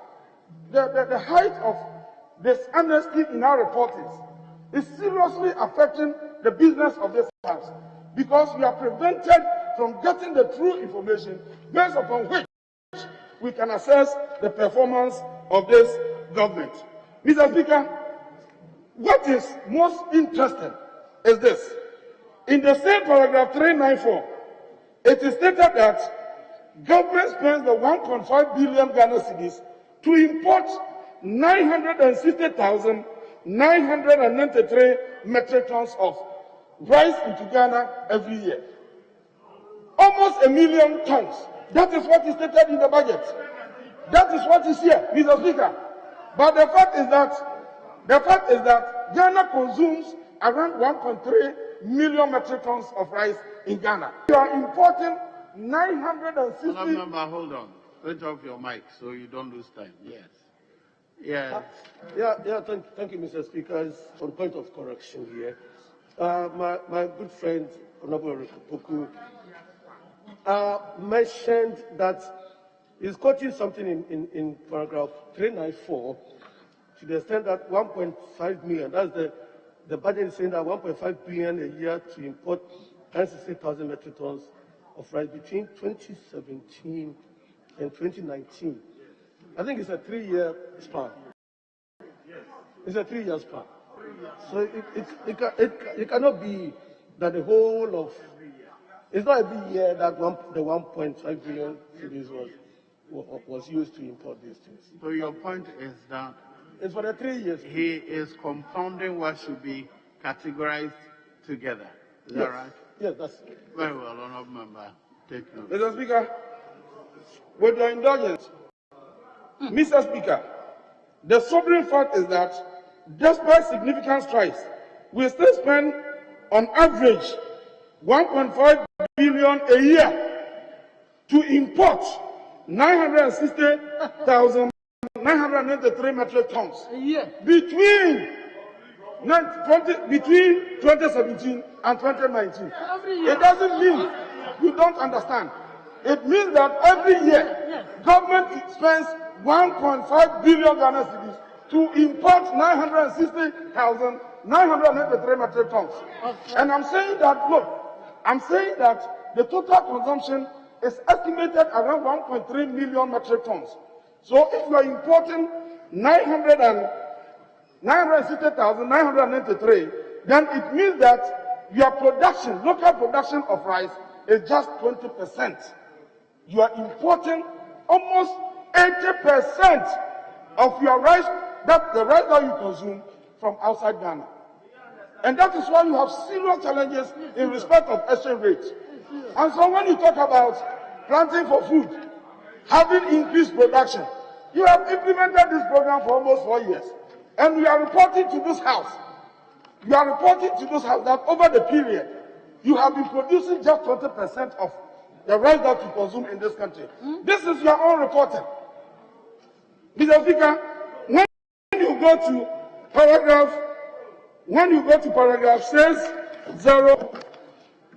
604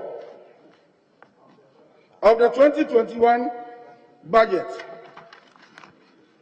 paragraph 604 of the 2021 budget. Honourable, kindly hold on. Yes, leader. Your mic, please. Mr. Speaker, Honourable Eric Opoku is in breach of the rules of debate of this House. Mr. Speaker, the use of the word dishonest reportage. Mr. Speaker, my honourable colleague is okay to disagree, but to say, Mr. Speaker, that figures official reports that there is a dishonest.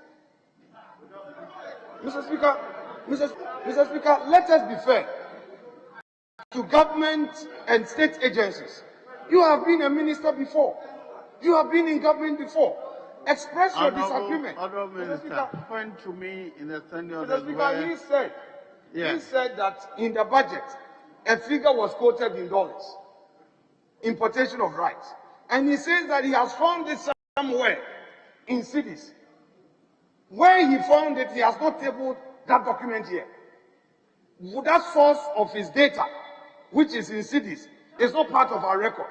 But we have the budget here. And I'm saying that you can express your disagreement. You are in opposition. It is your right. I thought you were complaining about the use of the word dishonest. Mr. Speaker, he said that it has been scattered somewhere in cities and in the budget is in dollars, so it is dishonest. Mr. Speaker, that is where I think... All right. So which specific are you referring to? Order 30, Mr. Speaker, you know I would always come fortified. Mr. Speaker, Order 30D.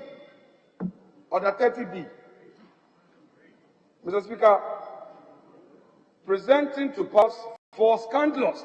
Mr. Speaker, to the extent that he contends that government is being dishonest, he's scandalizing government. It's scandalous. He cannot, Mr. Speaker.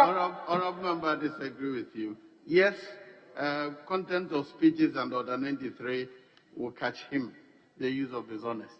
But not Order 30. I disagree with Order 30. Combined. Honourable Member, please withdraw. the reference to the reporter as the Speaker, while preparing for this debate, I decided to go through the Hansard. And unfortunately, I don't have that copy here. I chanced upon one of the Hansards of this House, in which your good self had used the word dishonesty and political chickenry in this House. Referring to Honorable Eric Opoku, my direction is to withdraw. Mr. Speaker, I withdraw. But Mr. Speaker, to say that Honorable Afenyo Makin is engaged in political chickenry, it's like carrying coal to Newcastle. Mr. Speaker, the fact is that I have referred to a document in which the President of the Republic of Ghana, speaking to this nation, has alluded to the fact that we spend over $1 billion on the importation of rice into this country. And another document in which the Minister in charge of Agriculture indicating that we spend $1.5 billion every year to import rice into this country. Just 2019, December 2019. And now they report in our budget as 1.5 billion Ghana cedis. And you are saying that I'm not being fair. Mr. Speaker, I withdraw this honesty and replace it with insincerity. Mr. Speaker, now to explain the point. I would direct you to use inconsistent records. Mr. Speaker, I take a cue. Mr. Speaker, now paragraph 605. We are told that as a result of the interventions that the government has made, the per hectare yield of rice increased by 59%. But when they aggregate the whole thing into the national output, rice production increased from 30% in 2016 to 50%. Mr. Speaker, if the per capita yield increases, it must reflect in the aggregation. So if the per capita yield increases by 59%, you should expect the total also increase by the same 59%. But the per capita yield has increased by 59%, but the national output has increased by 20%. What does that mean? How do you reconcile the two? It doesn't make sense. These are some of the issues that we raise. Let me quickly touch on fisheries. We are told that the fisheries sector grew by 11%. Mr. Speaker, this is surprising.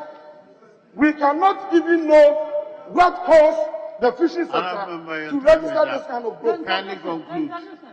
Mr. Speaker, my conclusion is that when you look at the fisheries sector, there are three subsectors. The marine subsector, production is declining. The inland subsector, production is declining. The aquaculture subsector, production peaked at 76,000 metric tons. In 2020, it is doing 64,000. And we are saying that because of that 64,000, we have registered growth of 11%. Mr. Speaker, this can never be explained anywhere. That is why cleverly you decided not to provide production levels for the marine sector and the inland sector. So just the aquaculture from 52 to 64, you said that 11%. That cannot be substantiated.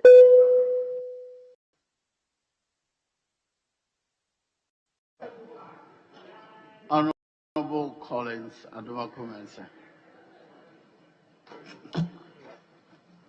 Thank you, Mr. Speaker, for the opportunity to contribute to the debate.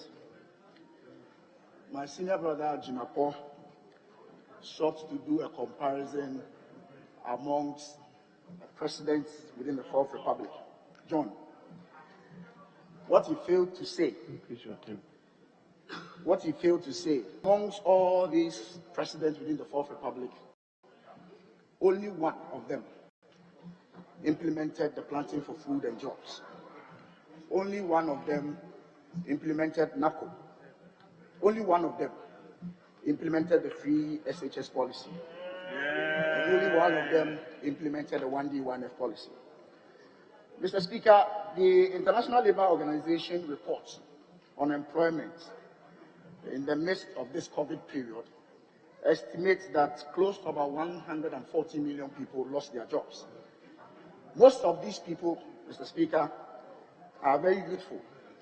But, Mr. Speaker, I believe Ghana is in a better place to recover from this pandemic because even before the pandemic, His Excellency Nana Addo Dankwa Akufo-Addo and his government had commenced initiatives to address this issue. Honourable member, speak into the mic. So you go down a little and speak into the mic. Speaker, thank you. Mr. Speaker, I believe very strongly that there has never been a deliberate and a well-thought-through program which is aimed at developing our industry than the 1D1F program. Mr. Speaker, in 2016, when the NDC read their last budget, and it's my hope that it's going to be their last, on page 472, there was just a one recommended sugar factory. Mr. Speaker, it was so because there was none other factory to be talked about. But, Mr. Speaker, I'm proud to announce that by the end of 2020, at the height of this pandemic, 232 1D1F projects are at various stages of completion. 76 of them have been completed and are operational. 107 under construction and 49 is yet to commence. Mr. Speaker, permit me to mention just a few. Caltech Ventures, K, Happy Sunshine, Clofet Ghana, Brompton Portfolio, Aspi Pharmaceutical, just to mention a few, Mr. Speaker. It was very clear from day one, Mr. Speaker, that the NPP government knew exactly what their role was under this 1D1F project. Their role was to help provide infrastructure, such as roads, to aid the private sector to venture into this policy. Mr. Speaker, on page 687 of the 2021 budget, a total of 603 million Ghana cedis has been extended as import duty exemptions on capital goods and raw materials for 37 1D1F factories. Mr. Speaker, equally, 2.3 billion of credit disbursements and 213 million Ghana cedis of interest subsidy support has also been provided to these 1D1F factories. The government, I'm happy to announce, has indicated its intention to continue to support this 1D1F project. And Mr. Speaker, it's also interesting to note that as at the end of 2020, a total of 309,000 jobs have been created under this 1D1F. Now, as we know, Mr. Speaker, it takes 3 to 4 years for a factory to start from scratch and to start full operations. And so, Mr. Speaker, if even within this incubation period, we are able to provide this number of jobs, your guess is as good as mine when all these companies are in full operation, Mr. Speaker. Mr. Speaker, last year, a total of 150 million cedis was allocated to the 1D1F policy. This year, the value has increased by 8.2% to 164 million Ghana cedis, indicating the government's commitment towards this particular project of 1D1F. Now, Mr. Speaker, in the light of the new, which has just come into fruition, it is important that both houses or both members of the aisle support this particular budget in order for this 1D1F project, Mr. Speaker, to take off in full fruition. I am the firm believer that if this is done, our industrialization drive will see the light of day. I thank you, Mr. Speaker, for this opportunity. Honorable Ricketts, Hagan, Kweku.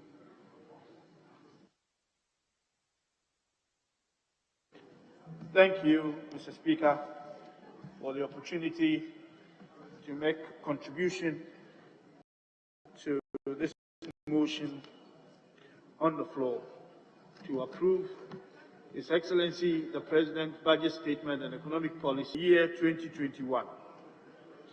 Mr. Speaker, in doing so, I would like to point to some inaccuracies and misconceptions in the government-owned macroeconomic and fiscal numbers. Mr. Speaker, we were all affected by the pandemic. The whole world. No country was actually spared. But some countries did better than others. There were two crises, Mr. Speaker, health crisis and an economic one. Countries who had prepared well with well-built health infrastructure, like it was done under the NDC government of President Mahama, we fared well as far as the health crisis is concerned. Mr. Speaker, there was also an economic crisis, and by the same token, the countries who had prepared well, who had good managers of the economy, also fared better during the pandemic. Mr. Speaker, Ghana is not one of them. If you look at the budget that the government has, it's littered with bad numbers of both the macroeconomic and the fiscal indicators. That clearly tells you that we are not, or the government has not actually been a good manager of the economy. Mr. Speaker, let's look at some numbers here, the misconceptions that I'm talking about. You realize that when you look at the figures, you take the GDP figure, the government actually projected, we did around pre-pandemic, around 7% on the average. But, well, if you want the page, I'll take you there. But it's in your budget, the one you presented. If you look at the GDP figures, the projection was 6.8%. Yet we ended up doing 0.9. Mr. Speaker, we did 0.9, and everything is blamed on the pandemic. Mr. Speaker, if you look at the IMF report, another world report, it tells you that on the average, the global economy contracted by 3.5%. Mr. Speaker, what that means is that if you're a good manager or even an average manager of the economy, you should be able to, at least worst case scenario, your economy should contract by 3.5. So if you intended to do 6.8, and because of pandemic, you are not able to do that, you should arrive at 3.3 at least with a 6.8 that we are talking about here, if you do the computation. Because if we didn't get 3.3, then not only are we cannot say we are good, we are not even average managers of the economy. Because on the average, the countries who did average should get around 3.5. So if you ended up with 0.9, then even out of that contraction, you could not make the 3.3 that you should make. That obviously tells us that you are bad managers of the economy. Now let's go to the page that people were asking for. Just go to page 12 of the budget. I'm not taking you anywhere other than our neighboring countries. If you look at the ECOWAS growth rate, and you go to 2020, which is the year of the pandemic, you realize that some economies with good managers, including an economy with almost the same size as us, Cote d'Ivoire, did better than us. 1.8, we did 0.9. Call ourselves good managers of the economy. Even Guinea and Benin did better than us. Yet we call ourselves good managers of the economy. good at what? At the art. Mr. Speaker, let's look at the deficit. Again, these numbers they presented here was the government. It clearly tells you now we will even be able to measure the level of incompetence from the figures that we have here. Now, deficit. They projected the deficit in 2019 was 4.8, some say 4.5, depending on who you talk to. Whether you talk to the Ministry of Finance or you talk to Dr. Baumia, they have different numbers. This is the financial engineering that my brother Adungo was talking about. Okay, so the projection was 4.7. There is the belief that the deficit is actually around 18%. And within the next few days, we'll prove that.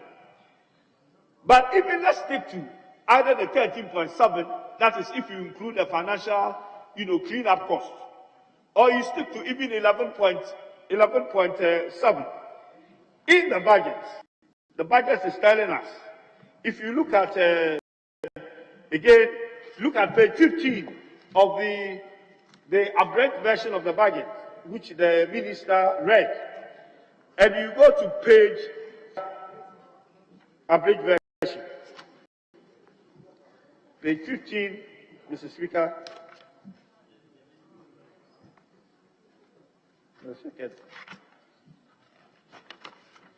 Page 15 tells us, it says I've arrived at, it's around 8.7 or 9.7, depending on which figure they use. They get to it. So somebody should explain to us, what is the difference? How did they get a difference between the 11.7 and the 8.7 or the 9.7? Mr. Speaker, this is the level of incompetence of the government. That is a measure. If we want to measure level of incompetence, it shows that this figure is not explained, and it can only come about either the original figure they gave us was a financial engineering one, or in the process of managing the economy, they actually mismanaged the economy. Mr. Speaker, the same goes with the balance of payment. They ended up at the back of the deficit. They did a balance of payment for 5.3 deficit. Mr. Speaker, the same with inflation. They projected 8% inflation. They ended up with 10.4. These are the people, the government, that was bragging with single-digit inflation. Why was the inflation 10.4%? Because of mismanagement of the economy. Mr. Speaker, it's in their own budget. That what caused that deficit is as a result of panic buying during the COVID time, when they could not manage feeding, when they could not manage lockdown. That is where that inflation was created. Mr. Speaker, again, let's go to page 13 of their budget. Mr. Speaker, page 13 of the budget, you look at the table, ECOWAS inflation table. Out of the 15 ECOWAS countries, 11 of them did better in terms of inflation than us. The table is here. They provided it. Yet they call themselves better managers of the economy. When the inflation figures here clearly show, they are here. Ghana, last but 3. These are the good managers of the economy. Mr. Speaker, now let's look at the public debt. The public debt, as has been mentioned by my other colleagues, is gone to 291.6, which means that during the pandemic period alone, they added an additional loan of 74.1 billion, 21 of which was waste financial cleanup, as they call it. Mr. Speaker, they wasted 21 billion in collapsing 9 universal banks. They wasted 21 billion in collapsing 347 microfinance institutions. They wasted 21 billion in closing down 39 microcredit institutions. Mr. Speaker, they used 21 billion in collapsing 15 savings and loans. Mr. Speaker, they used 21 billion in collapsing 8 finance houses. They used 21 billion in collapsing 53 financial fund managers. Over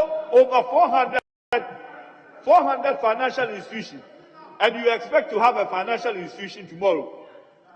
Mr. Speaker, Honorable member, just hold on. Honorable member for Okankwe Central. Thank you very much. Before he runs out of time, Mr. Speaker, my good friend from Cape Coast South referred to some inflationary figures in Ghana. He got it all wrong. And he's jumped ship to talk about the financial sector cleanup. Who will waste money to revive a bedridden sector? Most of Ghanaians who had invested in the financial sector have all been paid. Honorable member. Is there a wastage? Is there a wastage? Honorable member, I hope you get your time. Honorable member, your time is getting up, so if you can wind up. Thank you, Mr. Speaker. Mr. Speaker, on exchange rates, I heard them saying that they are best performers of the economy and they did well. Mr. Speaker, the 2020 good performance of the Ghana cedi has nothing to do with this government. It has everything to do with the COVID inflows from the IMF, over $1 billion, from the World Bank, and from other foreign currencies that rolled into the country that filled our central banks and strengthened our cedi. That is what it is. It's nothing that they did. Mr. Speaker, if you remember in 2019, this is the same government that was crying in 2019, before pandemic, that the cedi is getting out of hand and they need people to come and help them. For that matter, they created a foreign exchange development committee. Honorable member, the time allotted to you is up. Can you? Mr. Speaker, in conclusion, I want to say that Mr. Nana Akufo-Addo, President Nana Akufo-Addo said they know how to bring back the economy, but they don't know how to bring back people. Mr. Speaker, he is right. They don't know how to bring back people, and they don't have a clue on how to bring back the economy. Thank you very much.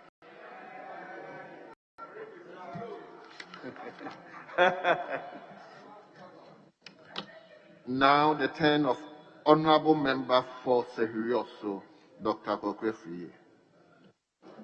Mr. Speaker, thanks for the opportunity. And let me also state that I support the motion tabled by the Minister of Finance for the policy, financial and economic policy. Mr. Speaker, before I get the meat of my submissions, let me debunk certain pronouncements made by Honorable Member for Esnafo South, Eric Opoku. Mr. Speaker, right in this house, if anybody should Google to trendeconomy.com, you will find that rice importation for 2018 was $451,881. For 2017 was $401,000. And when you go to noema.com, you get the same figures quoted. These are very, very reliable sites, and they've been making economic reports in Ghana. So he is palpably wrong. I believe that he must revise his figures. Mr. Speaker, I would have liked to talk on a lot of issues, but suffice to say that this budget, first, general statement. The budget is a very, very, very balanced one, and is very nuanced, and it answers to a lot of policy issues that are very relevant in the Ghanaian situation now. First of all, I noticed that there has been a good policy network analysis, which, and in fact, looking at the submissions, obviously, policy directives has even been considered and discussed, and the necessary takeaways, trade-offs have been made. And so when you look at the overall budget thrust, you see that it answers the problems thrown up by COVID in the Ghanaian situation. And this 1 year budget cycle is just like one important step. In fact, if you make only a sectorial analysis, you will not understand it. That is why I come back to Eric Opoku again. He was saying that subsidies on, Honorable Eric Opoku, on agric machinery, for example, has been reduced. Yes, but when you look at the policy analysis, it looks like in the production chain, government is making a deliberate effort to put subsidies through planting for food and jobs on the, especially in the maize sector, where you know that in poultry production, your main inputs are in maize, that's the grains, maize and soybean for proteins. And that is where you should go and look for the subsidies, and you will find them there. And in fact, they have been responding over the years to this policy shift. So we do not have to look at things, in a straightjacket manner. But Mr. Speaker, I do not pretend to be an economist. So I will just gravitate towards an area where I'm very, very comfortable. Mr. Speaker, when you look at the agric sector, and you take into account this 1 year budget cycle, and still, if I still remain on policy, you will see that agri sector has been identified as one of the main drivers to ensure economic development, food security, and job creation and employment. And indeed, even in the main, security in itself. Because if Ghana were not essentially sufficient and COVID had disrupted all our food supply chains, one would have witnessed a lot of popular uprising in this country. But so far, that has not happened. And indeed, in certain areas, we even have surpluses. Mr. Speaker, our National Agricultural Investment Plan is answering all these things that I'm bringing up. That is why planting for food and jobs, rearing for food and jobs, the PEG, that's for export and rural development, and greenhouse villages and agricultural mechanization, and all those programs that are being rolled out is all being geared to answer the policy variances that has occurred in the past, and to make sure that our economy runs on an even keel. Mr. Speaker, I believe that supply of improved seedlings and fertilizers are very, very important. And here, I, as a MESTI Minister for Environment, Science, Technology, and Innovation, I'm particularly happy that at least in one area, in the area of maize production, 95% of all the inputs, seed inputs, came from research that has been done by CSI. And I will urge my colleague in Agri, sometimes when he's making the attributions and sharing the glory, you should be candid enough and give some of the glory to Bestie. I just found out recently, because the Obatampas, Asuntems, and whatnot, that we are planting, are all coming from the work of CSI. But, Mr. Speaker, I believe that the steps that we are taking to especially diversify our tree crop economy in the areas of rubber, cashew nuts are very important. But again, it's not a critique, it's a suggestion. As somebody who is in the field, Ghana should take advantage of the outbreak of CSSVD, and I know we are doing a lot of replanting of cocoa. I think we should take advantage and go into the area of mixed tree cropping.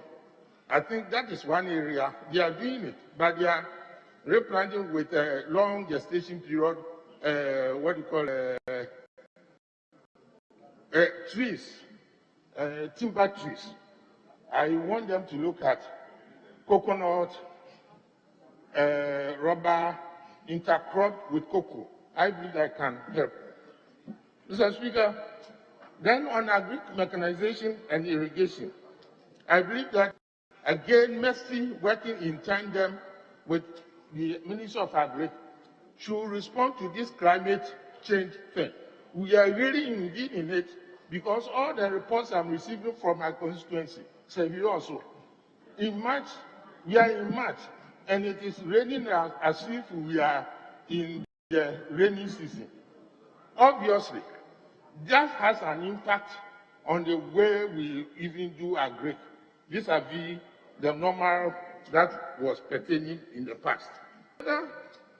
For example, is been very, very, very lucky in this COVID era, and all the policy that Minister of Agri is taking has answered some of the things in the SDGs, especially SDG 2, 1, 3, 8, 10, 13, 15, and 17. So I'm happy. That is why I say overall, this budget is very protean. It answers a lot of questions out there. Mr. Speaker, it will be remiss on me if I do not talk about the cocoa subsector. And I noticed that government has made a very, very conscious effort to help those of us in cocoa. People do not know that production has slumped, and coming actually from one region, Western North. We used to produce a third of Ghana's cocoa, 350,000 metric tons. Last year, we did less than 150,000 metric tons. What happened? Steps which should have been taken to mitigate the effect of cocoa swelling shoot virus disease by the previous regime was not done. Because when you have CSSVD, the effect occurs around 8 to 10 years. That is when we see the full economic impact. That is what has helped, or that's what has engendered the slump in Ghana's cocoa production. And but for 2-year aberration in which there was a revenge smuggling from Cote d'Ivoire, counting from 2012 to this time, there has been a consistent fall in output. That is why, and then during President Nana Addo Dankwa Akufo-Addo's time, I would say that he has not been very lucky, especially with regard to external price of cocoa. For example, cocoa prices slumped somewhere last year in the region less than $2,000 per metric ton, whereas at their peak, NDC regime 2015-16, it rose to as high as 3,200. So, Mr. Speaker, government has had to forfeit its share in the export price to the extent that Ghanaians are not aware that the net FOB price of the government has been to the farmers has been northwest of 100%, which means government for the past 3 years has forfeited of the exports from cocoa. For example, 2017, 104,000. I'm rounding the figures. The producer price was 104%. In 2019, 106%. It was only in 2019 that government paid something akin to what was pertaining in the past, and that was 79%. Honorable member, wind up, please. In 2020-2021, with the thanks to LID, the living income differential, government is paying farmers 121% of the FOB, which means government is taking nothing out of it. So contrary to the popular thought, this government has been very good to us. Mr. Speaker, let me say that to my colleagues on the other side, and I want to quote from some of my You know, by now, I'm sure I'm chatting some email, but I'll go there. One of my Latin maxims, that means ex nihilo nihil fit, which means nothing comes out of nothing. And if you want to do your economy well, certain policies must give, certain programs must give. So when they cite those things in isolation, this is gone down, this is gone up, don't get it. That is the difference in policy situation and even ideological terms between MPP and NDC. Thank you for the opportunity, Mr. Speaker. Thank you, Honorable Member. Now the turn of Honorable Richard Echampo.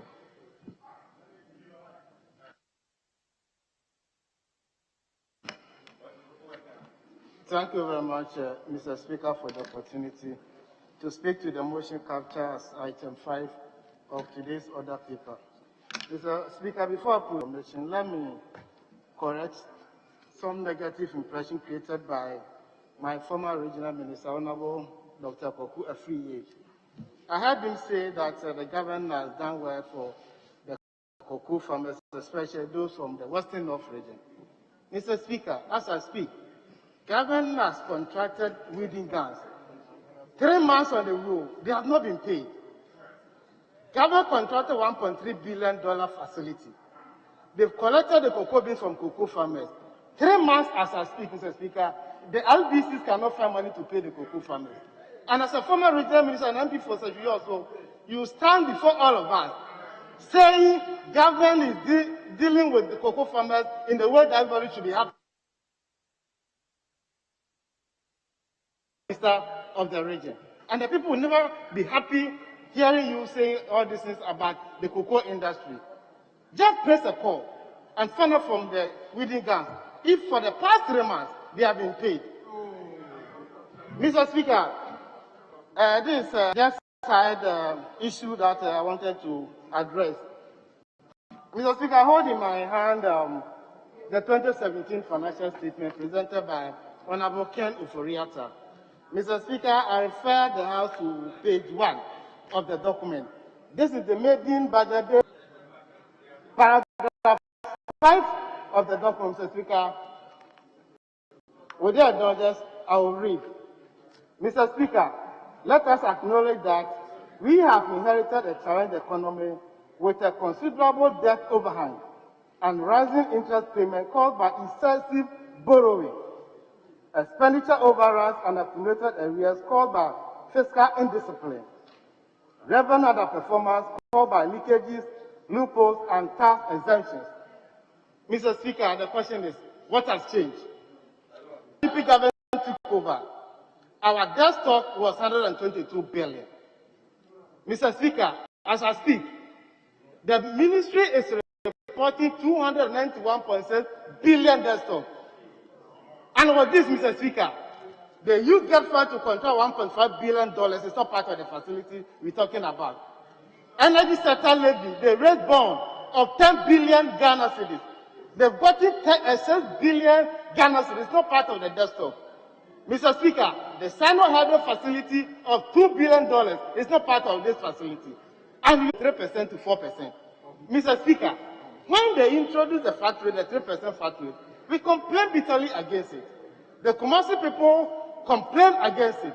Because, Mr. Speaker, previously, if you do the input and output analysis, you can claim back. But as it stands now, the fat rate, you can't claim back. And the computation of it is very difficult. How many shops have engaged accountants to do this? And we are witnessing the cascading effect. So it's tax upon tax. This is the reason why we can't contain inflation. And we are reporting inflation numbers of 10.4. Because we have tax on tax. People are just charging whatever they want to charge because they can't do the calculation by themselves. And if you go to the business circle, they are complaining. And the most sad part of it, Mr. Speaker, they are going to introduce 5% tax to recover the financial sector cleanup. And this 5% before profit. Meanwhile, Mr. Speaker, I want to refer members to the budget they presented. By the end of 2014, The financial and the insurance activities grew by 21.4%. 2015, 12.9%. 2016, 8%. 2017, 17.7%. 2018, negative 8.2%. The financial sector. 2019, before COVID, it grew by 1.6%. And then they are ending the year with a growth of 4.7%. And we are going to introduce another 5% tax on them. Already they are paying the National Stabilization Levy, which is 5%. So if you add the two, they are going to pay 10%. I'm repeating because it is them numbers we are talking about. Mr. Speaker, unless they present a different budget for a different debate. Mr. Speaker, and banks are in for profit. They buy money and sell money. So by the end of the day, they will pass on this cost to the customers. And cost of doing business will go high. And whoever is going to patronize their businesses will also have to pay higher.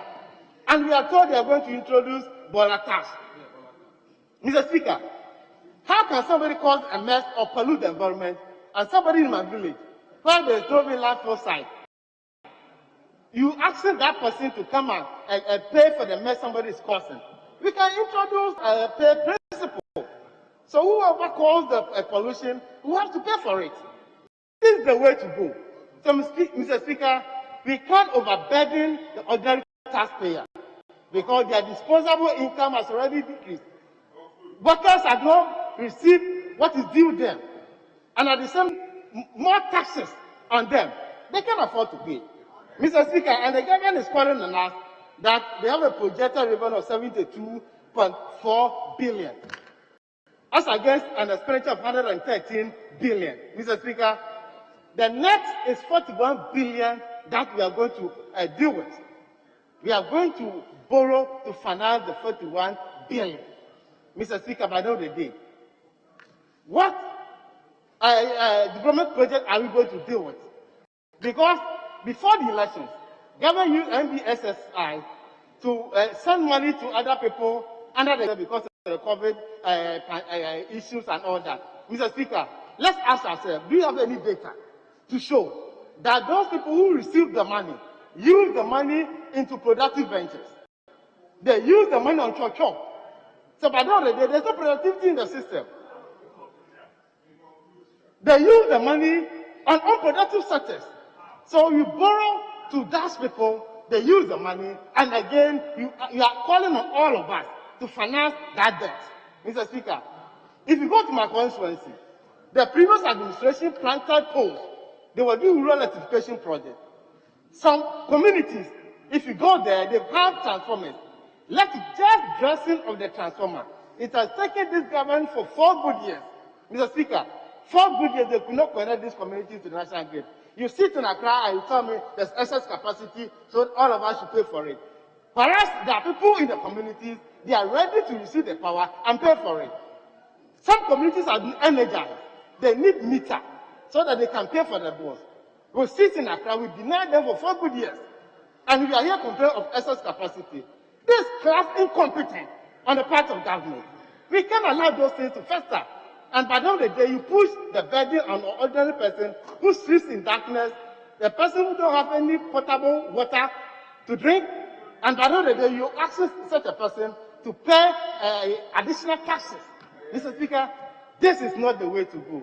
Mr. Speaker, I have a lot to say, but before I conclude, as a deputy ranking for Committee on Judiciary, I refer the House to paragraph 1054.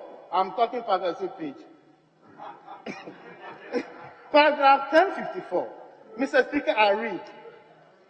The head is legal education program.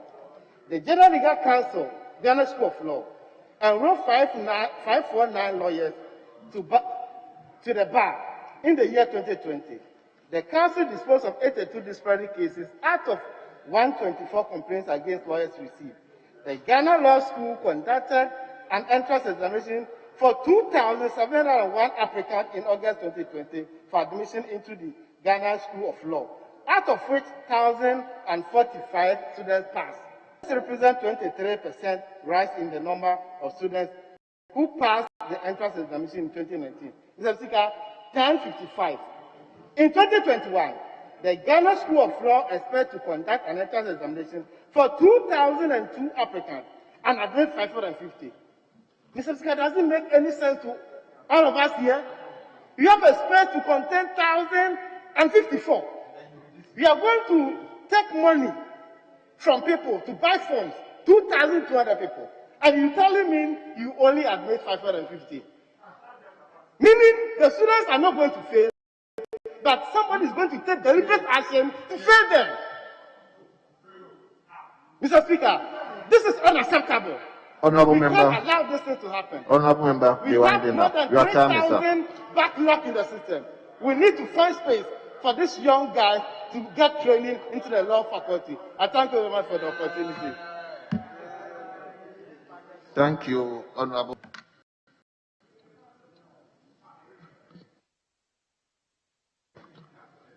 Let's now turn to Honorable Osei Frimpong.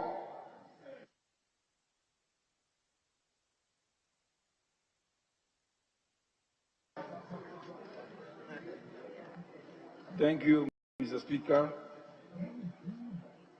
for the opportunity to contribute to the budget statement and the economic policy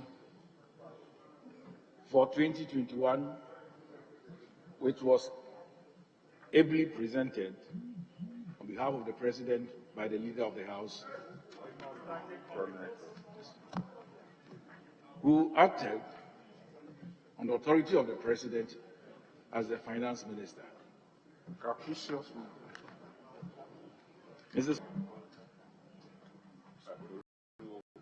In doing so, I would like to draw the attention of our colleagues on the other side to the fact that what we are doing today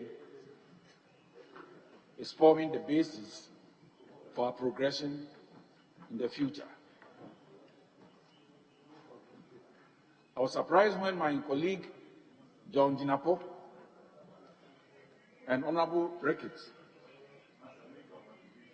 said the budget and its totality was incompetent. But as we all know, the word incompetent, I can say confidently, is the surname of our friends from the other side. And what I'm imploring them to do is to avert their minds to what their own colleague said. The former member of Parliament for Ejura, Honorable Punjab, the good things that he saw in the policies rolled out by the President of the Republic, His Excellency Nana Danko Akufo-Addo, in the agri sector, is what we all have to look at. Mr. Speaker, I know amongst us here, some colleagues are farmers. They will be truthful to themselves. They will comment this government for coming out with such policies and interventions that are moving the nation forward in the agri sector. From what we saw in the figures in the budget, agri was able to stand on its feet to churn out a positive growth of 4.5 under the pandemic. Mr. Speaker, if you look at the figures I have here for the performance of various governments from 2001 under the leadership of agri in 2001 grew at 4.0, 2002 4.4, 2003, 6.1, 2004, 7. In short, Mr. Speaker, the average of the two-term figures put together was 5.3% growth. If you come to our friends under the presidency of late Professor Mills and former President Mahama, the average for their 8-year term came to 3.4. Average growth in agri. Yes. In agri.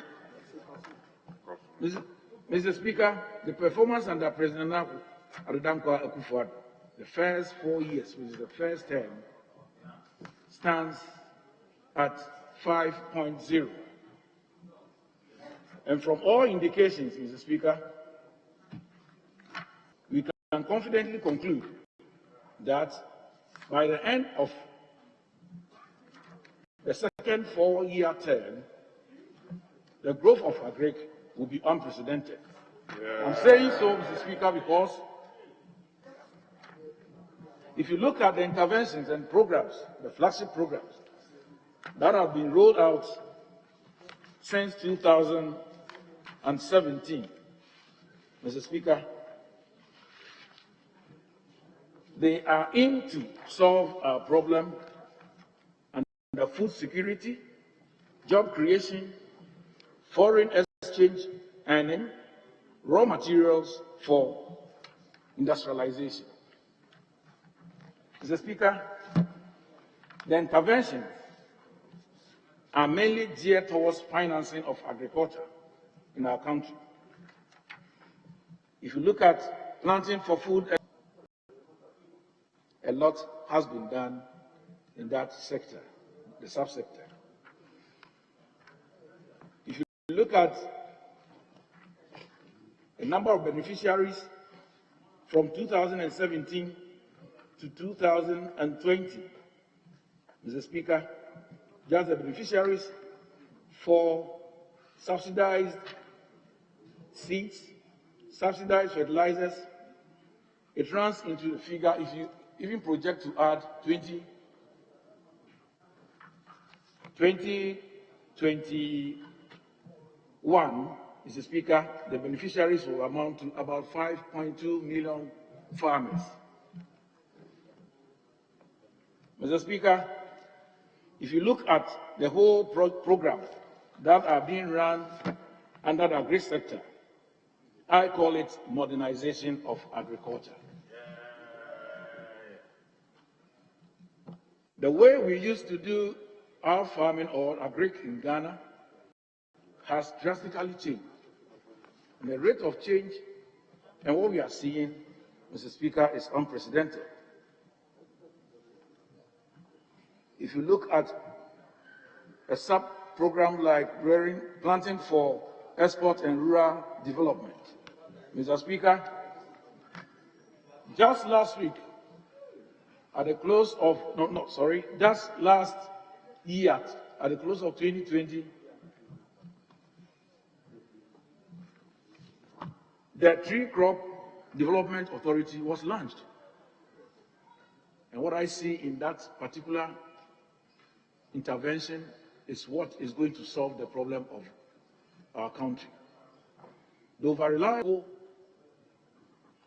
for foreign exchange is now going to change. It is not just going to change, it's going to improve by bringing in the tree crops like cashew, shea, coconut, mango, citrus, to mention just a few, Mr. Speaker. What the government has done under this intervention is to kickstart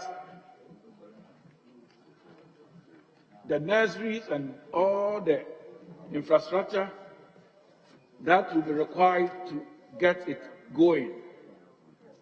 A chief executive officer has been appointed and has assumed office, and I know work has started in earnest. Mr. Speaker,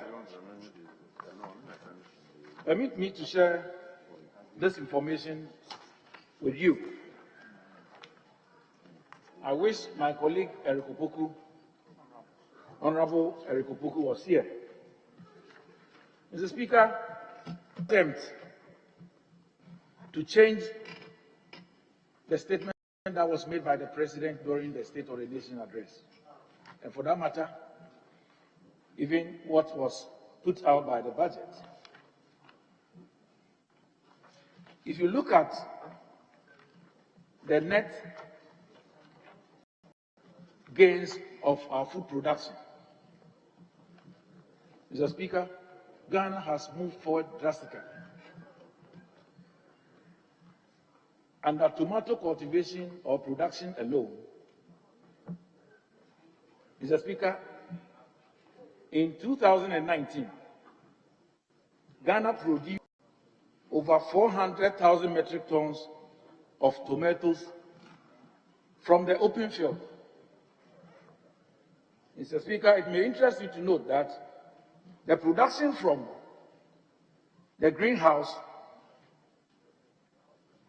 was far more than what was gotten from the open field. And if you that is over 400,000 metric tons. Mr. Speaker, if you compare the figures put out here right now with the total demand per annum of tomatoes, Mr. Speaker, which stands at 800,000 metric tons, what was produced under tomatoes alone, Mr. Speaker, far exceeds our national demand for the year. If you look at our total exports of food items, 2019 alone, Ghana exported 11,000 metric tons of various food items to 11 neighboring countries, which gave us an income of $80 million in 2019. Honorable member, be winding up. Mr. Speaker, from the foregone discussions or contribution, I can confidently conclude that Ghanaians have saved this country by voting again into office the government MPP under the leadership of Nana Dankwa Akufo-Addo. We thank Ghanaians for reposing that trust and confidence in his government by giving him another term. And I bet my colleagues here, we will not regret by supporting this laudable and the most apt budget statement for our time. I know in secrecy our colleagues will be praising the presentation or the output of the budget, but for political expediency, they will treat it as they are saying. But above all, Mr. Speaker, once it's in our own common interest as a nation, they should support this budget to be approved to move Ghana forward in these hard times of COVID. And thank you, Mr. Speaker, for the opportunity. Thank you, Honorable Member. Let's now turn to Honorable Samson Takumbu Chilage. Honorable Member, your constituency. Okay.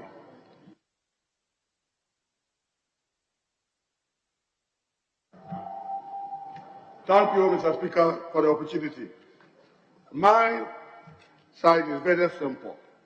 But before I talk, I will beg for your word.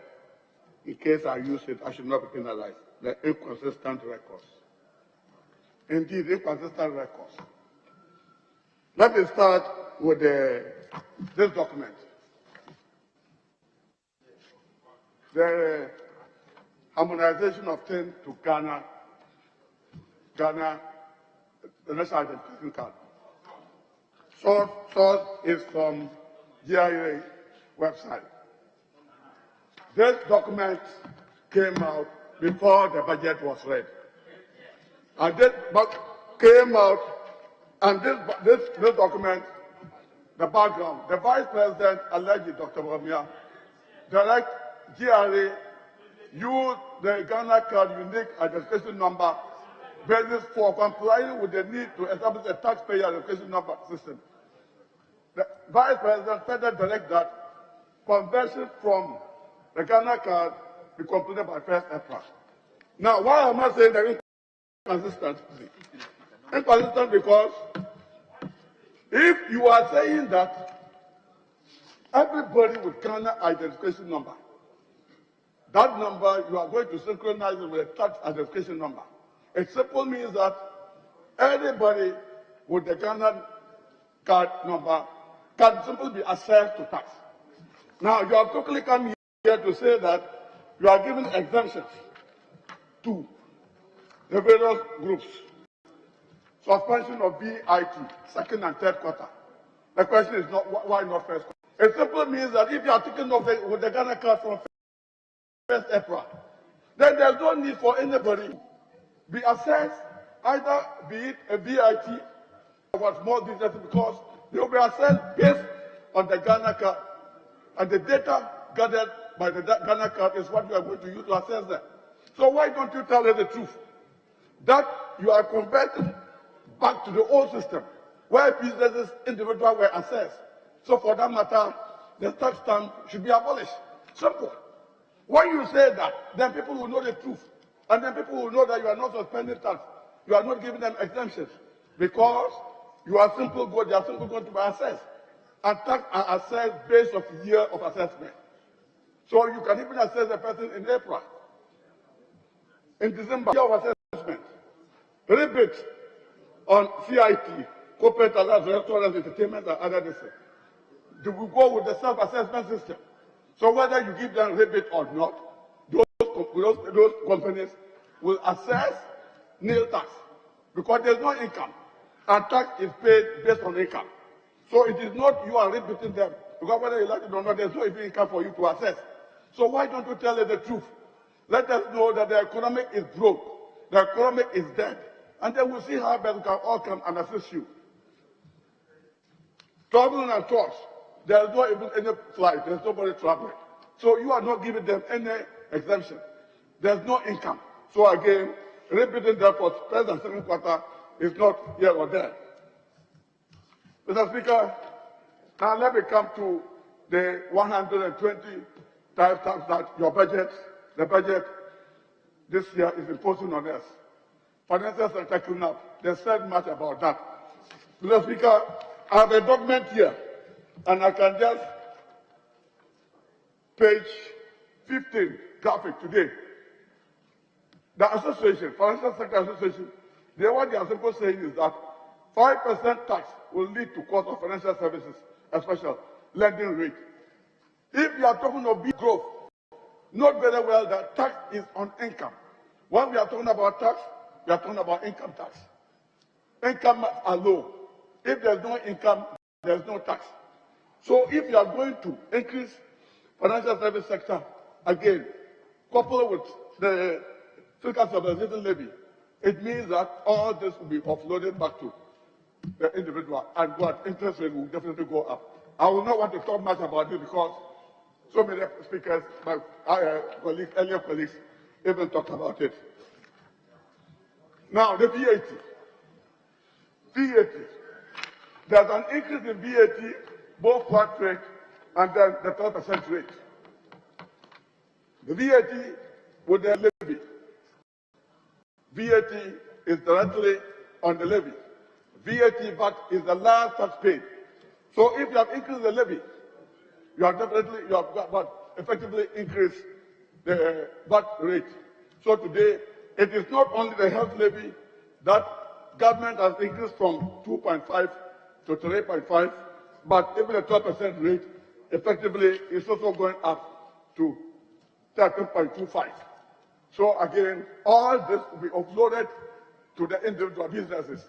And if you are saying that your economy is not growing, if you are imposing more taxes, just like the chicken, the egg, and the hen, you want more eggs. Meanwhile, you are eating your chickens. So how are you going to get the taxes?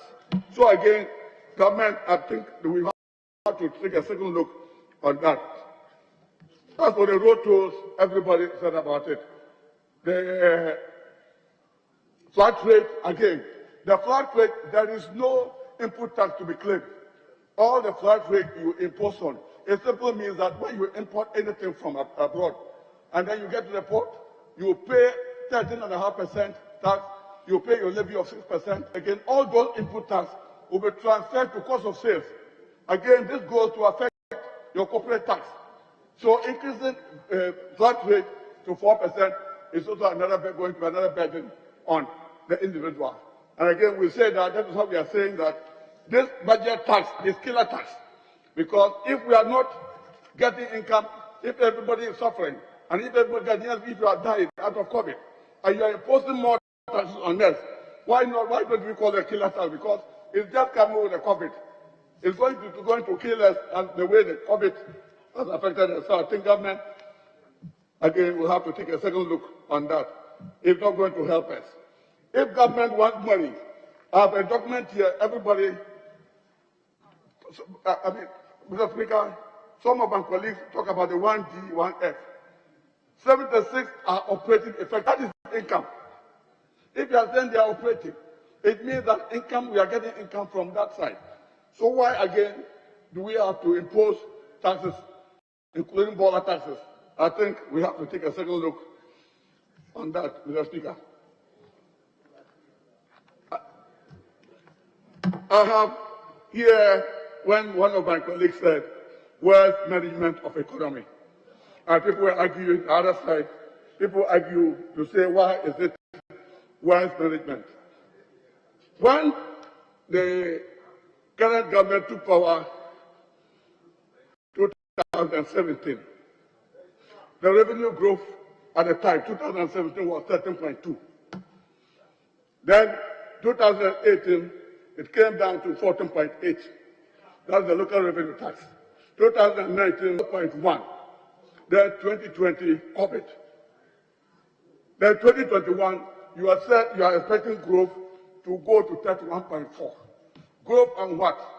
When there is no income. So again, I think your budget statement, there are so many things about it. You need to look at it again. I'm not sure that this year revenue growth will be more than 10%. Now, Speaker, here again, the imposition of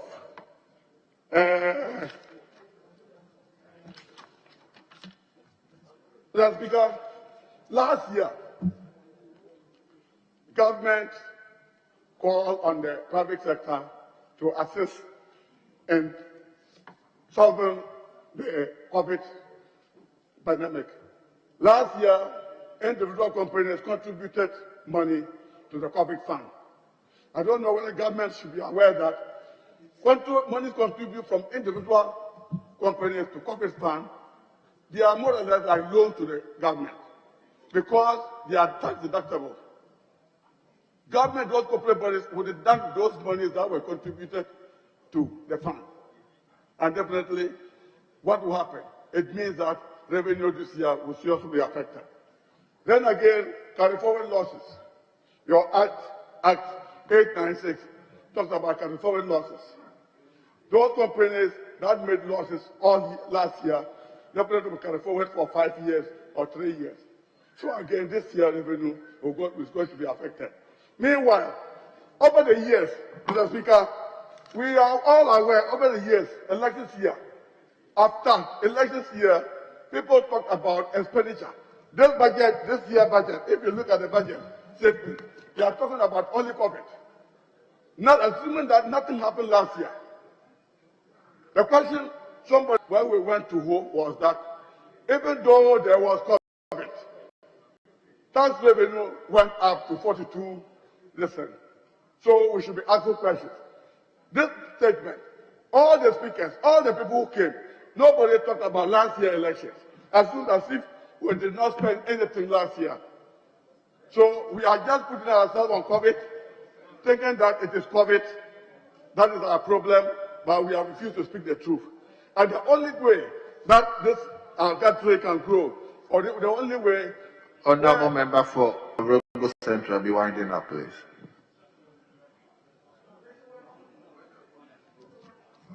Mr. Speaker, I'm already winding up. Mr. Speaker, what I'm trying to say is that this country is the truth. If you know that you are in problems, if you have a problem and you don't tell anybody, nobody can help you. This country, the problem is not about taxes. The problem of this country is about how we can look somewhere and mobilize monies to build our economy. Imposing this type of taxes, Mr. Speaker, I'm not sure will go anywhere. Because what is the target group? You are saying today that anybody, you are saying, Mr. Speaker, you are saying that young entrepreneurs who started business are exempted from tax for 5 years. And the category is this: communication, technology, agro, service, energy, waste, tourism, and other things. You are saying that all those people are exempted from tax for 5 years. Meanwhile, you are imposing tax on this. So which area are we looking at? Where is our catchment group? Who are we imposing the administration number this on? Again, Mr. Speaker, let's remind ourselves that when we started the Ghana card, there was a problem. Honourable member, your time is up. Mr. Speaker, thank you very much. Thank you very much. Now let's turn to a member for Tema Central or Tema West, Honourable Carlos Ahenkwa.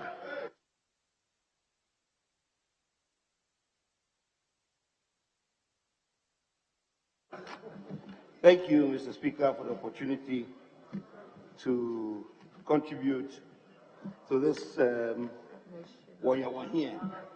budget statement, which was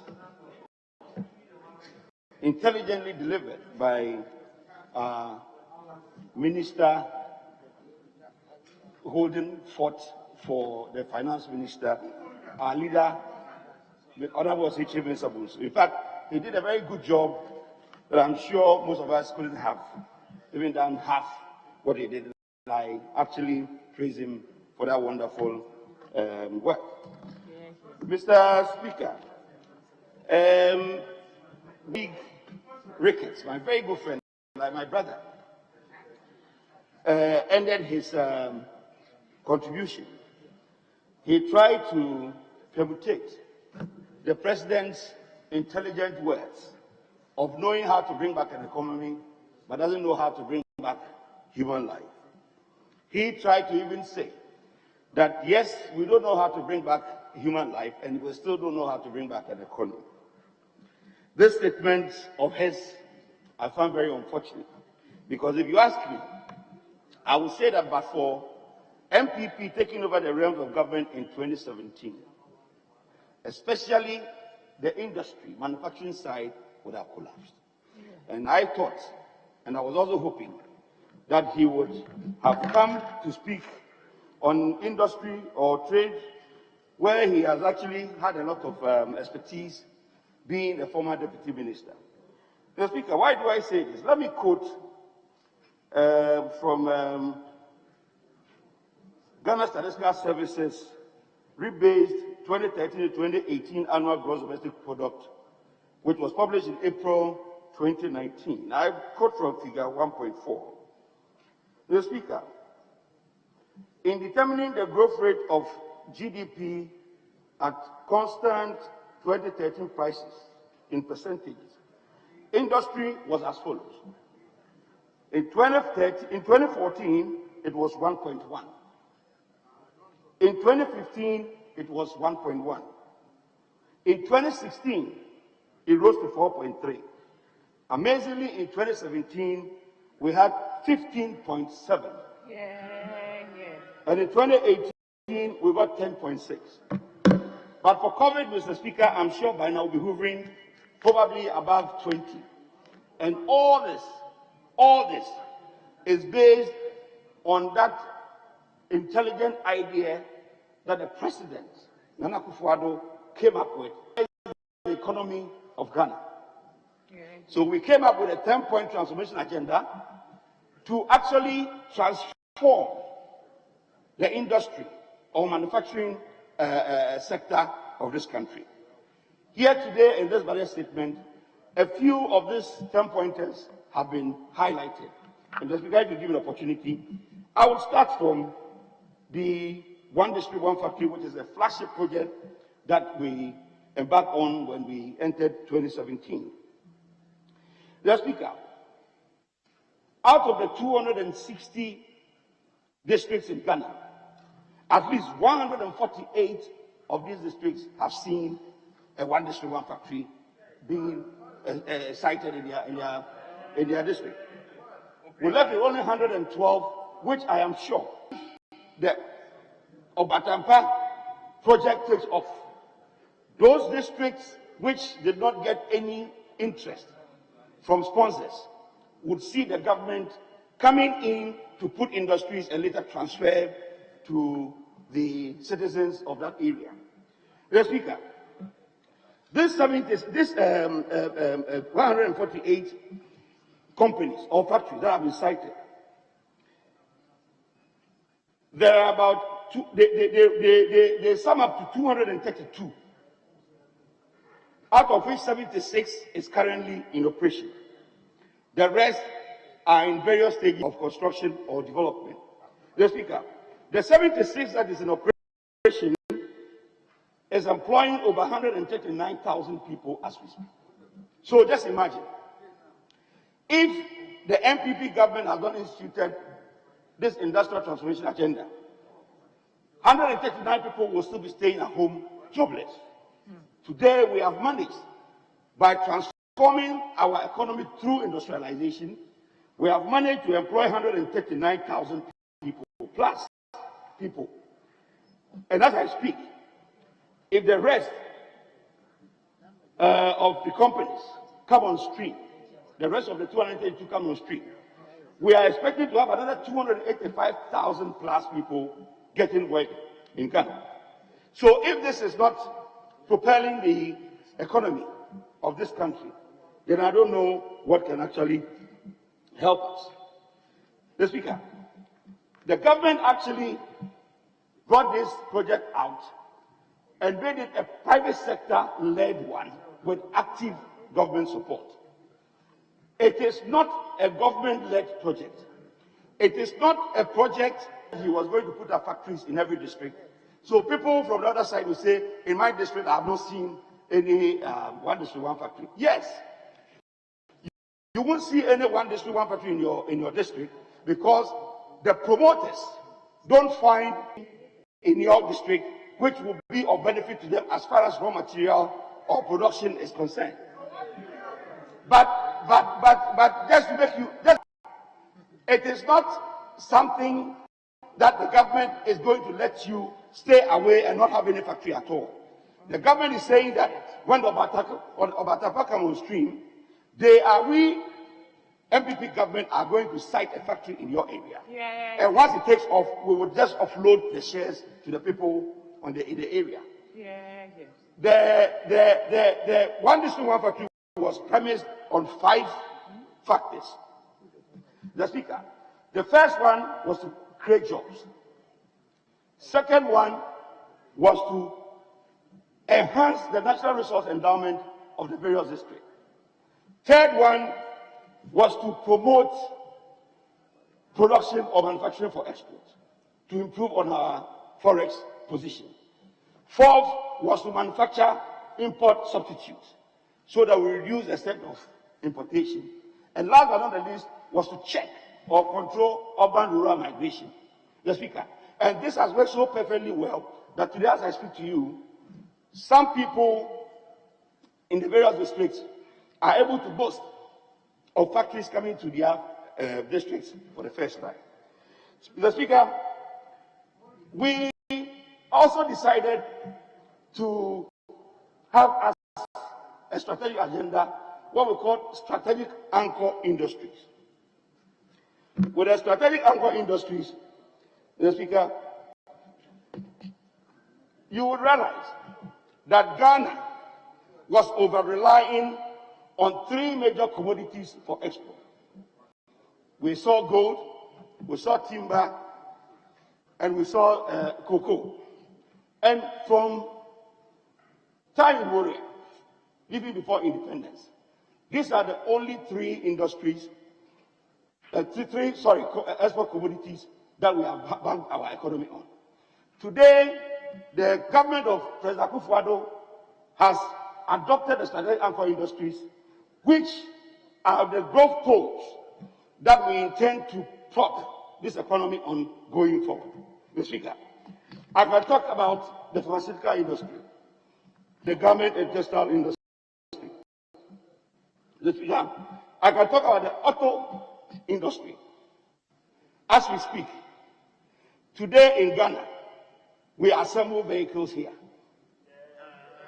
Nissan is here, Toyota is here, VW is here, Kantanka is here, Sinotruck is here.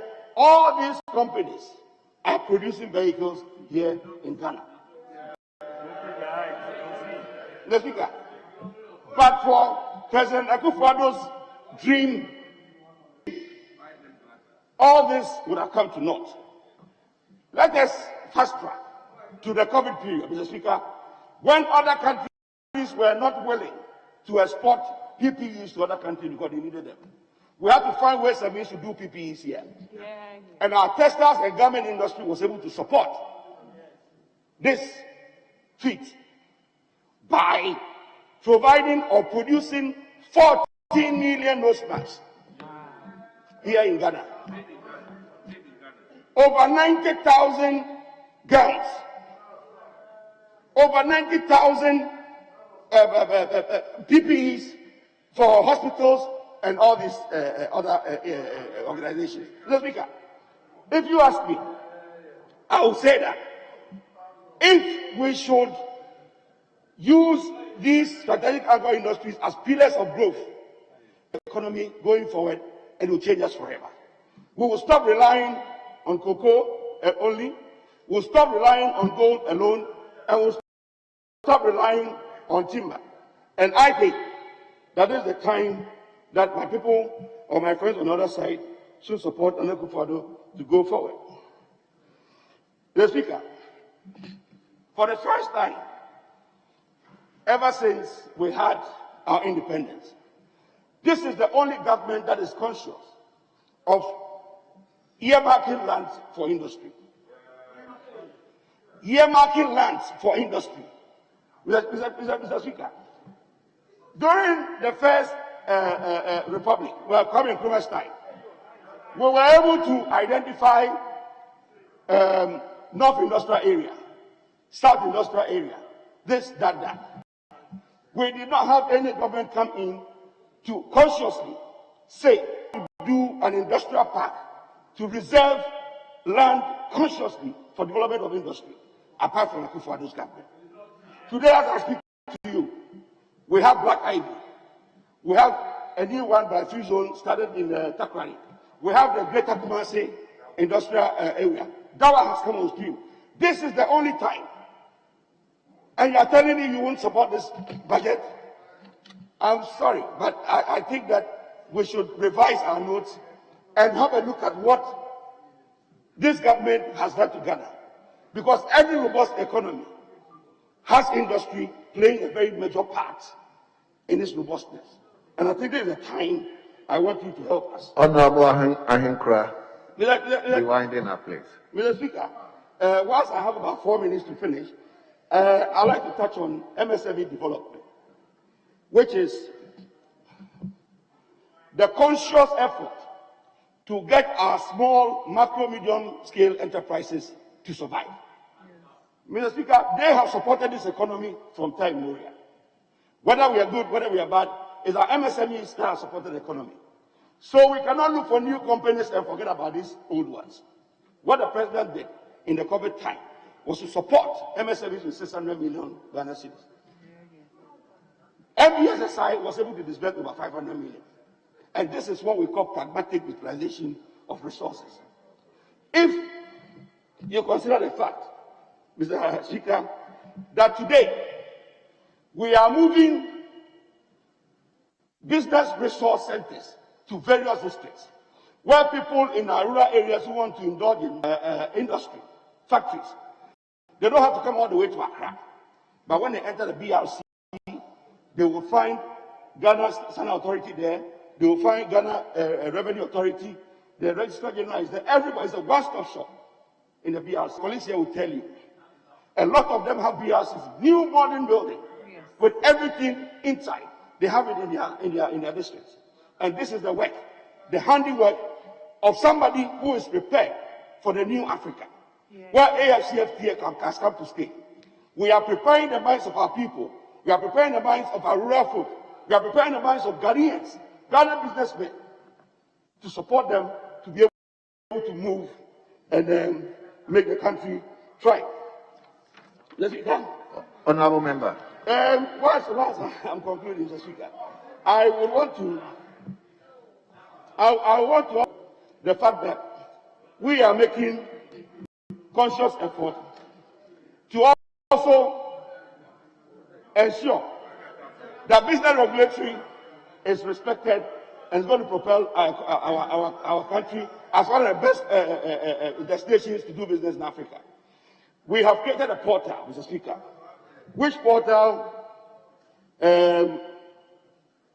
we have actually registered over 600 companies or 600 regulations, business regulations, where companies or any individual that want to cross-check any business regulation can go there and verify.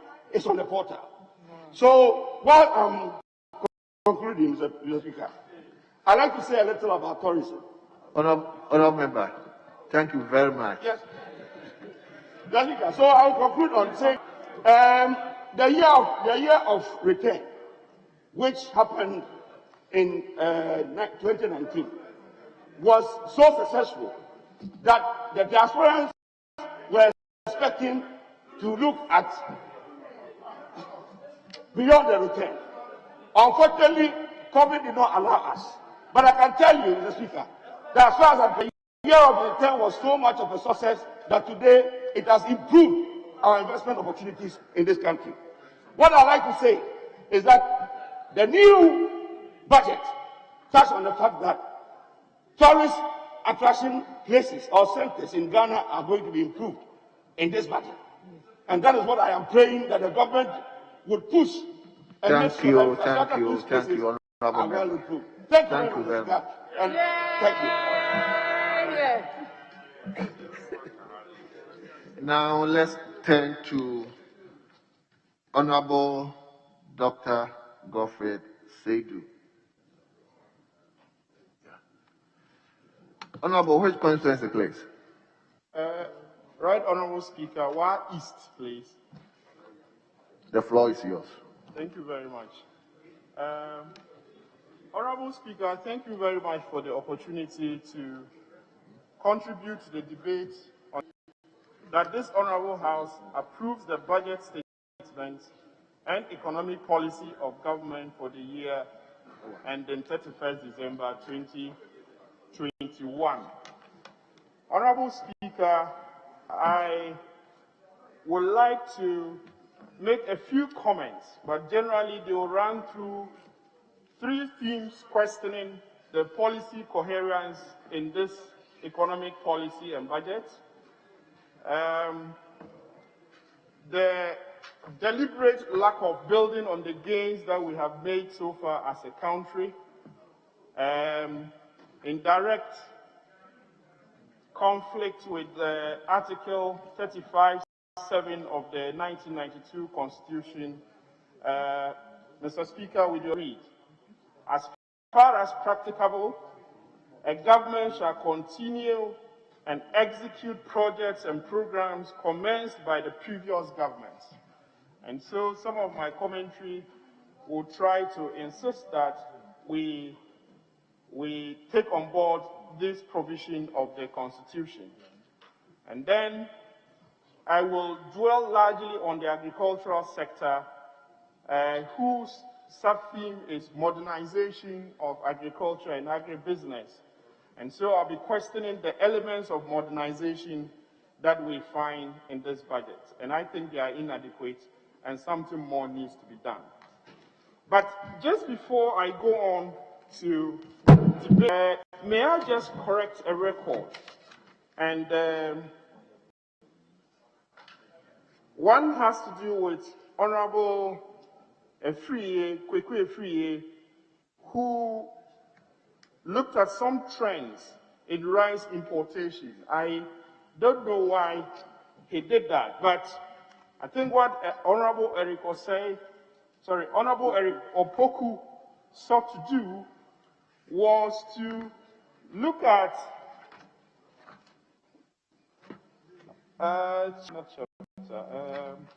paragraph 394, and that talked about the amount involved in rice importation, and that what Honorable Eric simply did was to report that His Excellency the President in the SONA reported $1.5 billion, and that the Minister for Agriculture also reported $1.5 billion. But this current economic policy in paragraph 394 says, Mr. Speaker, the sobering fact is that despite significant strides, we still spent an average of 1.5 billion Ghana cedis. And I think this is the record he sought to make sure that we correct. And I hope that the records reflect that. So Honorable Afriye took us somewhere else and was talking about 401. We didn't need to go there.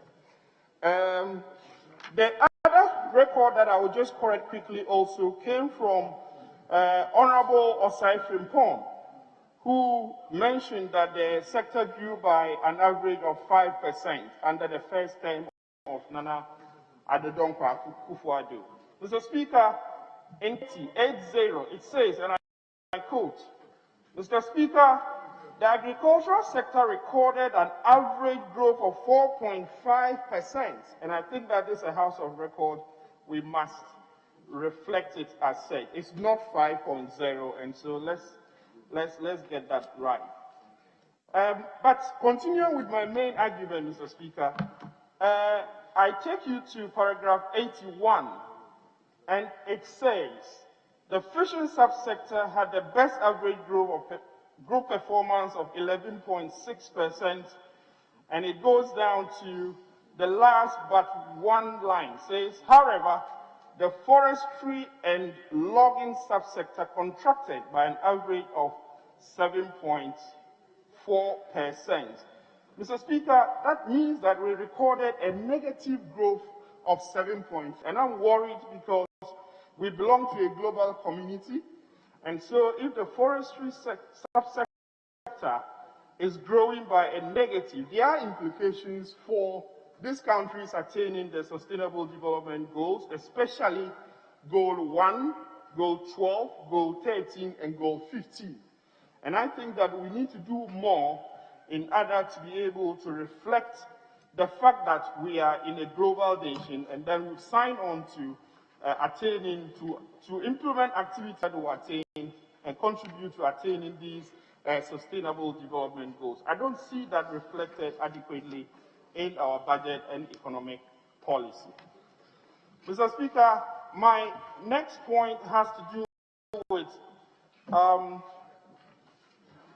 paragraph 388 on page 82, and it talks about additionally 15 small dams in support of One Village, One Dam initiative will be constructed, and so on, and it goes on and on and on. Mr. Speaker, what I just like to point out is the fact that we've implemented some projects and programs in the past, some of which have created dams. And so we keep talking about One Village, One Dam. I hope that there is some evaluation of the kind of dams that we've been able to take so far in the country. Mr. Speaker, if you go on the field, what you tend to find, and they are ponds. And so if we are formulating an economic policy in 2021, we should be clear that what we are talking about are actually dams and not ponds as we have recorded so far. Mr. Speaker, the other one that I will speak about is on paragraph 391. With your leave, may I quote? Mr. Speaker, we are also confronting another structural challenge to commercial agriculture this year, leveraging on digital technology and working more closely with stakeholders. We will create a Ghana Land Information Bank. Mr. Speaker, my question is, what happened to the Land Administration Project 1 and 2?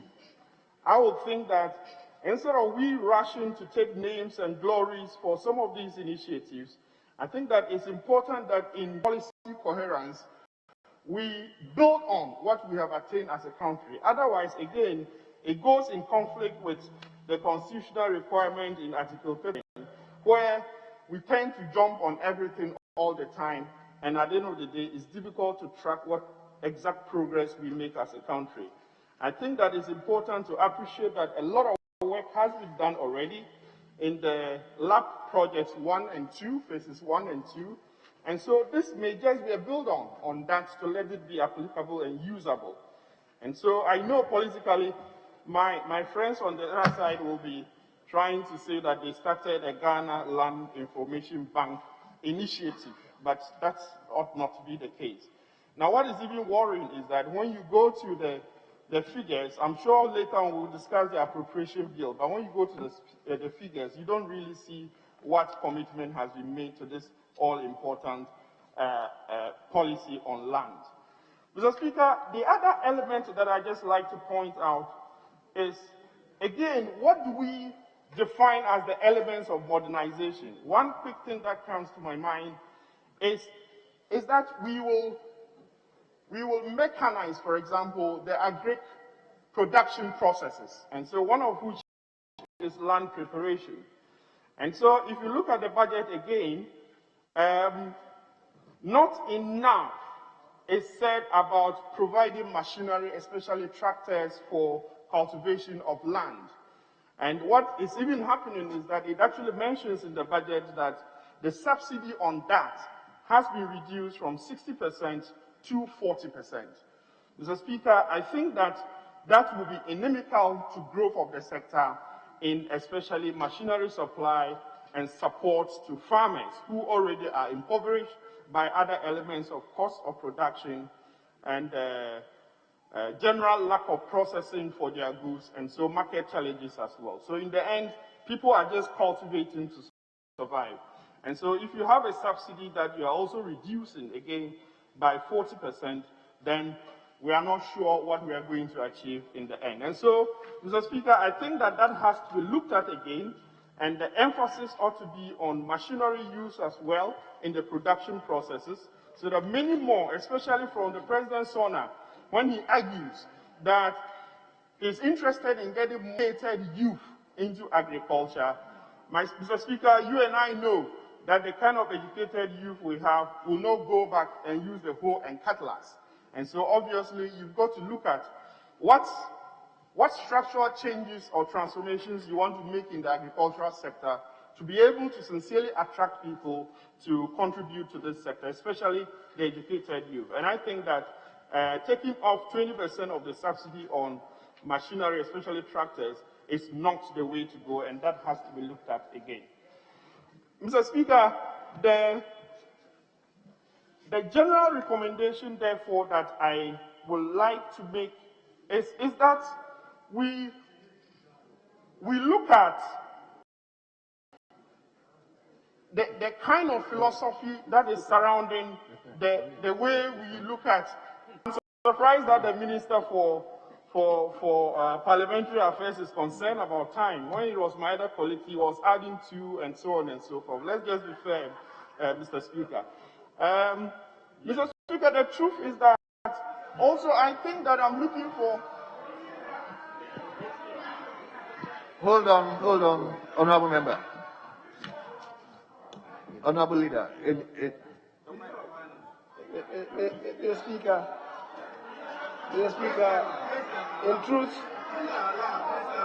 in truth, I'm listening to him. He's making good points. But we have an addendum to do that already has exhausted his time by a minute, so that if he could finish, wrap up. So I'm not doing anything injurious to you, for you to say that I'm concerned with time. At least you should also observe the protocols in this house. You should observe the protocols in this house. Honorable Member, just take you. Speaker, I didn't hear you clearly. Mr. Speaker?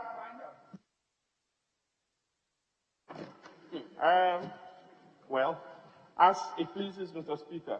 Mr. Speaker, what I just like to look at more seriously now is that in the agricultural sector, for example, especially that we are happy that even in a COVID economy, the sector has been very robust, and that at least it grew by an average of 4.5. Now, we need to think about what do we introduce in this budget that will make it sustainable, and to be sure that the gains that we have chopped in the last year are not eroded. The budget and the taxes and all the other challenges that come with it, I'm afraid we need to do something drastic to change. Otherwise, the gains that we have reported so far may be lost. So I'm thinking that we should look at it along 3 levels. One of them is that we look at the production side of it and see what exactly are we doing in production. So far, planting for food and jobs have always been touted as the main block for enhancing production in the sector and so on and so forth. Mr. Speaker, there are a lot of losses that are going on, especially with fertilizer supply. There are a lot of leakages. Just last May, it was reported that 120 million Ghana cedis worth of fertilizer not be accounted for. Mr. Speaker, as I read through this budget, I don't see any arrangement in place to make sure that there is clear accountability for this. And if we continue in that trajectory, I'm afraid we will not get the gains we are looking for. Mr. Speaker, it's important that we think about introducing intermediaries between the production sector and also the market or the consumers. Now, what is happening is that I think we should be emphasizing not just warehousing, but we should be emphasizing agro-processing. And so to what extent do we process these? Honorable Member, your time is up. Thank you very much for the opportunity, Mr. Speaker. Thank you for indulging me.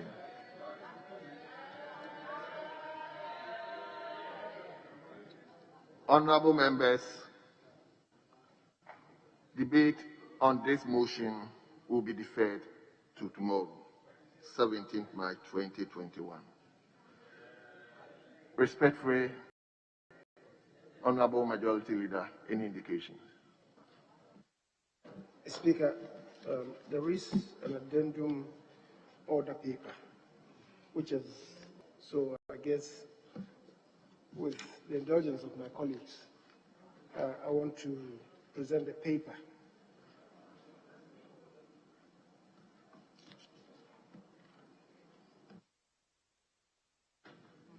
Now, on the addendum, presentation of papers. Report of Leadership on the Composition of the Membership of the ECOWAS Parliament and the Pan-African Parliament.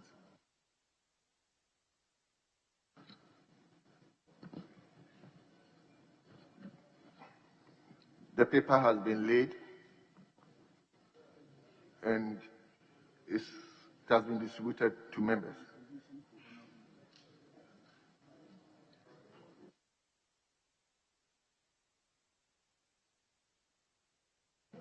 Now the procedural motion can be moved. Honorable Leader. Speaker, I beg to move that, notwithstanding provisions of Standing Order 81, require that no motion shall be debated until at least 48 hours have elapsed between the date on which notice of the motion is given and the date on which the motion is moved. The motion for the adoption of the report of leadership on the composition of the membership of the ECOWAS Parliament and the Pan-African Parliament may be moved today. I so move.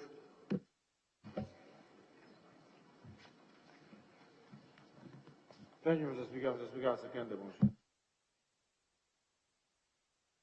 The motion has been moved and has been seconded. This is the procedural motion. Item 3.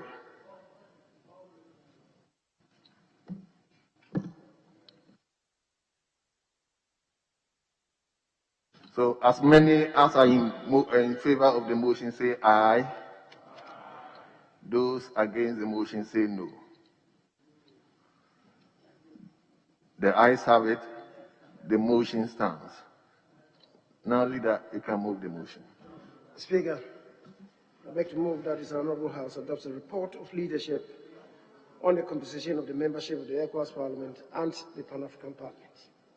Speaker, in doing so, I beg to submit the report of leadership on the composition of the membership of the ECOWAS Parliament and African Parliament. Speaker, I'll skip the introduction and invite the House Department to deem the entirety of the report as having been read and capture same in the Hansard. Speaker, the membership of the 8th Parliament.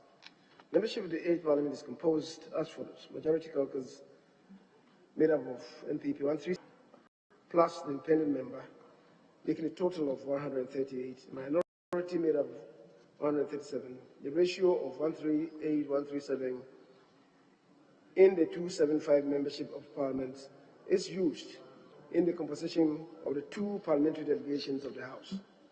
Speaker, leadership after thorough deliberations accordingly recommends as follows. That in accordance with established practice and convention and having regard to Order 154, the composition of the parliamentary delegations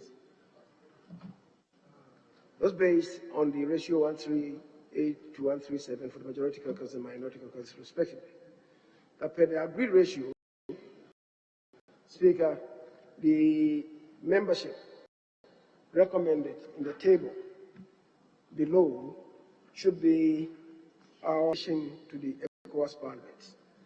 1, the Honorable Alexander Kwabena Afenyo Marking, the leader of delegation, the Honorable Kwesi, member, Honorable Musa Ayaba Abdulaziz, member, the Honorable Joseph Kwekwedu, member, Honorable Samson Ahi, member, Honorable Mahama Yariga, member, Emmanuel Kwesi Bejra, member, the Honorable Ladi Aye Ayamba, member. For the Pan-African Parliament, Speaker, we have the Honorable Joseph Osei Owusu, the First Deputy Speaker, as the leader of the delegation. The Honorable Frank Anodompre, the Chief Whip for the majority, is a member. Honorable Ophelia Mensah Hayford, Mrs. member. The Honorable Mohammed Mubrak Muntaka, the Chief Whip for the minority, member, and Honorable Collins Dauda, also member. The leadership respectfully recommends to the House to adopt this report and membership of the ECOWAS Parliament and the Pan-African Parliament as composed based on the approved ratio of 138-137. Speaker, I respectfully submit. Honorable Chief Whip, minority. But before then, Right Honorable Speaker, I would like to take this.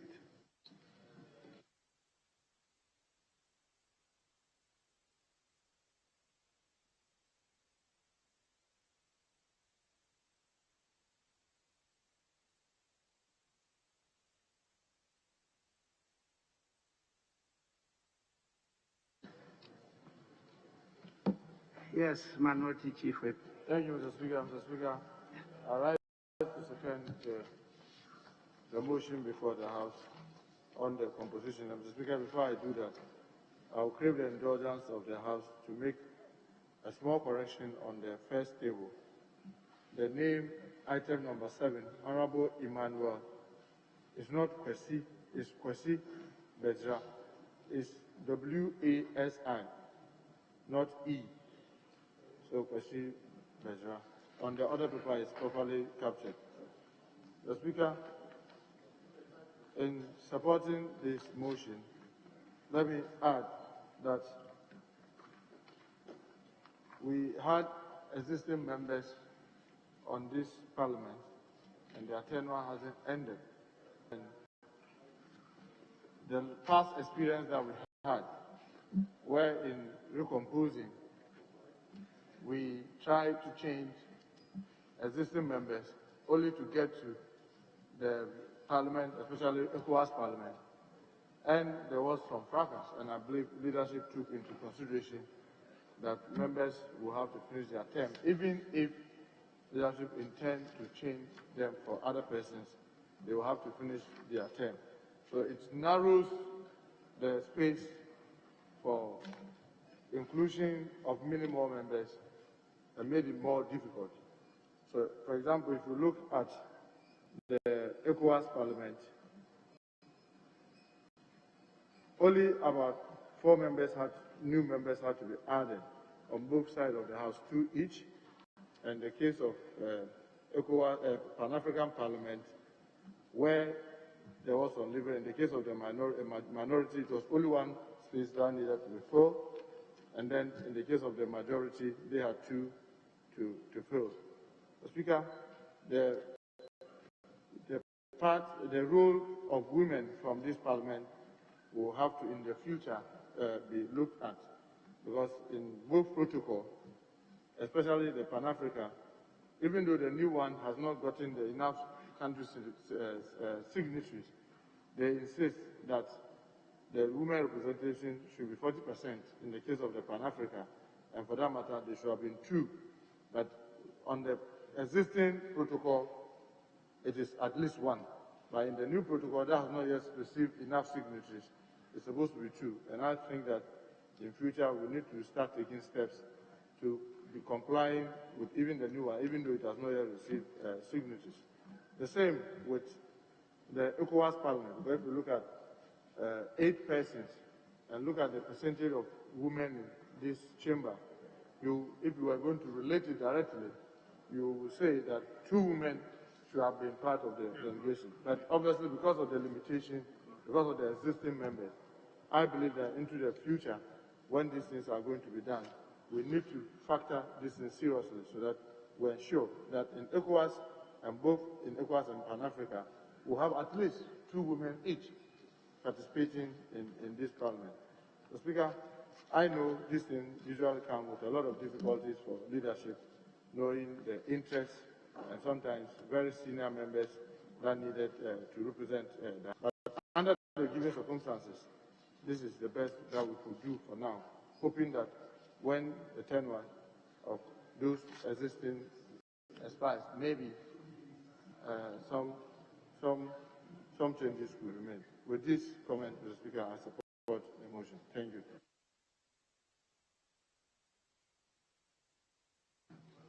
What you did is seconding the motion or comment?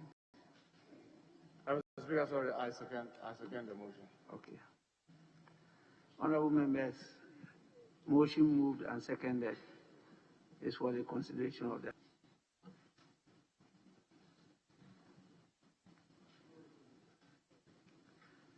There being no consideration at all, since it's a report coming from your leaders, I put the question. You are afraid to talk.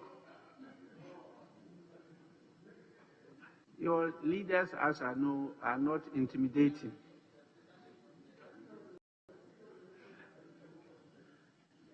To even have the courage to say that you are afraid to talk doesn't mean that you are intimidated. So it means you have the freedom to even say that. And so you have, it's your right. If you want to contribute, please kindly do so before I put the question.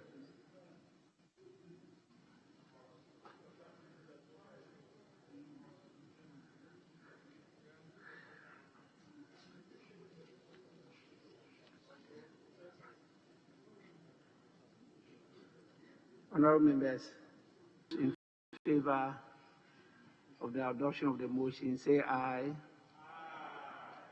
Those against, say no. The ayes have it. The motion is adopted. This House has accordingly approved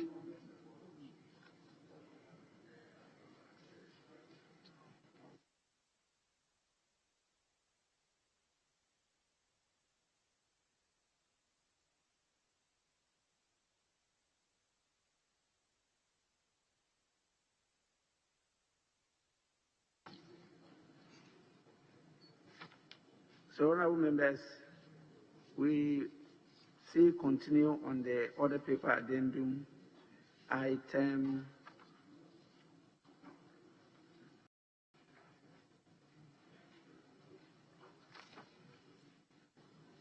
4, resolution.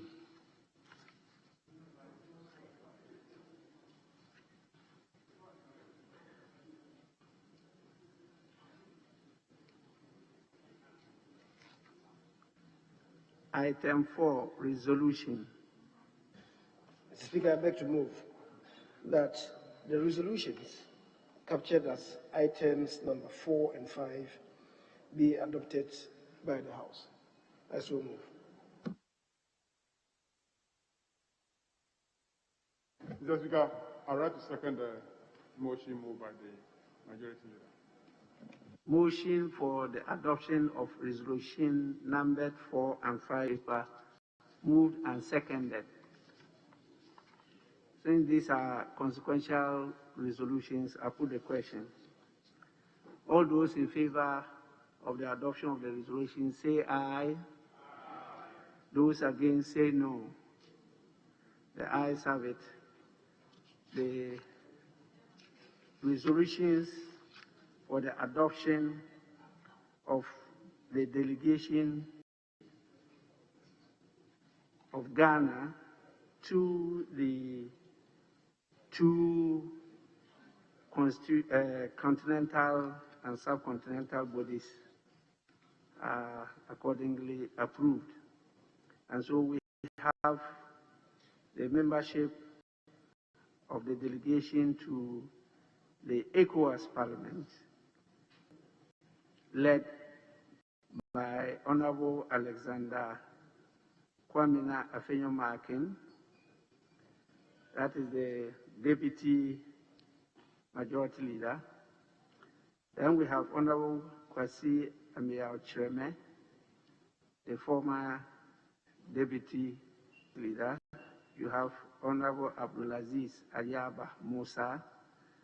Then you have Honorable Johnson Kweku Edu, Honorable Samson Ahin, Honorable Mahama Ayarga, Honorable Emmanuel Kwasi Bejra, and Honorable Ladi Ayi Ayamba Miss.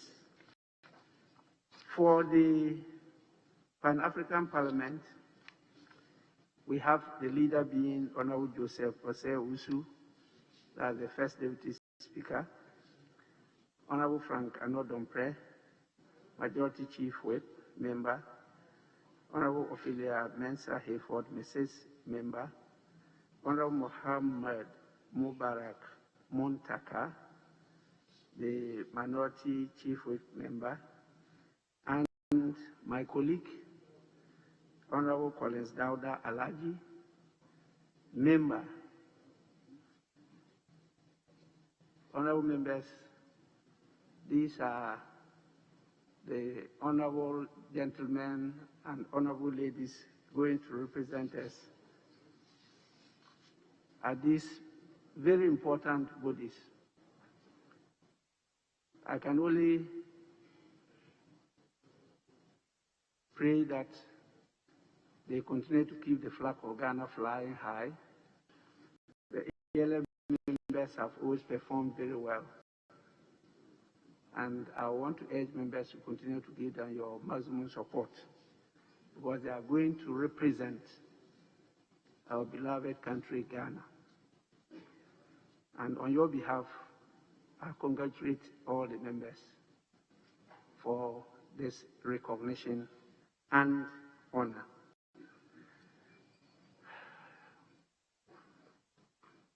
Any guidance from leadership, or I proceed to adjourn the House? Mr. Speaker, just to that lately the reports from these two delegations have not been forthcoming to the House. So even though they go to represent us, because they do not often feed us with reports, we are not too sure of whatever goes on there. So I'll plead with them that when they go to represent us, they should submit reports of the transaction of business there to this House. And wherever it is possible, we are supposed to input into the agenda. I know often they don't give them the agenda ahead of time, but on occasions when they do, they are supposed to also relate to us, to have some input from the House before they travel outside. Unfortunately, I don't remember that ever this has been done. So I plead with them that at least at the committee levels, they can relate to the various committees in the House. They may have something useful to contribute because they are our representatives. So, Mr. Speaker, just to add that, and I believe that we can only wish them well and that they conduct themselves well, knowing that they'll be representing the Parliament in Abuja, where the center is, and in Joburg, where the center of the Pan-African Parliament is. Mr. Speaker, thank you.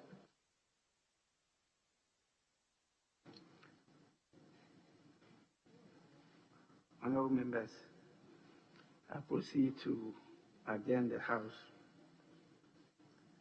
And the House is accordingly adjourned to Wednesday, 17th March 2021 at 10 o'clock in the forenoon. 10 o'clock in the forenoon. The House is adjourned.